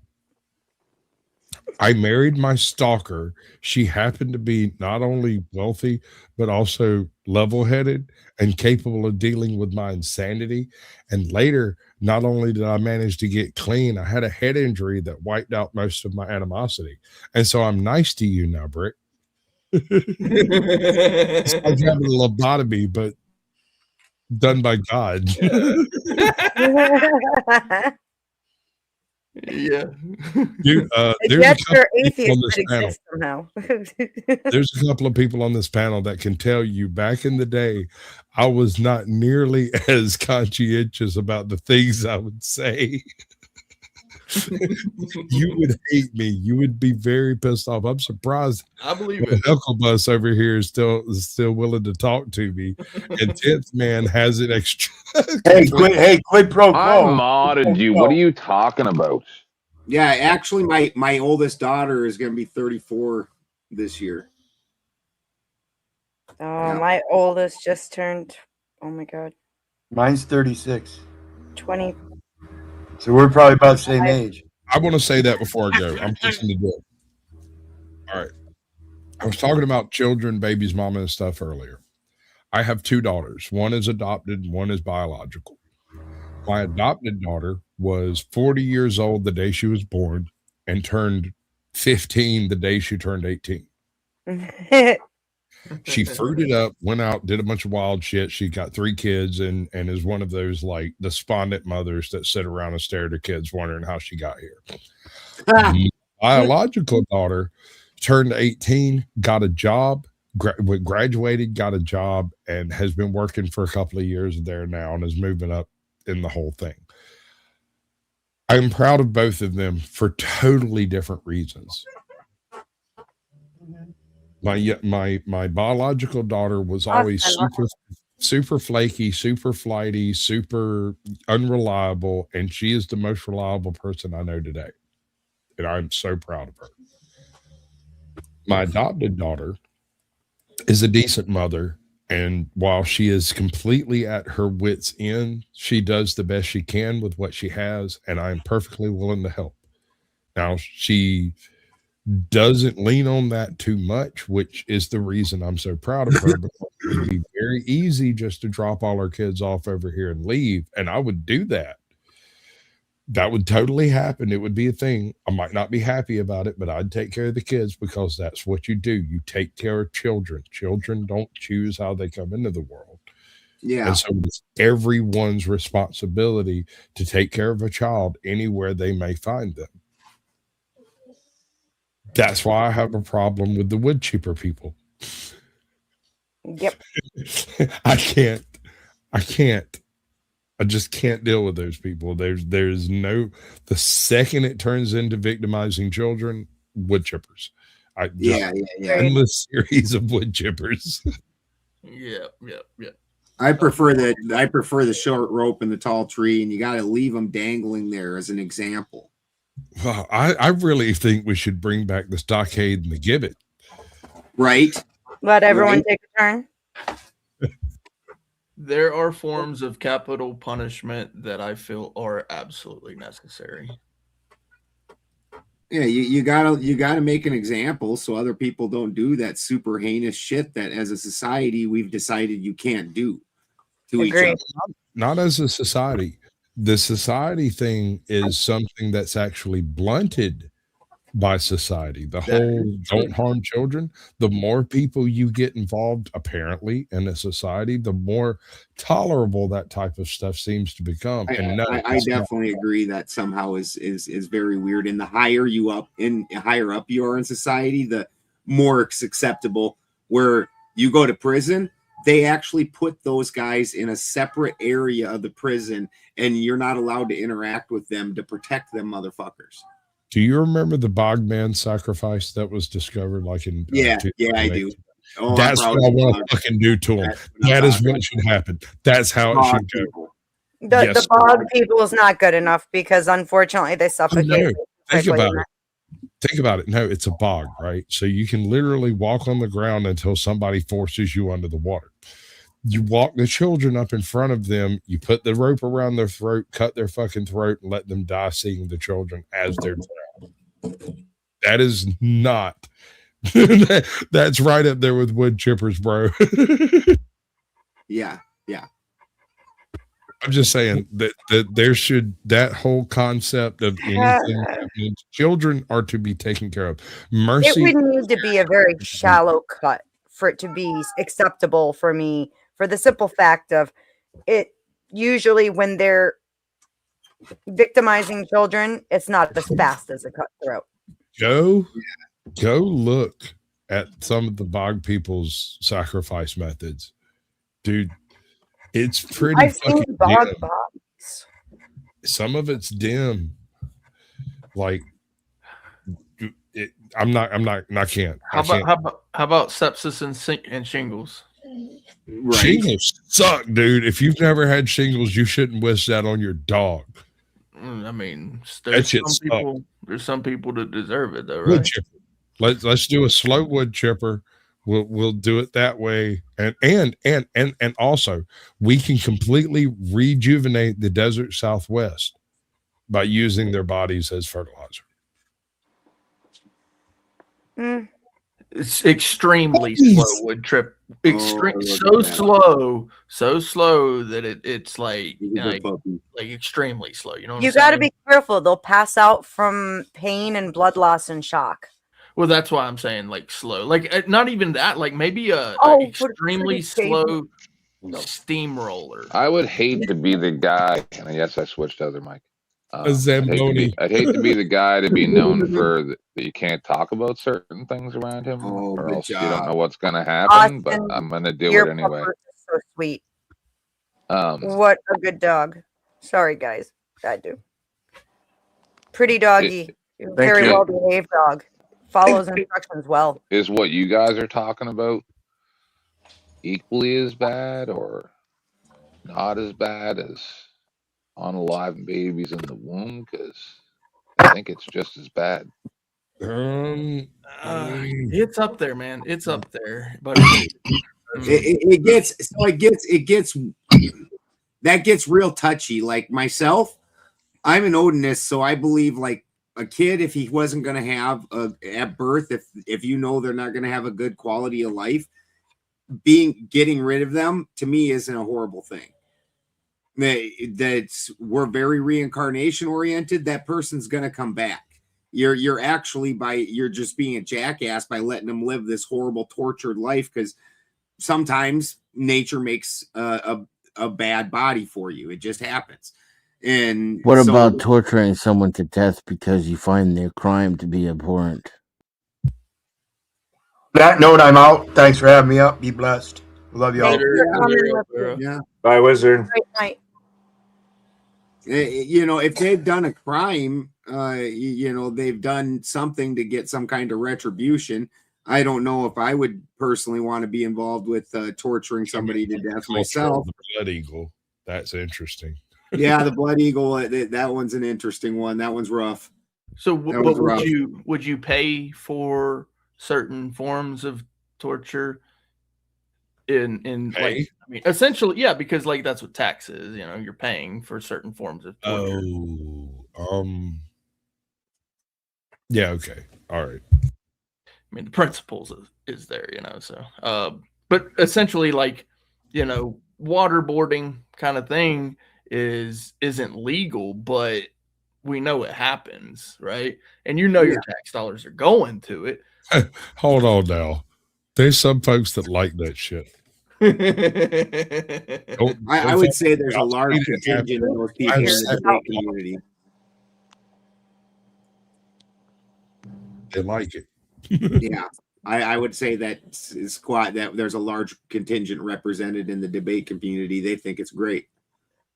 And right, and I mean the thing is, like, so obviously, like, most people out there have that, you know, mentality of I don't want to do it, but I don't mind it if somebody else does it. That's what we, you know, why we right. They it's almost like doing something. They do things by proxy, so they feel like they aren't accountable for it in any way. Right. Yeah. What's your stance on capital punishment, Brick? I'm not a fan of it. I really am not. Even like, so I'm a fan of it, like the way I feel about certain crimes. But see, that's what you need to rectify, Brick. That's the problem. That's why my humor fucks with you so much. You haven't justified yourself to yourself. Yeah, and I admit it too.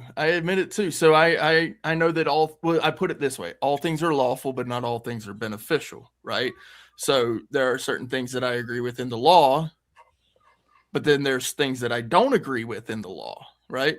But I go along with it because, well, you know, it's beneficial for me. Like the ability to say whatever the fuck I want to say. You know, just that one alone is, you know, it's beneficial that the law allows me to do that, because if you go to somewhere else, that shit ain't fitting to happen. You say one curse word and or profanity, and they've already, you know, decided what that is on their own minds. They're going to do something to you. So and the same works the opposite way. So I kind of have to sacrifice a little so that a little is sacrificed to me, essentially. So with the capital punishment, like I would say, yeah, of course, there's times when I would feel eye for an eye, tooth for a tooth, or maybe even more. Good night, Sasquatch. Thanks for coming. Love you. Later, bro. Thanks for coming twice. Ooh.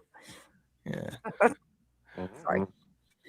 But yeah, so and then so I have to give up a little bit to gain a little bit, kind of thing. It's just part of life, It's a little sacrifice I make so that essentially I can live in peace. Vibe, turn your camera on real quick, please. Thank you, dear. Okay, sorry, Brick. No, I mean that was pretty much it. I mean, like I'm a fan of it in my feels, but like in my mind, I know what's good for me, which is to allow certain things because, which I'm not a fan of people dying. Not a fan of that, right? Because I know that every life lost is a loss. So, if someone is no longer conscientious of what's going on, they can't make choices to do better in the future. And if we take that away from them, then they no longer have that. So we're robbing them of making a better choice in the future. But at the same time, I look at it and go, well, you did do that in the past. You sorry mother and all that. So I'm conflicted. I'm quite conflicted, actually, because of the way I feel about certain things being done. Fair. Yeah, I could see it going both ways. And why do we kill people who kill people to show that killing people's bad? I mean, it's kind of hypocritical. There's a difference between killing someone and like murder, right? I mean, yes. Yeah. Unjustified versus justified. In other words, right. Defensive versus offensive. Yeah. I think some crimes can make it justifiable. 10th. See ya. I agree with you. I agree on that. I think it should, honestly, I think there should be some sort of process where it's up to the people what they want to do. Like some sort of voting process if they want to put somebody on the death penalty. If there isn't already, I don't know how it works, honestly. You don't get put into a voting process. I actually was in prison when 3 different dudes have been executed. It's a weird shit. But honestly, I would probably put anybody that is such a detriment to society that you feel they can't be part of society, so you're going to put them in prison for life. I would probably have them executed. And not out of spite. Actually, the opposite. I'm very much about. I don't think killing a person is near as bad as torturing a person, and you guys don't think it either. Like when Beth describes, and I'm not just judging Beth in this. I can definitely see this sentiment. Somebody hurt my kids, I would want to see probably some pain inflicted. But you understand that then apparently the death itself wasn't that bad. You needed there to be other stuff to go along with it. And that other stuff, you're just torturing people. And if this person is such a bad person that you can never let them into society again, but now you're going to put them in a shitty, horrible place to live, and we're going to pay for it, and they're going to stay there for 20, 30, 50 years. Like that's just cruel. Why? I agree. My point to it is only that I think that sometimes people do horrific things and almost get too easy of a way out with it. Even when it comes down to, really, and it's hard to even be sorry to be like, someone who tortured a child for 3 days before they horrifically unalive them gets a quick shot and goes night-night forever. You know what I'm saying? I absolutely do. I wasn't judging when I said that. I absolutely do. I was saying that we all somehow recognize that death isn't the worst thing. That torture is worse. Right. And that's all. I wasn't meaning to imply like I took any judgment from it. I was simply kicking around the idea that I think a lot of people struggle with in that way. Yeah, yeah. Essentially, it's like what's being humane, right? Why we put, you know, our pets down when they get to that age where they, you know, they can't function, you know, and why it is that we don't just leave a person on the machine, you know, for the, you know, for 3 and 4 years of the end of their life. You know, it's like, what's humane in this? Do I try to keep them alive in a vegetative state, or do I just simply let them pass on as, you know, with nature or whatever it is intended? Right. And I worked hospice for a long time, where it was about, you know, dying with dignity. Right. And there were plenty of times where, like, everybody kind of had to take a real deep breath, because there would be people who came to our care, to our facility, who had horrific backstories, where it was kind of like, oh, okay, great. You know, it is what it is. It's not, life isn't fair. It's not, and I think living on a farm has taught me that in the beginning, I wanted to save every animal. I wanted to save every baby that was born. I wanted to prolong the life of everything. And I kind of had to come to this place where I realized nature kind of knew before I was willing to accept it. Moms will reject babies that aren't going to survive. They're not being mean. They're not being bad moms. They just know that the writing's on the wall and that baby's not going to make it. I think death isn't necessarily meant to be feared. We're not supposed to race towards it, but death is part of living. It's going to come for us all, and living to avoid it isn't really living. And recognizing it when it's time, like you said, offers it more dignity. Yeah, that's all I had to say. Oh, that's good.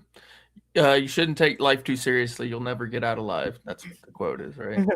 Right. And then you die, and then you get reborn, and you have to do it all over again. I'm just kidding. I don't know. Just recharge the battery. Yeah, be careful. You might come back as an ant if you're not good in this one. I'm being a good boy. I don't know. An ant's life might not be so bad, though. To be honest with you. I mean, you have purpose. You live with a colony of, you know, everybody works. Everybody It's just does gonna their say job. great work ethic. Yeah, you don't have to pay rent. Food is everywhere, by the way. Literally. Like, if you are an ant, food is every fucking where. And you're strong as shit, too. For real. They can lift, what is it, 100 times their own body weight? Something like that, yeah. Walk up walls, you know, cool stuff. In Ant World, all ants actually look like that fucking dude from Iceland that played the mountain in Game of Thrones. Like, yeah. Or you could come back as like a tree frog in Florida, and then you can like jump on people's faces out of nowhere, because that shit happens. It's just so fucking annoying. Ah, God.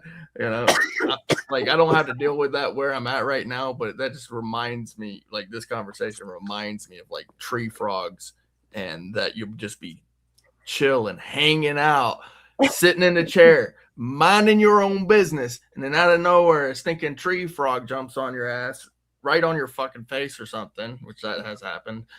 And you're like, dude, what the heck? And you got these sticky feet and probably piss covered all over your face now. I love frogs. They're amazing. And the frog was erect at the time too. So, Denizen, are you there? Denizen. The animal here that everybody likes that we actually aren't necessarily fond of is the peacocks. Peacocks are such assholes. And fucking, you got peacocks? Yeah. You want Yeah, we do. Can't hear you, Denizen. I want peacocks. The Amish near me sell peacocks. I almost got a pair last year. Dude, had my chicken the coop meanest done. animals on the farm. Meanest They're by mean, far. They're loud. They are, wow. Dude, I don't I've got like my neighbors. we've both got scars on our heads from getting attacked by peacocks. We had a lot of them where I was from in Northern California. Denizen, if you're there, I still can't hear you, homie. I loathe birds altogether. My neighbors were well, the wife, not the husband. The wife hates my chickens, hates them, and I kind of get it because the worst thing that could possibly happen happened, and that's the girl at Tractor Supply sold me 3 roosters instead of 3 hens. And it was very loud around here. Like, I'm not shitting you. One, the alpha male would stay inside the coop at night with the females, and the other 2 would stay on top of the coop. And if they saw any movement in my yard, they'd start crowing no matter what fucking time it was. You bet. And holy cow, they'd chase each other around the yard and get into huge fights where, like, it was just a ball rolling across the yard with feathers and blood going everywhere. And I'm running around with a 2x4 trying to break them up because they're Brahma chickens too. They're fucking massive, big fuckers. Yeah. I didn't hurt them none, that's for sure. No. But wow, and then like the meanest one, his name was Spock. I couldn't go to my car without him attacking me. So I ended up giving away 2 of them, Spock and Carl. I gave away to the Amish, and I kept poor Snowball. But like I can't. My chickens, for 2 sets of neighbors before, they were totally cool with them free ranging because they stayed on my property. The new neighbor's daughter, I own a creek and I own both sides of it, but not enough on the far side to put a fence up on the far side. I'd have to sacrifice my own creek. Right. And their daughter enticed my chickens to cross the creek using food scraps. And that was the end of it. They were like, oh, a whole new world over here. And so my neighbors started getting half of my eggs. But then the wife was like, well, they dug up my flowers. I replaced them twice. And then she's like, next time I'm just going to sue you. I hate your chickens. I don't want them in my yard. I'm going to sue you. And so now we can't let them free range until I figure out how to fence my property.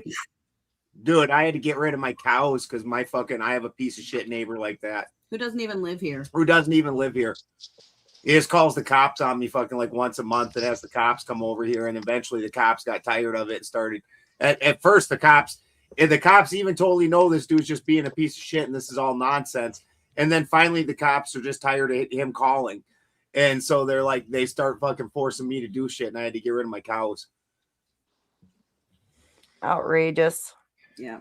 What pig ear? Austin, your dog is so sweet. It's a pig ear. She beautiful. He or she. She. Her name's Addie. Pretty girl. You only had one of these before ever, huh? This is your second one ever. Mhm. It's a I pig bet, ear. I bet Alaska would like one of those. I'm gonna have to get him one.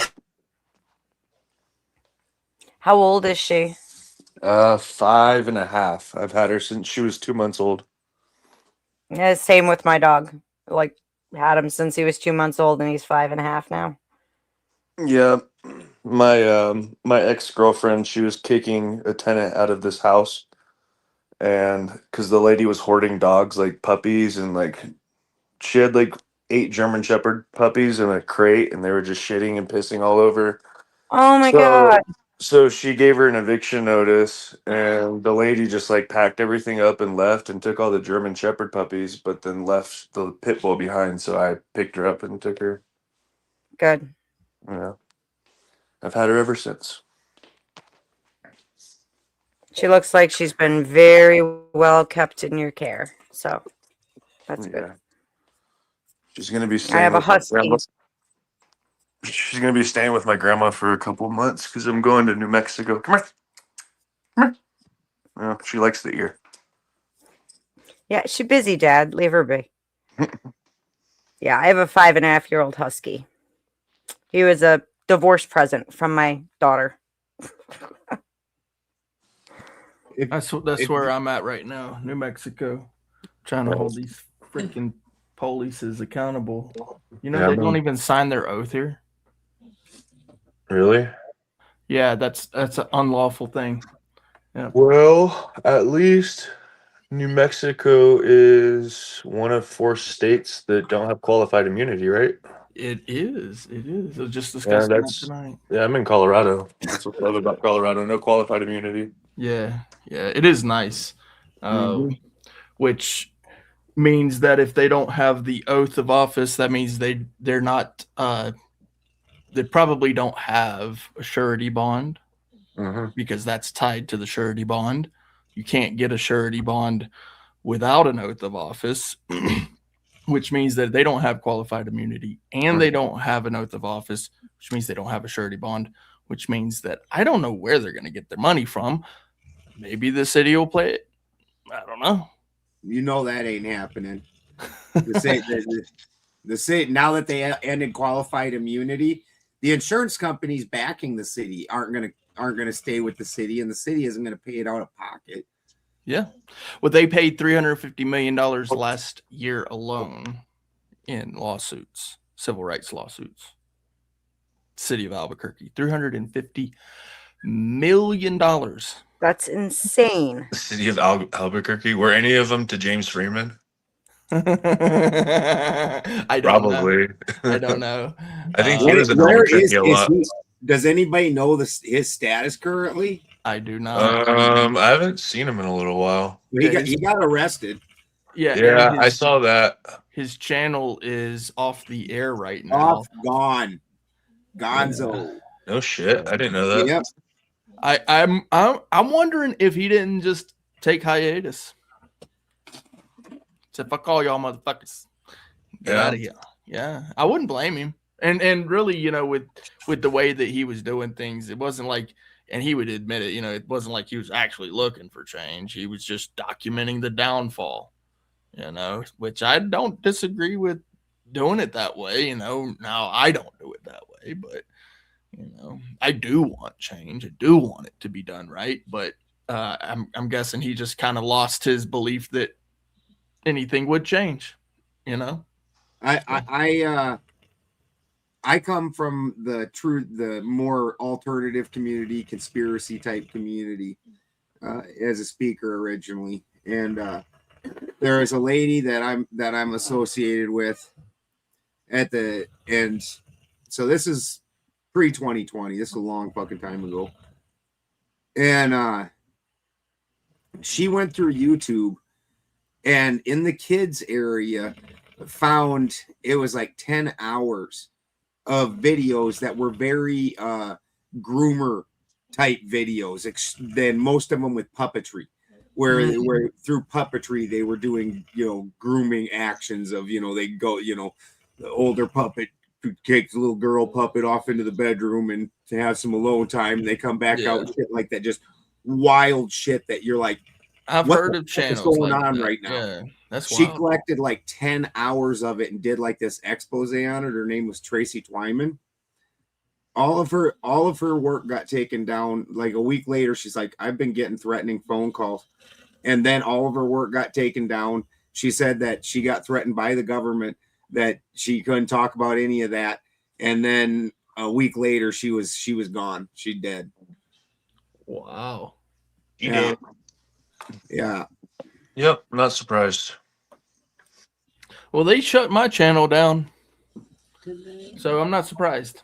Yeah, they actually did. They actually did shut my channel down. As soon as I started reporting on this stuff in Albuquerque, channel gone. It really makes me wonder, Ben, why Brian Stavely stopped his channel.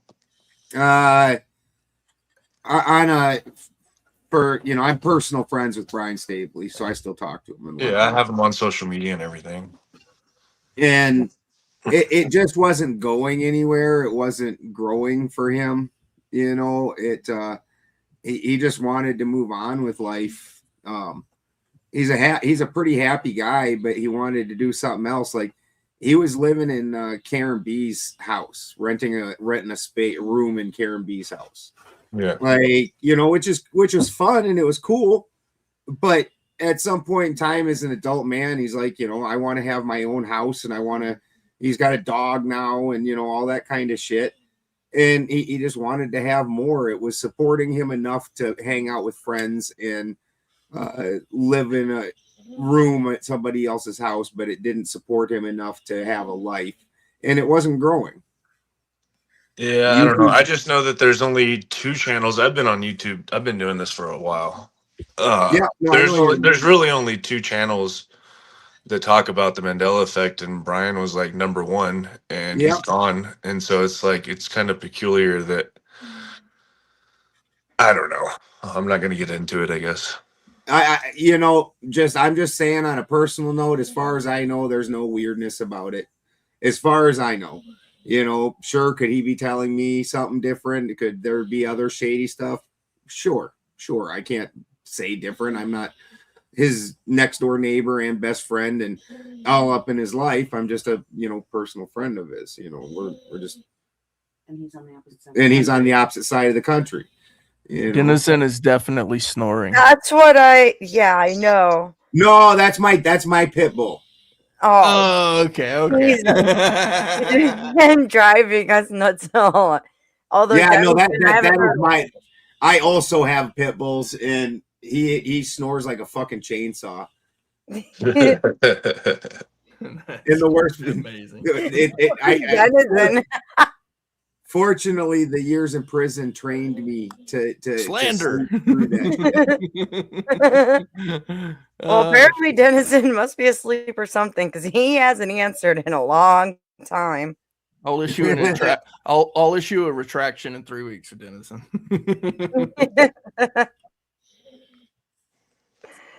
Oh. Wow, So- your dog really can saw some wood. So, Dude, this is quiet. And I've got 5 pit bulls in my house, and 3 of them snore. He's the worst, and then there's one more that snores, and it's like it's just a chorus at night, just a chorus. Damn, you're lucky.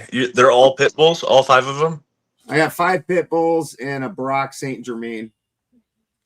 I wish I had enough room for that. I live in an apartment. Well, I really want to press a Canario is what I want my next dog to be. Yes, those are beautiful dogs. I Yeah. want one real bad. Yeah, me too. I love presses. Everybody thinks my pit bulls are dogos. They're half albino, partially albino, and they all have the one blue eye and one brown eye. And we got we got the 2 on purpose, and then the other 3 are puppies from some of their litters.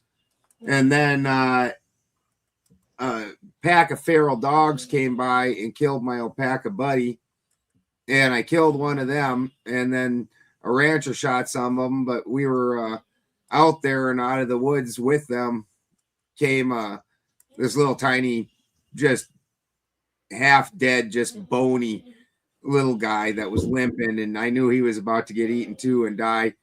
And I looked at him, and I'm a fucking sucker at the end of the day. And so now I also have, and I found out he's a Brock Saint Germain. So now I also have a Brock Saint Germain. So I lost a buddy, but I gained his name's Bubba. So I lost a buddy and gained a Bubba. Now you're both. Last year I bought it was a German Shepherd Belgian Malinois mix, and it was a beautiful dog. It had white paws with like a white snout, and it had like the brindle kind of Belgian Malinois brindle color. But it was a beautiful dog, but my ex took the dog, so no longer have that dog. We had a Belgian. It was a cool dog. It was a cool dog, though. It was smart, and I only had it for maybe up until about 5 months. It was about 5 months old, but it was a smart little fucker.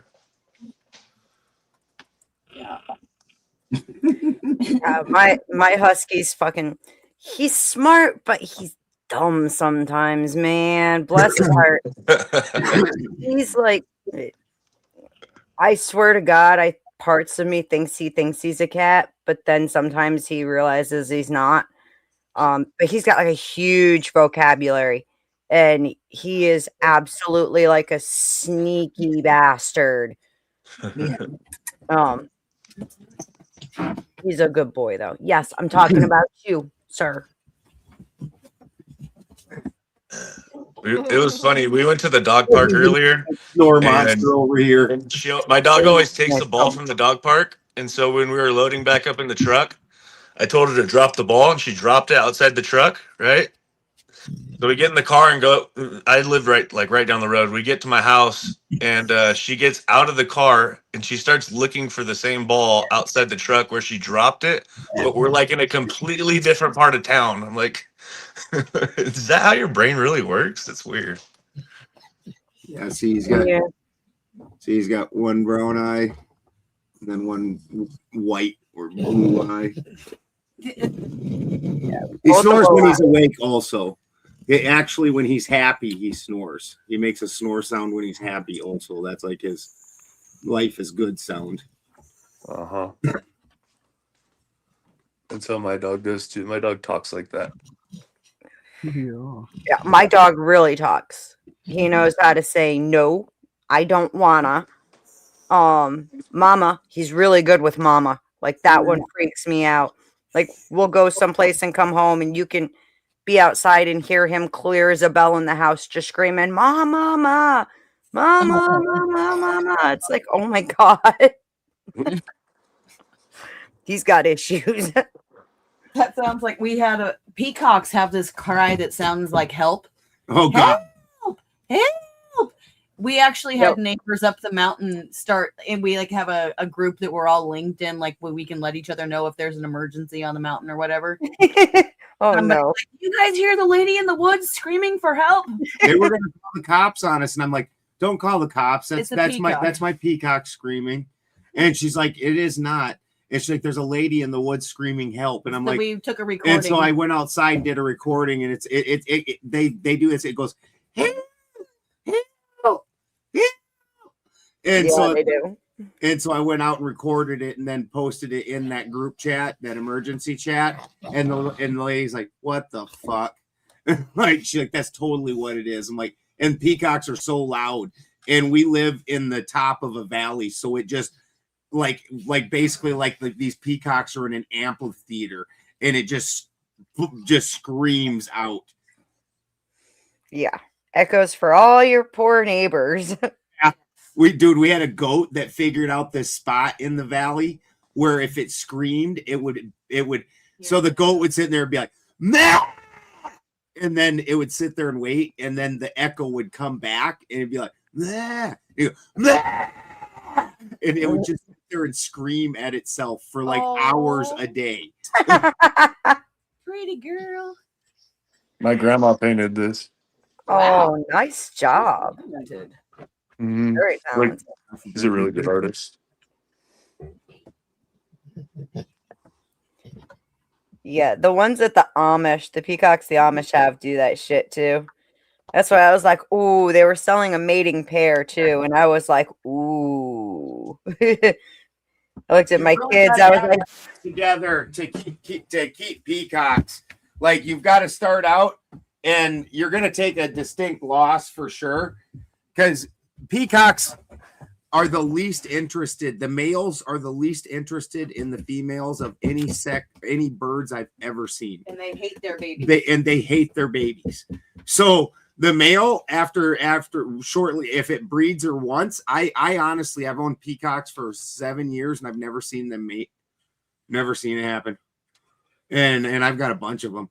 Like I don't know when or how, but in the males, they don't care about the females. They stay away from them for the most part. Like they'll go stand in front of the fucking ducks and fan out, and they'll just Or for the turkey. in there and do it for all the other birds. They'll do it for the goats. They'll do it for cars. You know, that part of having them is cool, except for when they get pissed off and attack you, you know, about it. That part sucks. Like right here. Where is it? yeah. Right here. There's a big ass scar on my head. Henry gouged me from like here to here. And you know, it's a peacock, and they got that spur on the back, and that thing is sharp as fuck, and just and he jumped off I've got a shed out there that's my tool shed, and I walked by it and I leaned down to grab something, and I stood back up and just gouged my fucking head. Such a What a dick. dick. Yeah. Yeah. Nice. Yeah. I don't know how he's still alive. I've thought I killed him like 3 different times where I knocked him out cold, and then he gets back up and starts running around. I'm like, wow, you're like a cat. Like Peacock's got more than 9 lives. That's wild. I'll catch you guys later. Peace. All right. Have a good great one, night. Austin. Thanks for hanging out. Later, Bye. Austin. Nice to meet you. Yep. I haven't seen Austin in a long time. Yeah. I'm glad he came back a little less angry. Yeah. Well, it did help, that somebody was there to at least, verify, and talk about what he's talking about, so he doesn't come off as like just a madman. And then, so that helps. And then everybody will listen to what you're saying, because absolutely some of the Mandela effect stuff is fucked up. Absolutely. That's why I was like sitting here and I'm thinking about it. And it's like, hey, I bet because my Bible has. That's like, the thing where it's like it's not quite where you remember, or not quite what you remember it was, kind of thing. That's the Mandela effect.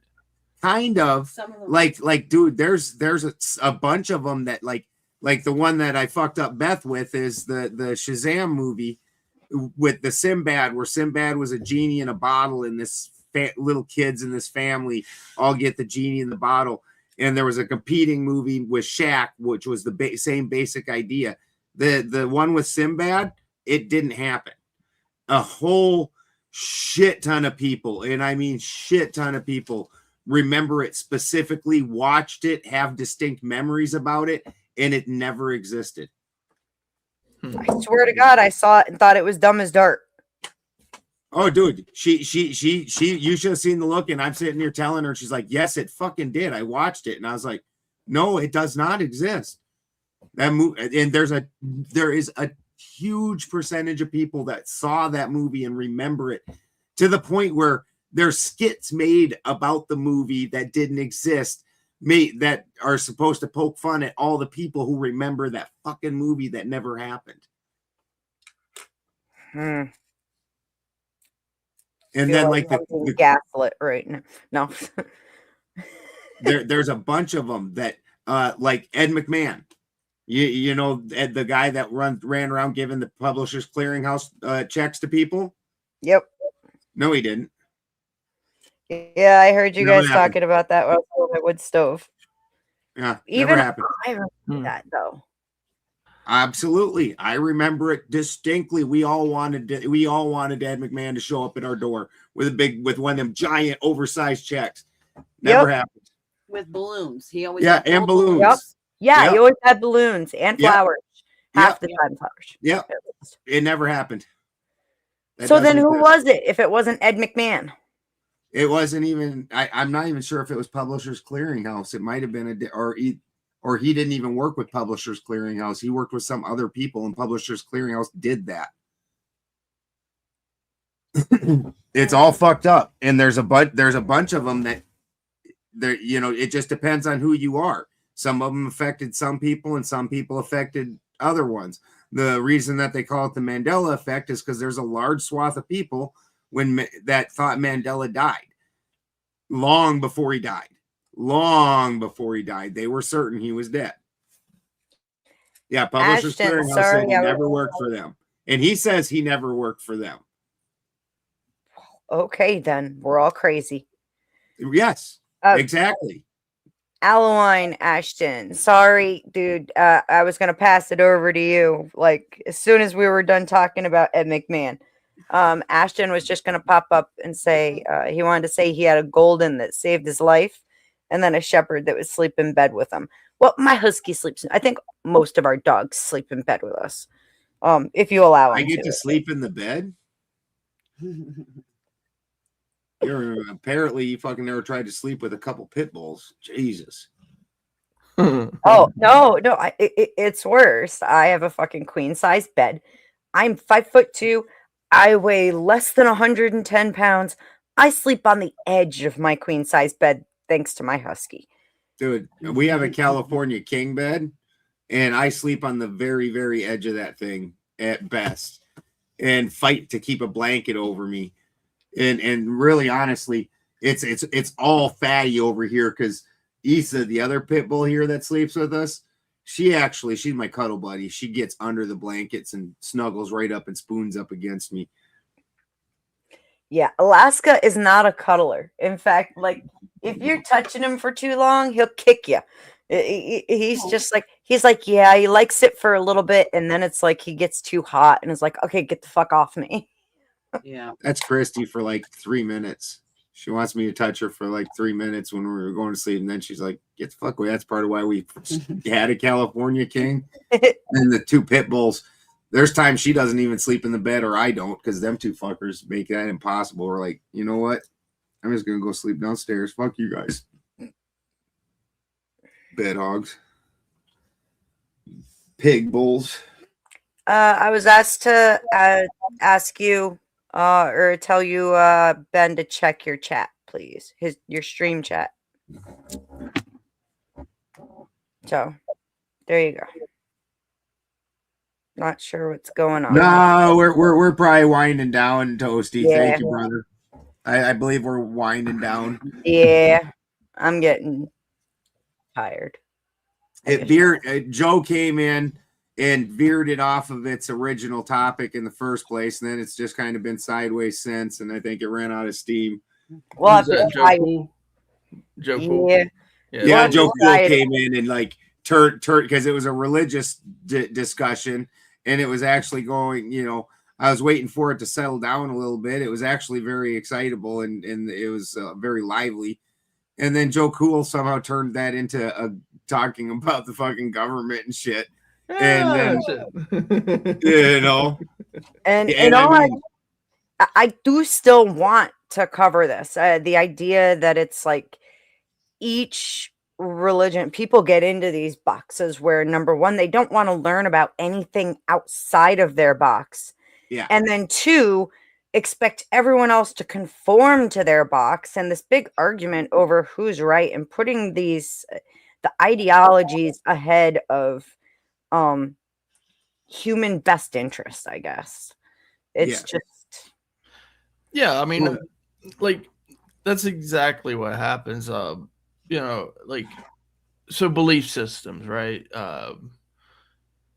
The idea that people can't be trusted to believe what they want to believe, right? That's the wildest thing. Like, you can believe anything you want, as far as I'm concerned. Now, there's certain things that you can't do, right? You're not allowed to do in society standards. Also, in certain societies, there's also things that you can't say, right? So there's only 2 things in life: the things that you can say, things that you can do. That's the only 2 things you actually have control over. Like, you cannot control what other people say. You cannot control what other people do unless you criminalize it, right? Yeah. So when it comes to believing something, it's just something that naturally, the only way to stop it is to create some type of cultish behavior. And that's, in my opinion, it's manipulative to say the least. But then you're also doing a disservice to whatever supposed belief system that you're promoting, because a person needs to be able to choose, in my opinion, right? If you force someone to believe something, or if you like manipulate them enough to where they actually believe it, like, for instance, there's a thing called a false confession, where police officers will hold somebody in a interrogation room long enough where they actually believe that they committed a crime. Is Joe Cool here again? No, I'm picking. This is exactly how he did it. This is exactly how he started it. Yeah, no, I'm gonna pull it back then for sure. No, I'm just picking on you. You're fine. But it is how he did it. It is how he did it. Died it. Like, and then all of a sudden it was derailed the whole rest of the time. With the, people do recognize the false confession argument, but it actually tracks back to before that in coercion, because it happened in the Crusades, right? And with the Spanish Inquisition, and then all of the world powers throughout history, all governments have done this. But it's because we're talking about religion, in today's world, it has been separated, the church and the state, right? And so because it's been separated, the recognition that the church is not a state is here, but it is. It actually is a state. Yes, it is. And what's more so is just because our government says it's separated does not mean that our government does not use it as a tool in order to control the masses, plain and simple. Oh, dude, the Cold War was a giant example of that. Like, a lot of the Christians, when they start banging on about, look, it's on our money and it's all here and there, that was a bunch added into a bunch of places in the 50s because of the Cold War and us fighting with communism. So part of the patriotism movement also included religious fervor. Yes. Coinage is a perfect example. I'm like you brought up the money, coinage has been a tool for representing whatever belief system since the dawn of whenever currency came around. So, you create a currency that represents your quote unquote belief system so that people put quote unquote trust into that currency. It's manipulation, 100%. It's worse than just that, because in all actuality, the totality of what is put on the money that is suggestive of being of a foundational Christian, whatever, it actually really is not. It's really not. It's Just not. because it says in God we trust does not make it Christian, people. Yeah. Sometimes branding people. You need to look at everything around that and then ask which God they're talking about. Because everything around it suggests that it's not the Christian God. On or top any of, Abrahamic faith God. you can either serve God or mammon. Why would God have his things about him put on money? How would that be something like, okay, so you can look this up. As a Germanic, we didn't make money because we also have a story about how money is evil, only it's not value things, it's coined money. Because coined money is where now you can manipulate the value by coining it. This coin is worth this much. Well, like in today's money, this at one point in time, this quarter should have been representing a quarter worth of silver, but it's not. There's almost no silver in this whatsoever. It's an amalgamation of other shit metals, making it worth almost nothing. But they tell me this is worth 25 cents. And that is where a twisting begins. And so there's a story about about a creature called Golveg, and Golveg is the spirit of that. And so we wouldn't coin money. Yes, we would trade in like silver bar, ingots or bars, where here, this much silver weight equals this much value, and we make a trade. But we didn't deal in coined money. So I can't imagine that the Christian God also wouldn't have seen it in a similar way. You know what I mean? Like, exactly. Don't put my image on money. I told you money's bad. Like, don't talk about me on that shit. Yeah, I mean, and if you see it as anything other than a tool, right? It's a representation of worth. Then according to that Christian ideology, what comes from the scriptures, it would be idolizing. It would be an idol at that point, right? And so because of that, and people really do actually, especially people, no offense, again, in the government, what happens is that individuals, city leaders, government leaders, they put that faith so much so in that money that they believe it's going to save them from any trouble they get into. Now, of course, you know, with the Christian ideology, you don't get saved from money through death, right? And then also there are consequences to the actions and things you do here on the earth that money's not going to save you from. That's why whenever it comes to the people and things like qualified immunity, that disappears, you know, and then you don't have money to back you anymore. You lose all your money. Yeah, you don't have that bond anymore. Yeah, you lose. But yeah, I mean, they're boxing themselves into what they also believe. It's the same as any other belief. It's a cultish behavior. Yeah, and I'm trying not to go there. I was literally on a phone call earlier that we were talking about this stuff, but no. It's just hilarious because this is how Joe drug it, right? And then the whole rest of the argument was about that other shit. Yeah. But if you go to, like, let's say certain Christian doctrines, right? Yeah, it seems as though they can't all agree. For some reason, all the different doctrines can't agree. And then you have individuals like me out here who, you know, you see my subtitle, I serve my God alone, because I don't believe what all these other people believe out here, you know, and I've read it. I know what it says. I agree with certain types, certain belief systems in certain doctrines. But for some reason, the religions or the churches, the denominations themselves, there's always like one or two things where people are looking at it going, I don't know about that. That doesn't sound right to me. It's every single denomination, it seems. Well, I had started off in my monologue. I went through a very quick history. I mean, like, I skipped so much shit. It's not funny.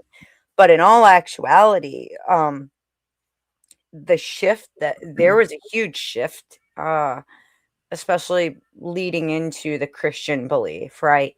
In 325 AD with the Council of Nicaea, where everything that the Messiah, Jesus, had left for people to do, the example that he set and said, do these things.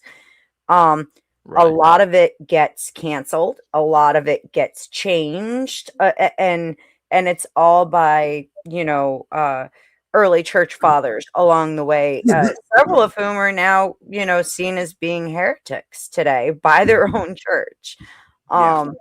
And so my question early on, and it got pretty contentious, was if some of the very people who made these changes in the beginning are now seen as being heretical, what if one is susceptible, then why are not all? Because Paige was very insistent that no, they're not all susceptible to, you know, being wrong and whatnot. And I never did quite get an answer, I don't think, as to, I think eventually she admitted that all humans are fallible, but not why the decisions that they made. Using the training required to gain that position as the excuse of how they are somehow not going to be. The guys who also are heretics now went through that training also. Exactly. So I'm not, but it's a council. It's a council. So if they back each other up, it's okay. Yeah. No, because all humans are, you know, led by similar things, and at least at some time, you know. If you're incredibly poor and somebody's offering you money to, you know, drive this car across town, park it, and walk away, and don't ask any questions, and I'll give you $500, and you've been struggling to. Where's the keys, motherfucker? Exactly. right. You might do something questionable. So I think that all humans can be enticed to doing things that they may not necessarily always agree with.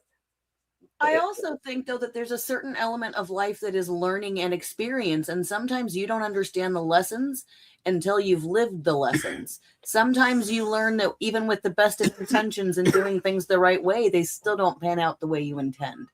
Agreed. Duck, can you cam up real quick so I can see it too, please? Thank you, sir. I appreciate you. Yeah, and just to kind of piggyback off of that too, Get on cam, Duck. Quit being a chicken shit. Clay's already being a chicken shit. We don't need two of it. Hey, Ben, I have a question. I know you're gay. I know you're gay tonight. Is Clay gay tonight too?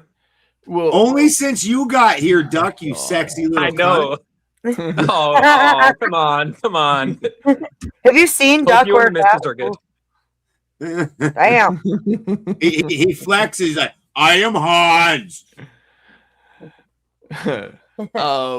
So damn, I forgot what I was gonna go to with that weird gay stuff. I don't know, man.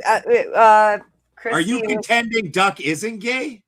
Christy, repeat what you said it a little, or at least part of it, and maybe Clay will remember where he was going.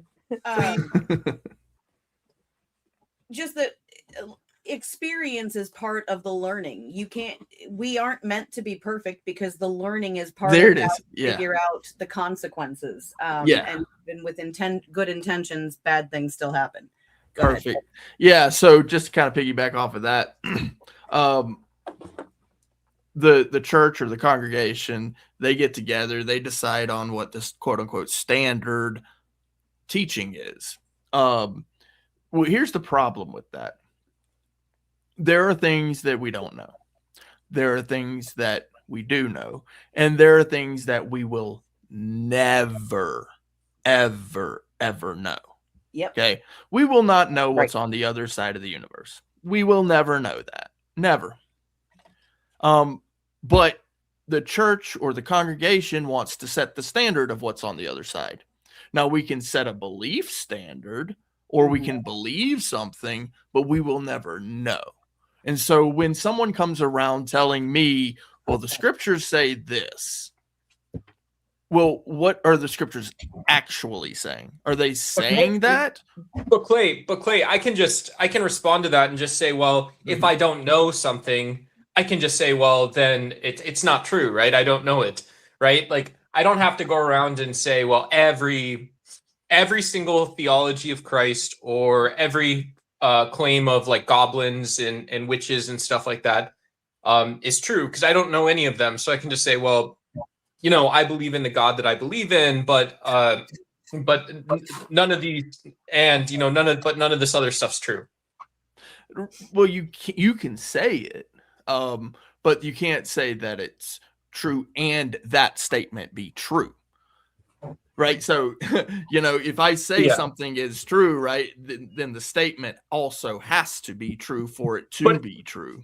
If there's no evidence, of it, it's a probability, right? If there's no evidence of it, then it's a probability that's close to zero, as close as any other impossible event of having a probability of zero would be. Right. Yeah, and it still remains a belief at that point. And here's the funny thing about it, right? So here's little Plato and Socrates and all them guys. Can we ever really know? Kind of thing. Yeah.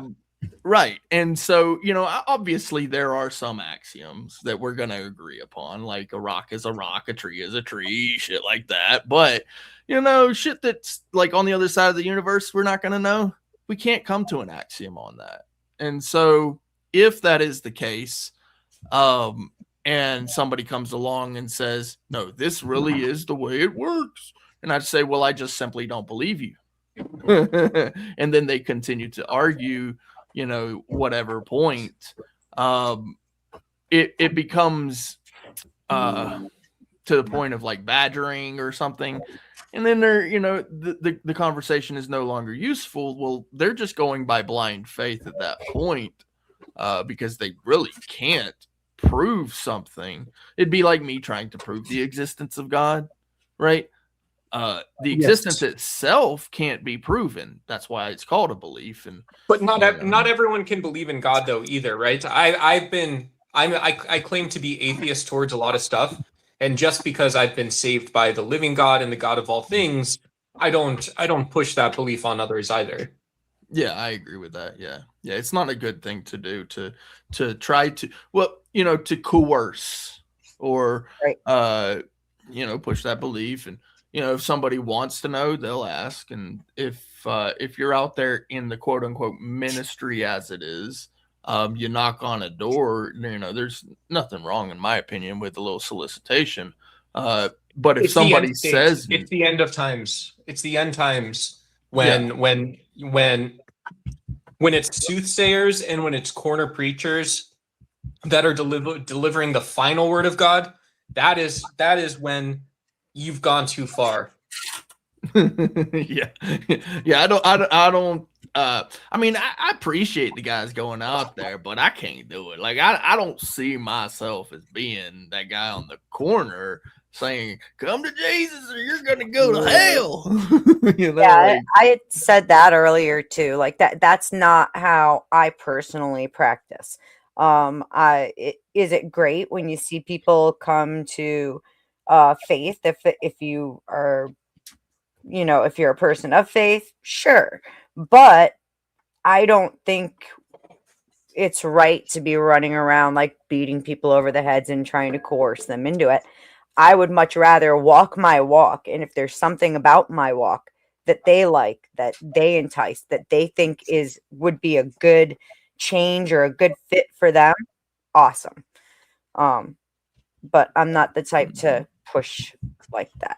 Hang on a second. Beth, Stop why do you me. hang out with? Hang on why one do you- second. Sorry. Ahimsa? Meow. Hi, honey. Okay, sorry, Duck. What's up? I was gonna say, why do you hang out with so many like evangelical saved Christians if it's your walk type deal? Like what's the I mean, I don't know. I hang out with a lot of atheists and agnostics too, Duck. Like, Okay. actually, I pop in. I like as many of your streams as I see. Same thing. I hang out with Dusty a lot. I consider Dusty a very good friend of mine. I don't discriminate. I grew up around now it's interesting with me, right? Because I grew up in a household where my parents really crammed religion down my throat. And I rebelled very hard against it. And I had to find my own way as an adult. And a lot of people really don't like my walk. Well, that's a typical strong female matriarch, right? You're gonna get crap from the entire manosphere, and you're gonna get crap from I think women who typically maybe see like that feminine role is like I don't know, it's keeping a family together or something like that, and it's like, well, these people are all fucking bullshit, right? I know. God forbid that I have a good relationship with my children, and I make sure that I provide for them because I don't have a husband to do it, to handle that for me. God forbid I do it. I'm supposed to go find some church that's going to do it in his place. Yeah, no, churches don't actually work that way. I hate to tell any of them that. That's just some kind of pipe dream of how it should be, but is not. Yeah, I mean, so like it used to be that way, though. Used to. Some people get along with the whole, congregation and church idea. Some people don't. And the most important thing to me is like if you are aware of the saving grace and the saving power of Jesus Christ, that's great. At that point in time, it might be a good idea for you to accept it. But beyond that, he laid them both out, both of the laws, the principles, love your God and love your neighbor as yourself, right? So no harm, essentially. It's the no harm principle, the golden rule. That's essentially what it's about, right? And so when it comes to people who go to church and go to the congregations, or people who are able to do it on their own with The first part's missing a little bit. I mean, I would Mhm. love to buy an argument with Clay here for a minute. Yeah, it says love the Lord your God with all your heart, with all your mind, with all your strength, and with all your soul. So, I mean, there are a lot of people who don't actually love God with all their heart. Do you know why that's Or bullshit? their Do you their have any clue why mind, that's bullshit? or their mind, or their will. I'm just saying You know, that's like the the first I'm line like, in John oh. says, "In the beginning, God was the Word, and the Word was God." Did you know that? I didn't want to argue with you. I wanted to argue with Clay. Come on, you're interrupting our argumentas. All right, have fun. I understand. Yeah, so yeah, no, I agree that not everybody does put everything into it as what is required. But for me, that becomes a knowledge factor. Dude, give me a wave. But it's Sorry, not just keep going, guys. knowledge. I mean, it has to be like the Thank you.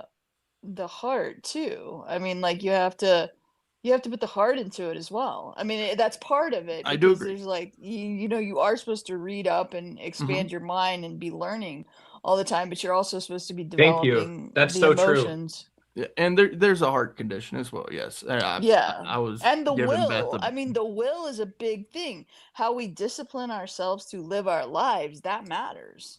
Yeah. So I kind of glossed over the first one because the first one. Yeah, no, I'm saying a lot of people Yeah. do, and then they go focus on the second one, love your neighbor as yourself. And I'm like, please don't love me like you love yourself because you suck, you know? I mean, there's like, you know what I mean? Like, please don't. You know what I mean? That's But for people who don't believe in God, right? So for the people who don't believe in God, they don't believe he even exists, or they're unsure, especially for the ones who are unsure. You know, that first part, it doesn't have any kind of cohesion for them. And so because of that, that second one becomes focused because they do understand what the golden rule is. And so there's a training of the conscience. There's a scripture for that as well. That if you behave a certain way over time, that's the person that you eventually become, hopefully. Right. A tree is known by the fruit that it bears. Yeah, of course. Right, exactly. Yeah. It- Oh, and got the it. fruits of the spirit can be shown. Shit. Sorry, Ashton. I was trying. What happened to So- Ashton? Duck dipped out when Ashton was trying to mend a beef, I guess. Oh. Come back if he comes back. Sorry, guys. I mean, I guess he just stopped flirting. Just shut the fuck up, Ashton. God, enough already. It was bad enough in chat. I came up here to get away. Come on. See, a bot could never talk like that. I know, right? I just want to point out. I I'm just want sorry. to I don't mean to turn you on so much, Ashton. that my beard is about as long as Balderson's now. I'm very impressed with that by myself. Oh yeah. Okay, I'm very sorry. It is interrupted. looking very wizardly, sir. That's impressive. About 6 months. Nicely done. All right, I'm sorry I interrupted.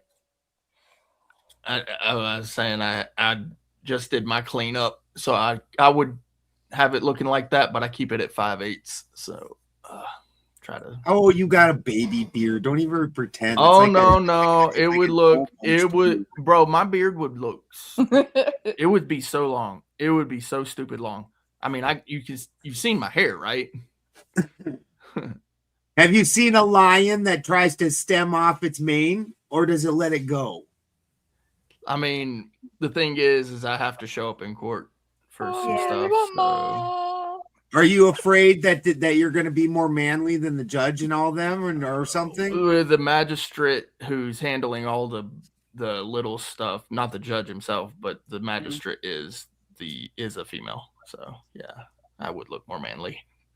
Are you? Well, I gotta yeah, check as the long book as you real had quick. a beard. Once you start shaving it, that's the first step to being a tranny. Well, I keep it, like I said, at 5/8 because, I want to look clean. No, I really would. I would absolutely look like a absolute wildebeest. Oh man, and it's a lot to keep up with, especially because I got the long hair. I'm already taking care of that. But no, I'm with you on it. I know. I should, but I should be able to. Which unfortunately, the societal standard is that if I walk into court with a big old beard, then they're going to say, "Wow, look at this guy! Get out of here!" I know somehow people automatically assume that I'm not really into society as soon as they see me. Like nobody questions this. They're It's like, so true. Why are you walking in court, Clay? Oh, I do the whole cop chaser thing, so sometimes I have to sue them. Oh yeah, that's right. Yeah. And Albuquerque's are really bad, so yeah, definitely in at least one already, and another big one coming up. Actually, I was in Albuquerque once. That's where Yeah. you're. Oh, okay. Yeah, It's all right. apparently I took a wrong turn. Did you and take a ended wrong up turn staying- there? Yeah, Yeah. it ended up staying. I like Shit. Santa Fe. That was nice, but Albuquerque is like big Yeah, and flat. I got and it was arrested in kinda- Santa Fe. Did you? That's cool. How'd you do that? Yeah, they decided that they wanted to unlawfully trespass myself and a 67, 68-year-old man as we were trying to enter into the roundhouse, simply because we What's were the asking for roundhouse? records. The legislative. Oh, okay. it's an S&M club. Yeah. Yeah, we were trying to do some records requests and they didn't want to let us do them. Like That's records really that you arrested you. scratch and stuff, like your DJ. No. Public records. He has to go around and tell all of his friends, and you know, So they charged you with trespassing? Ooh, they tried to trespass us, right? And so because they trespassed us, we're like, okay, well, I guess we're trespassed. Right. Technically that's unlawful, but we But- left. Yeah. We got halfway to the steps outside. We left. We actually walked outside and they decided to arrest us outside. that's nice. That's nice. So that'll Totally be illegal, but yeah, awesome. Great. My wife Oh. was told. My wife grew up in fucking Donna Reed. Instead of Donna Reed. Or something like that. Like fucking, she Yeah. grew up in where everything was like she was basically Mayberry? like she was basically like Vibe. Like the world is excellent. It works exactly like it did in 1950s television programs. Yeah, Like- Mayberry. Yeah. and then she met me, and now she I'll come in and she's watching like the civil rights lawyer and shit, and she's like just pissed that My some- favorite are the ones though where they go to court and the judge throws out, the cop's testimony or calls the cops Ooh, out. Those yes. are my favorite ones. Yes, definitely. Like what was it? The one where the guy's sitting there. I don't recall.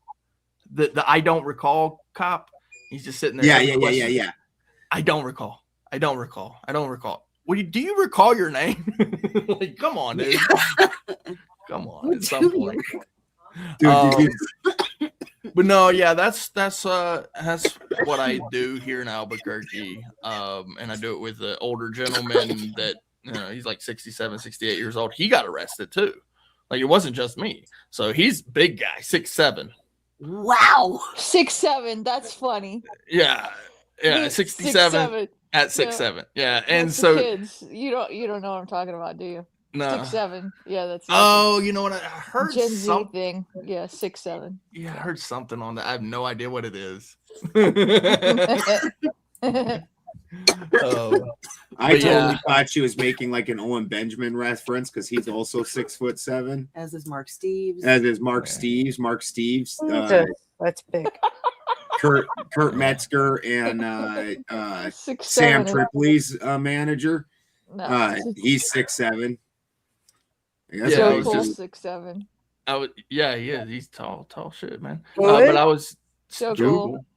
Joe Cool, 6'7". Yeah, he's 6'7". Jesus. Holy No moly. way. Yeah, When him I and saw that video, Yeah, he's him and taller Let's than Not Vote, Dusty. man. Let's Not Vote too. Yeah. So I was just telling Ahizma that the older gentleman that I work with doing the Albuquerque stuff, he's like 67 years old. Well, he's 68 now, but he was 67-year-old at the time he and I got arrested, and he's like 6'7", and he's big guy, like big guy, like Joe Cool skinny. Let's Otvo is a big guy, like big, right? And so, yeah, I mean, it's wild doing what I do because, like, they don't. So, just kind of touch on it real quick. They're not signing their oaths in Albuquerque. Oaths? Yeah, Like oaths of office. Oh, I thought you meant like a Shakespearean ode. Yeah, so we're like on them like stink on shit because right now, I haven't even been drinking. without an oath of office, it's there's no bond, no surety bond, which is actually what ensures the cops, if they screw up when they get sued and the city gets sued, that surety bond is like an insurance deal that covers them for getting sued. Well, without a oath of office, they can't be bonded. There's absolutely no way they could be bonded because they don't have an oath of office. It's tied directly to the oath of office. So, wow. Yeah. So then how the heck do they pay out on claims? Right? We're gonna find out. Valid question. Yeah, we're gonna find out because that's gonna come up in our civil case for sure. An ode to the New Mexico police. Albuquerque. Yeah, Took they a made a wrong wrong turn turn. and didn't sign their but anyway, That should be you in know, the ode. yeah, no, it was just kind of a small point to touch on, but no, when it comes to the whole, you know, yes, you should serve, or well, it's not necessarily serve, but love your God with your whole heart, your whole mind, your whole will, your whole soul, your whole body. That idea, yes, that's first and foremost for the individuals who have come to the full understanding and knowledge and belief and appreciation for who and what he has done, right? But unfortunately, not everybody knows that. So at least, if nothing else, I can get along with people as long as they are following part number 2. You know, if they're following part number 2, they're basically living by the golden rule, and not hurting anybody, you know, and that for me is good. You know, it's not up to me to make them decide to believe in God. Now, I believe in God and I can tell them what I believe, but for them, like with their interactions with me, if they're following part 2, you know, I can get along with them at least. How do you determine if they're following part 2? Pretty much the no harm principle. Like if they're not trying to harm me or anybody else around me that I can see, then Yeah, but if it says love your neighbor as yourself, what if they're harming themselves and they're harming their neighbors? So it doesn't matter. Like, what do you do then?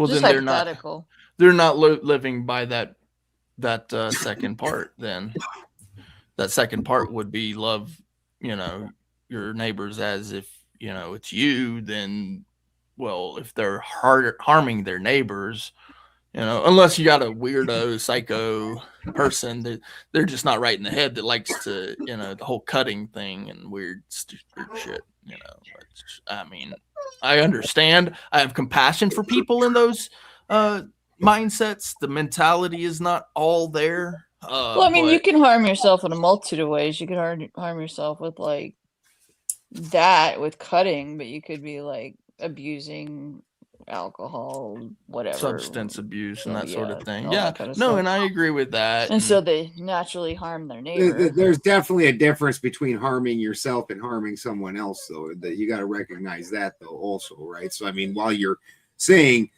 they're harming themselves, but that still doesn't mean it's okay to harm your neighbor, because one, you're choosing to bring upon yourself. The other one, you're forcing onto somebody else. Right. Yeah, but say like someone's driving drunk and then they kill their neighbor or something. That's harming yourself and your neighbor. Yep, and there are consequences for your actions for sure. And let's talk about the level of that as well. harm to self could come in the form of scratching a mosquito bite and end up with an open wound. You Oh know, that's shit! El Pero's here. Yeah. so that's a self-inflicted harm, but what are the real consequences? So there are different levels to the consequence as to the harm as well, particularly if that harm is reversed and somebody is actually a victim in a situation, say judicial malpractice or judicial misconduct, things like that. Like that guy in Kentucky that got taken out. The judge. Oh yeah. I know what you're talking about. Yep. That was Yep. a crazy story. Crazy story. Yeah. Crazy. But yeah, there's a difference too between, you know, just mistakes and then poor choices, right? So poor choices, right? Like so if you hit somebody, you know, with your car, I like the way that the law actually handles it. You know, it becomes manslaughter if you didn't mean to do it, but if you did it on purpose, then you know it's full on red rum homicide, and you get a harsher sentence for that. So yeah, and let's remember that most of the times they forget about different aspects, totalities, and things like pattern of practice. You know, how many times do you get a DUI before somebody really puts some serious consequences down? Yep. Usually three. Three is the typical number before most states it switches to a felony and you go to prison over it. Yeah, and that's, you know, it. But again, we have to consider, you know, was there really any harm if he got driving intoxicated? No damage was caused. But you're putting yourself in a state that the potential for you to cause harm is intensified so greatly that we as a society have recognized that if you've made it dangerous, you've now become a danger to the rest of us by your choices. Taxes for those roads. Right. It's like shooting an arrow into the air. But the danger here, again, and I'm talking about in consideration of actual resolution of the problems, which these laws don't do. Instead of incarceration, there's some kind of rehab or something that we should be able to manage. And I profess that it's through the family structure, getting that family support, which is pretty much unfounded anymore. You know, that's why I appreciate the way Balderson and Miss Balderson run their household. It's purely a house set in order. And when we start paying tribute to these false patriarchs and their illegitimate rules and conduct, that's a serious problem, because it's the lack of having that house set in order and knowing that we are the enforcement for that. We are actually the oversight. We have to quit bowing down to these false authorities. We have to learn our power, and that is the knowledge. My people are destroyed for lack of knowledge. Nothing else. And you're not going to get that through the government. The government will never arm you with the tools to overthrow it, to make it obsolete. It will never do that. No, instead it grows itself like a hydra, Panther. like a six-headed monster that continues to expand and expand, because the more power you feed it, the more power it wants. So it's going to continue to take it. The problem is I don't see a whole lot of people wanting to adult it, you know, like insofar as embracing adulthood. That's happened since pretty much the infantilization of the boomer generation, you know, where adulthood isn't really esteemed as much as it used to be. Well, people have been conditioned to be the way that they are now. Right. So, and I'm not saying that as an people- excuse. I'm saying it is the reason for why we've ended up where we're at and what it is that we need to overcome at this point. Yeah, people have chosen that path, you Well, know, that's- for whatever reason. That's too where compassion comes in, because as much as we feel, you know, this was the conflict that I was talking about earlier with capital punishment. So inside of me, I feel strongly that I want these people to suffer, but because I know that not all things are beneficial, even if they're lawful, I look at it and I go, well, you know, I need to take a step back and realize that I didn't create this. I didn't create the mess, but I definitely didn't create all things. So Right. I'm not You're in not charge God. of it. Yeah. But I mean, So how do you hi, fix it? Drew. How you doing? Good evening. Good evening. I'm just chilling. I'm listening to y'all chop it up. It's good convo. Just popping in, seeing You're what's up. you are welcome to jump in anytime. I'm glad you made it over. For sure. Before you do, I actually am gonna have to head out. Unfortunately, it's my bedtime kind of thing.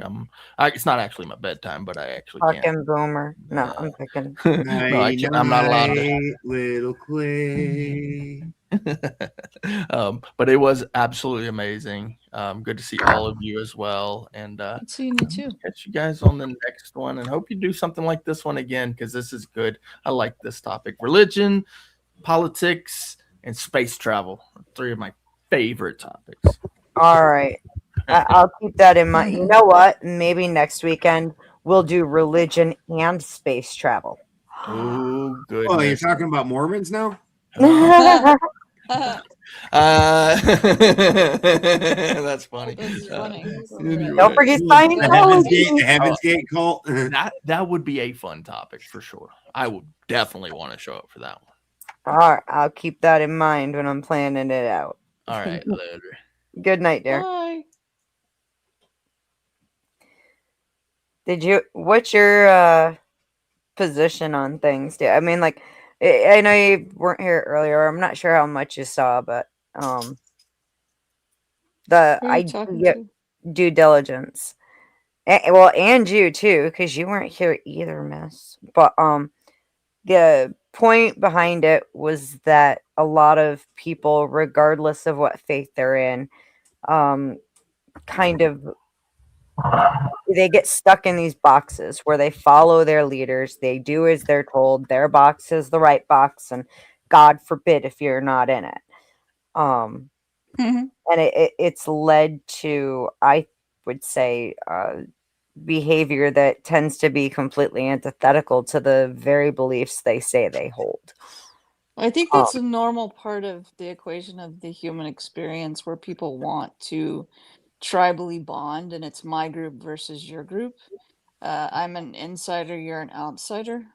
And so I think that's a normal vibe for humans in groups, but taking it higher.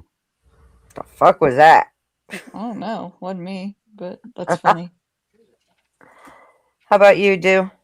Yeah, I don't know, man. I think that is good insight whenever you can like reflect and say, okay, these choices are not really my choices. They are the options that I've been presented, and I have to put myself in these boxes in order because that's what society says is good, right? But I find it peculiar when I hear it come from religious people because they don't never think of it in the same terms of that's what religion is also, right? Because from the religion perspective, they think that this is what God intended. But people that are not religious, they don't see it that way. You see it as just like, man-made ideology, So, Are you're religious, right? Or no? I'm agnostic. You're agnostic? Yeah. Very interesting. Yeah, so that makes a lot of sense. It is. I think that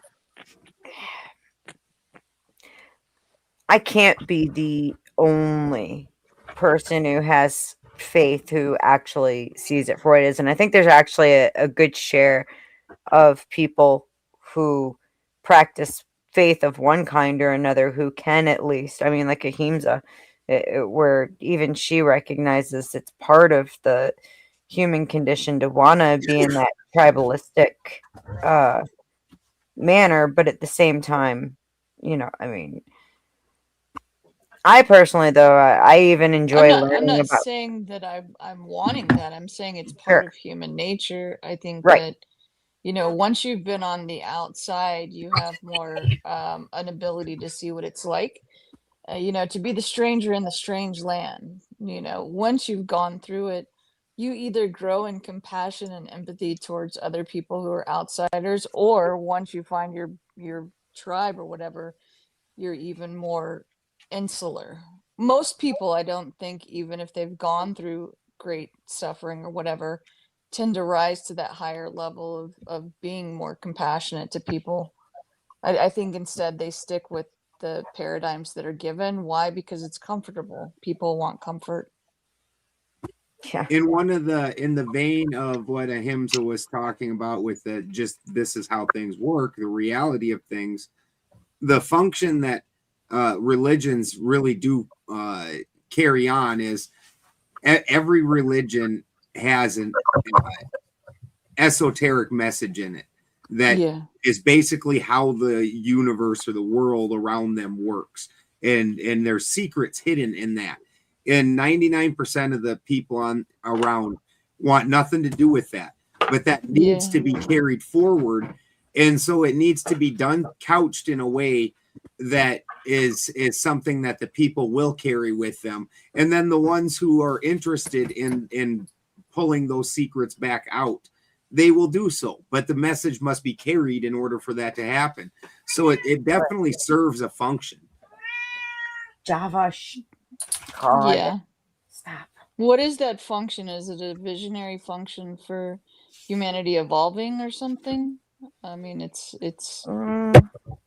I don't know. I would call it more about control than anything, because I think that it's No, for impossible. the esoteric message is about control. No, the esoteric message is about how because there's an understanding as an occultist that the is somebody's cat on Yeah, screen that's talking to Java. my I'm cat? sorry. She's a brat. No, half of them are my cats. This And time I think the cats are talking to each other right now. Like we're having Because I'm fucking up cat here. panel. It's because of me. I'm sorry. That's hilarious. She left the room. She'll be back. The world goes through cycles, and in those cycles we go where, whether it's some kind of a magical event, whether it's a cataclysm, we get kind of stupid and we forget everything, and for whatever reason, and that information needs to be preserved so it can be pulled back out, because there's things about the way this place works that make it much better if we start going with the flow of them rather than against it and just tromping on everything the way we will do sometimes. Yeah, this thing about always trying to make things better when what we have is not only sufficient but rather efficient, and when we get into the extras, that's when it becomes deficient.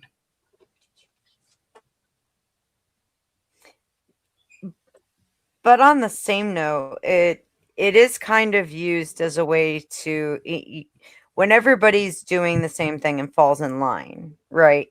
And we're all doing the same practice, singing the same song, going through the same routine. There's a benefit that comes from that.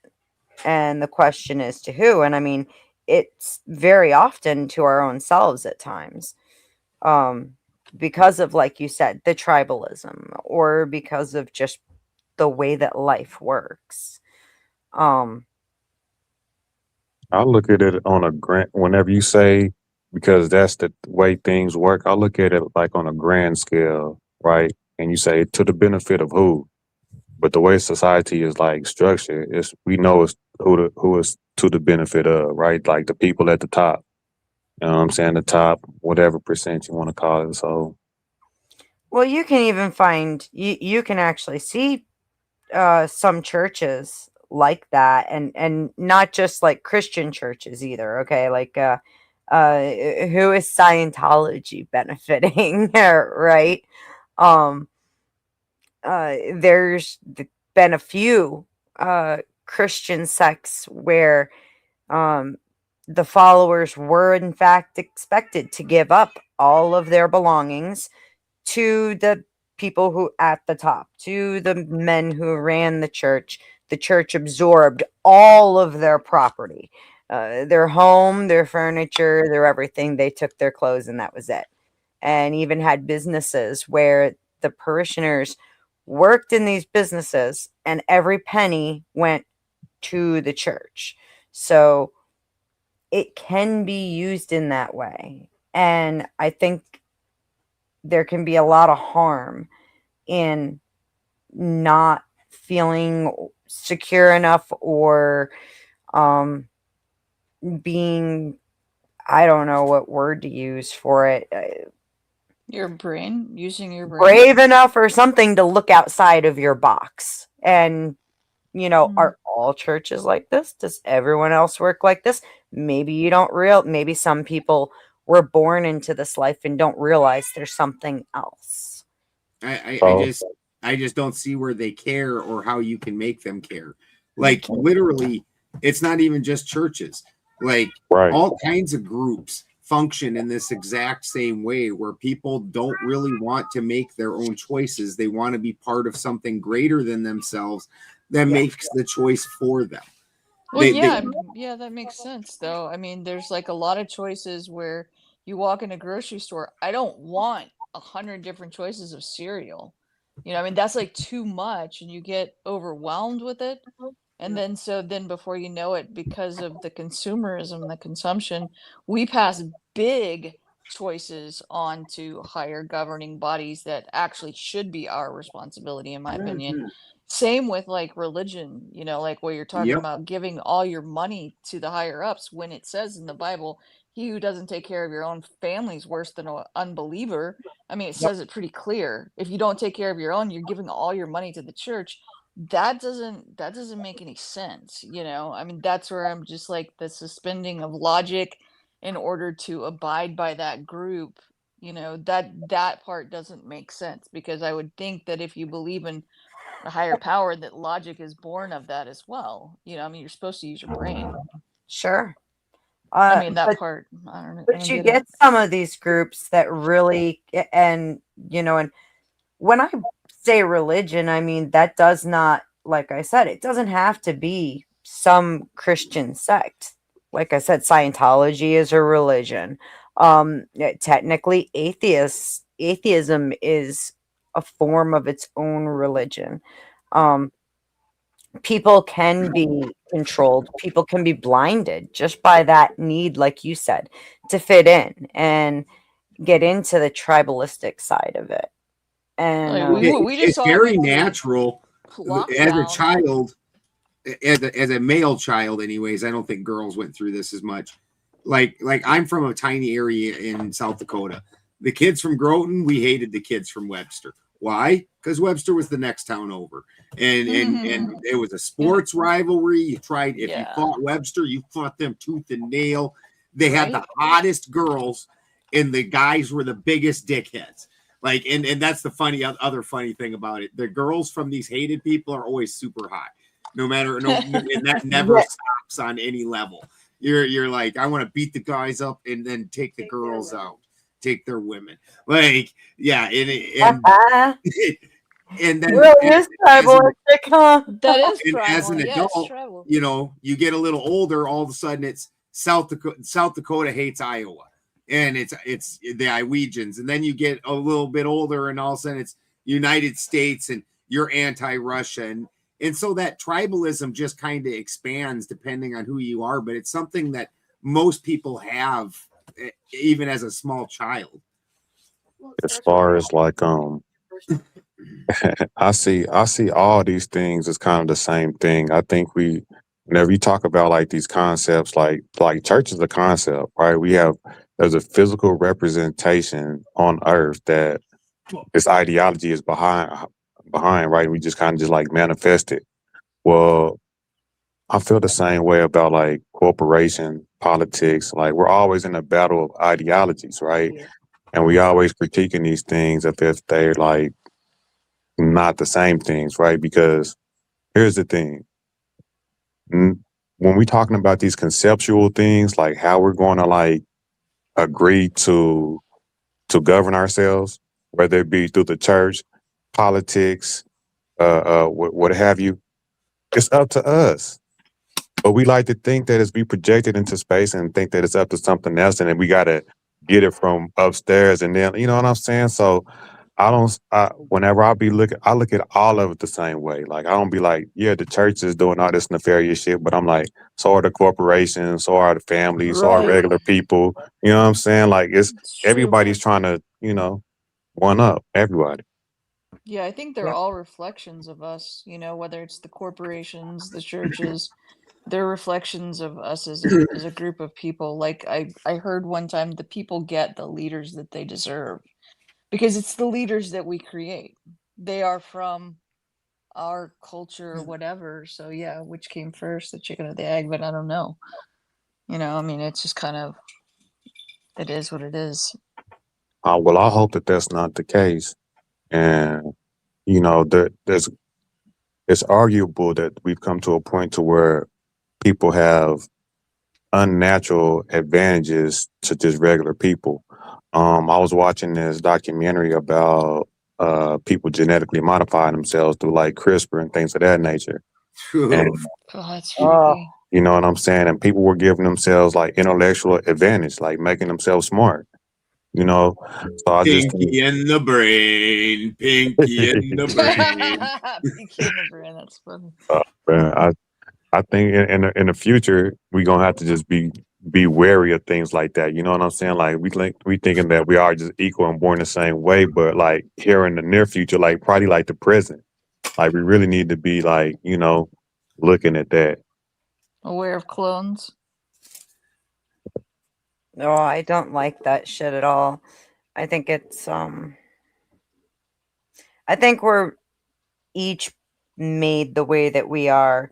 If you choose to believe in a creator, in my case, I would say God made each of us the way that we are for a reason.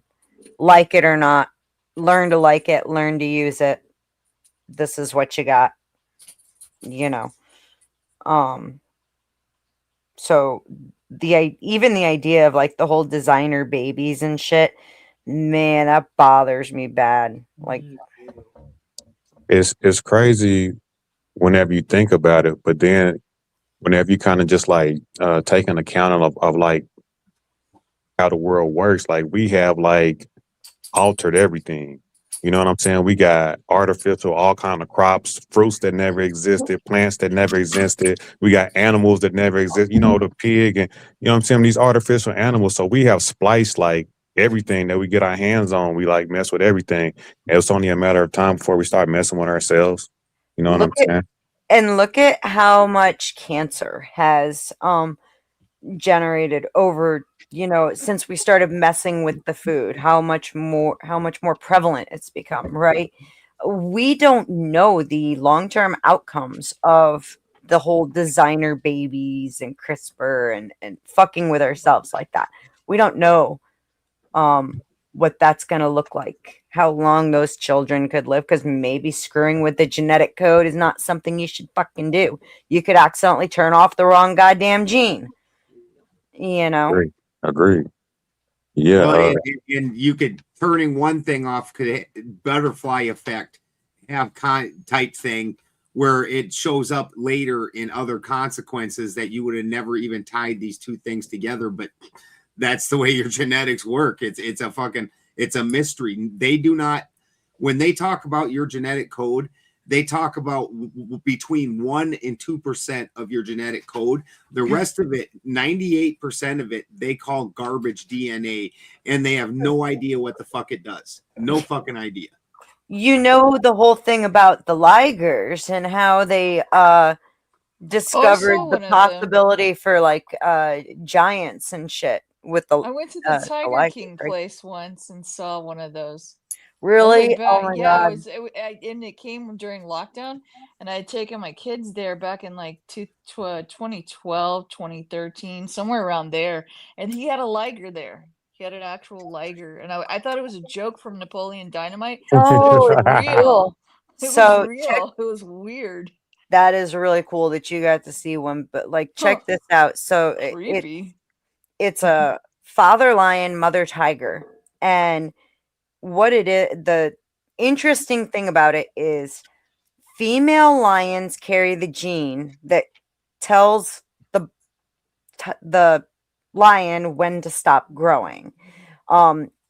In tigers, it's the male lion that carries the gene that tells them when to stop growing. So when they mated a male lion with a female tiger, neither one of them had the gene to tell the baby to stop growing. And so now they've ended up with these monstrous cats that are eating, you know, like battle cat and shit. They eat 100 pounds of meat a day and And are they're over 12 foot tall. and they're sterile. Oh Yeah. It's Not so always. crazy. Yeah, Not Yeah. always. We get taught that shit. It's not true. Like, I mean, What? it's primarily true. Like, even with clones too. I've actually with my eyes got to see a clone baby where there's a cat and it looks like a fucking house cat. And this particular breed of cat is the most vicious killer on the planet. It will walk into herds of sheep and stuff, massacre the whole herd overnight. Just kills things for the sheer joy of killing What things. breed of cat is this? It was at a preserve, a cat preserve. It's in the cat preserve in Oregon. I can't remember what the name of the cat was, but it looks like a house cat. And this guy, they got killed to extinction because they're freaking murderers. And so it got down to one left, and this billionaire paid to have it crazy. cloned. That's And that one that's crazy. left had a baby with the clone. What the fuck? Oh man, that's a Kenny the Tiger situation. You know the story. That's white tigers. White tigers are not an actual thing, guys. There was only ever one baby white tiger that was born, and from that one baby, they have just inbred.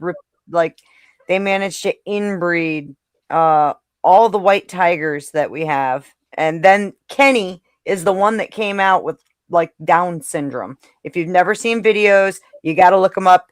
Kenny the white tiger. It's heartbreaking, but oh my god, you're So adorable. You killed he's so, Kenny. he's so funny. Like I was really sick and I was like just laying in bed scrolling through videos like trying not to fucking die. And I happened to find him and I laughed till I like coughed for a solid 5 minutes due to laughter. But I showed him on Dusty's and everybody got attached. Funny. Oh my gosh. Yeah, inbreeding is it's not what we were taught. It's an extremely common thing, and actually it doesn't create genetic mutations. But if there's a genetic mutation that is possible in both parents, then that becomes a high probability that that Dominant, mutation is gonna yeah. come out. Yeah, And so normally nature would deal with that. But Yeah. then when we're having them on animal preserves, no, they got to save the life and keep them right, going. exactly. Because I mean, even in nature's inbred as fuck. Like you imagine even something as simple as a deer, a strong male stag. He bangs all the girls. He drives off and kills all the other dudes. And if he's a badass, he does it again next year. And some of them girls are his kids next year. And he gets all them pregnant, and he does it the year after that. And eventually he becomes weak or dies or whatever. And a new male comes in and it changes the bloodline. As a like a plant breeder, it's typically about 7 generations. You can really back breed. It's between 7 and 11. And then you do start seeing not a genetic defect, but you start seeing a lack of thriving. So the genetics in the line will start deteriorating in a non-thriving way. And then what you do is you crossbreed something into them and then restabilize it with more inbreeding. And the first time that you breed something in, it's called an F1 hybrid. And F1 hybrid reinvigorates the line. And those are the fast. Huh? Okay. That's because I've seen F1 hybrid before and I never knew what that meant. So now I know. It's the first breeding of two different things. And then after like if I was trying to make, let's say, cannabis, I decided I wanted to make my own cannabis strain, and I have this marijuana here that is grape, super grapey, and this here that is super frosty, and I want to make like a grape frost. So I would cross those two, and I would take all their seeds, and all the seeds in that F1 are wildly variant. So they're every seed in that's going to be an F1, and you're going to get some that are more grapey, some that aren't grapey at all, some that are very frosty, some that aren't. So what you would do is you would find the two, a male and a female, that exhibit the characteristics that you want to see the most. You would backbreed them against each other, and now this is a back cross. And so then you would do that again, grow out the seeds from that, pick the parents that are the best, and backbreed them again. And somewhere in around 3 times, you're going to get a strain stability where if I was to sell you those seeds or give them to you, I could say, hey, your plant should grow to be about this tall. It should take this long to mature. You can expect it to, the produce, the fruit from it, to taste like this, smell like this. But that's only through the stabilization of the strain, which includes a lot of inbreeding. Makes sense. Hey, thanks for having me. I gotta jump off now. Take care. Bye. All right. Good night, honey. It's so glad to see you. You too. Shouldn't- Bye. She hasn't been around much. That's my homegirl. I actually got to meet her in person. I really like her. Awesome. Yeah, I'm about to get out of here too. I'll see y'all later. Have a great night, dude. Later. And you And too, I'm- Lippy? Yeah, I'm like it's going shut on- down. It's yeah, late. going on midnight here, so I'm out too. So Yeah, we've been having me up. No. we've been going almost 7 hours, so thank you for coming. You're always a pleasure to have. Ben, thank you very much to you and your wife. You guys are always You bet. awesome. And Thanks it's for having always us. good conversation. Thanks for having us. Absolutely. I'll see you guys soon. Have a good Chat. night. Chat, have a great one. Thank you guys for coming. It's been a lot of fun. Thanks for the donos. Sounds kind of like a plan next weekend. Religion and space exploration. I think we can find a good way to tie those in. Could make it kind of controversial too. Everybody have a great night. Thanks again. And Alaska says thank you too. See.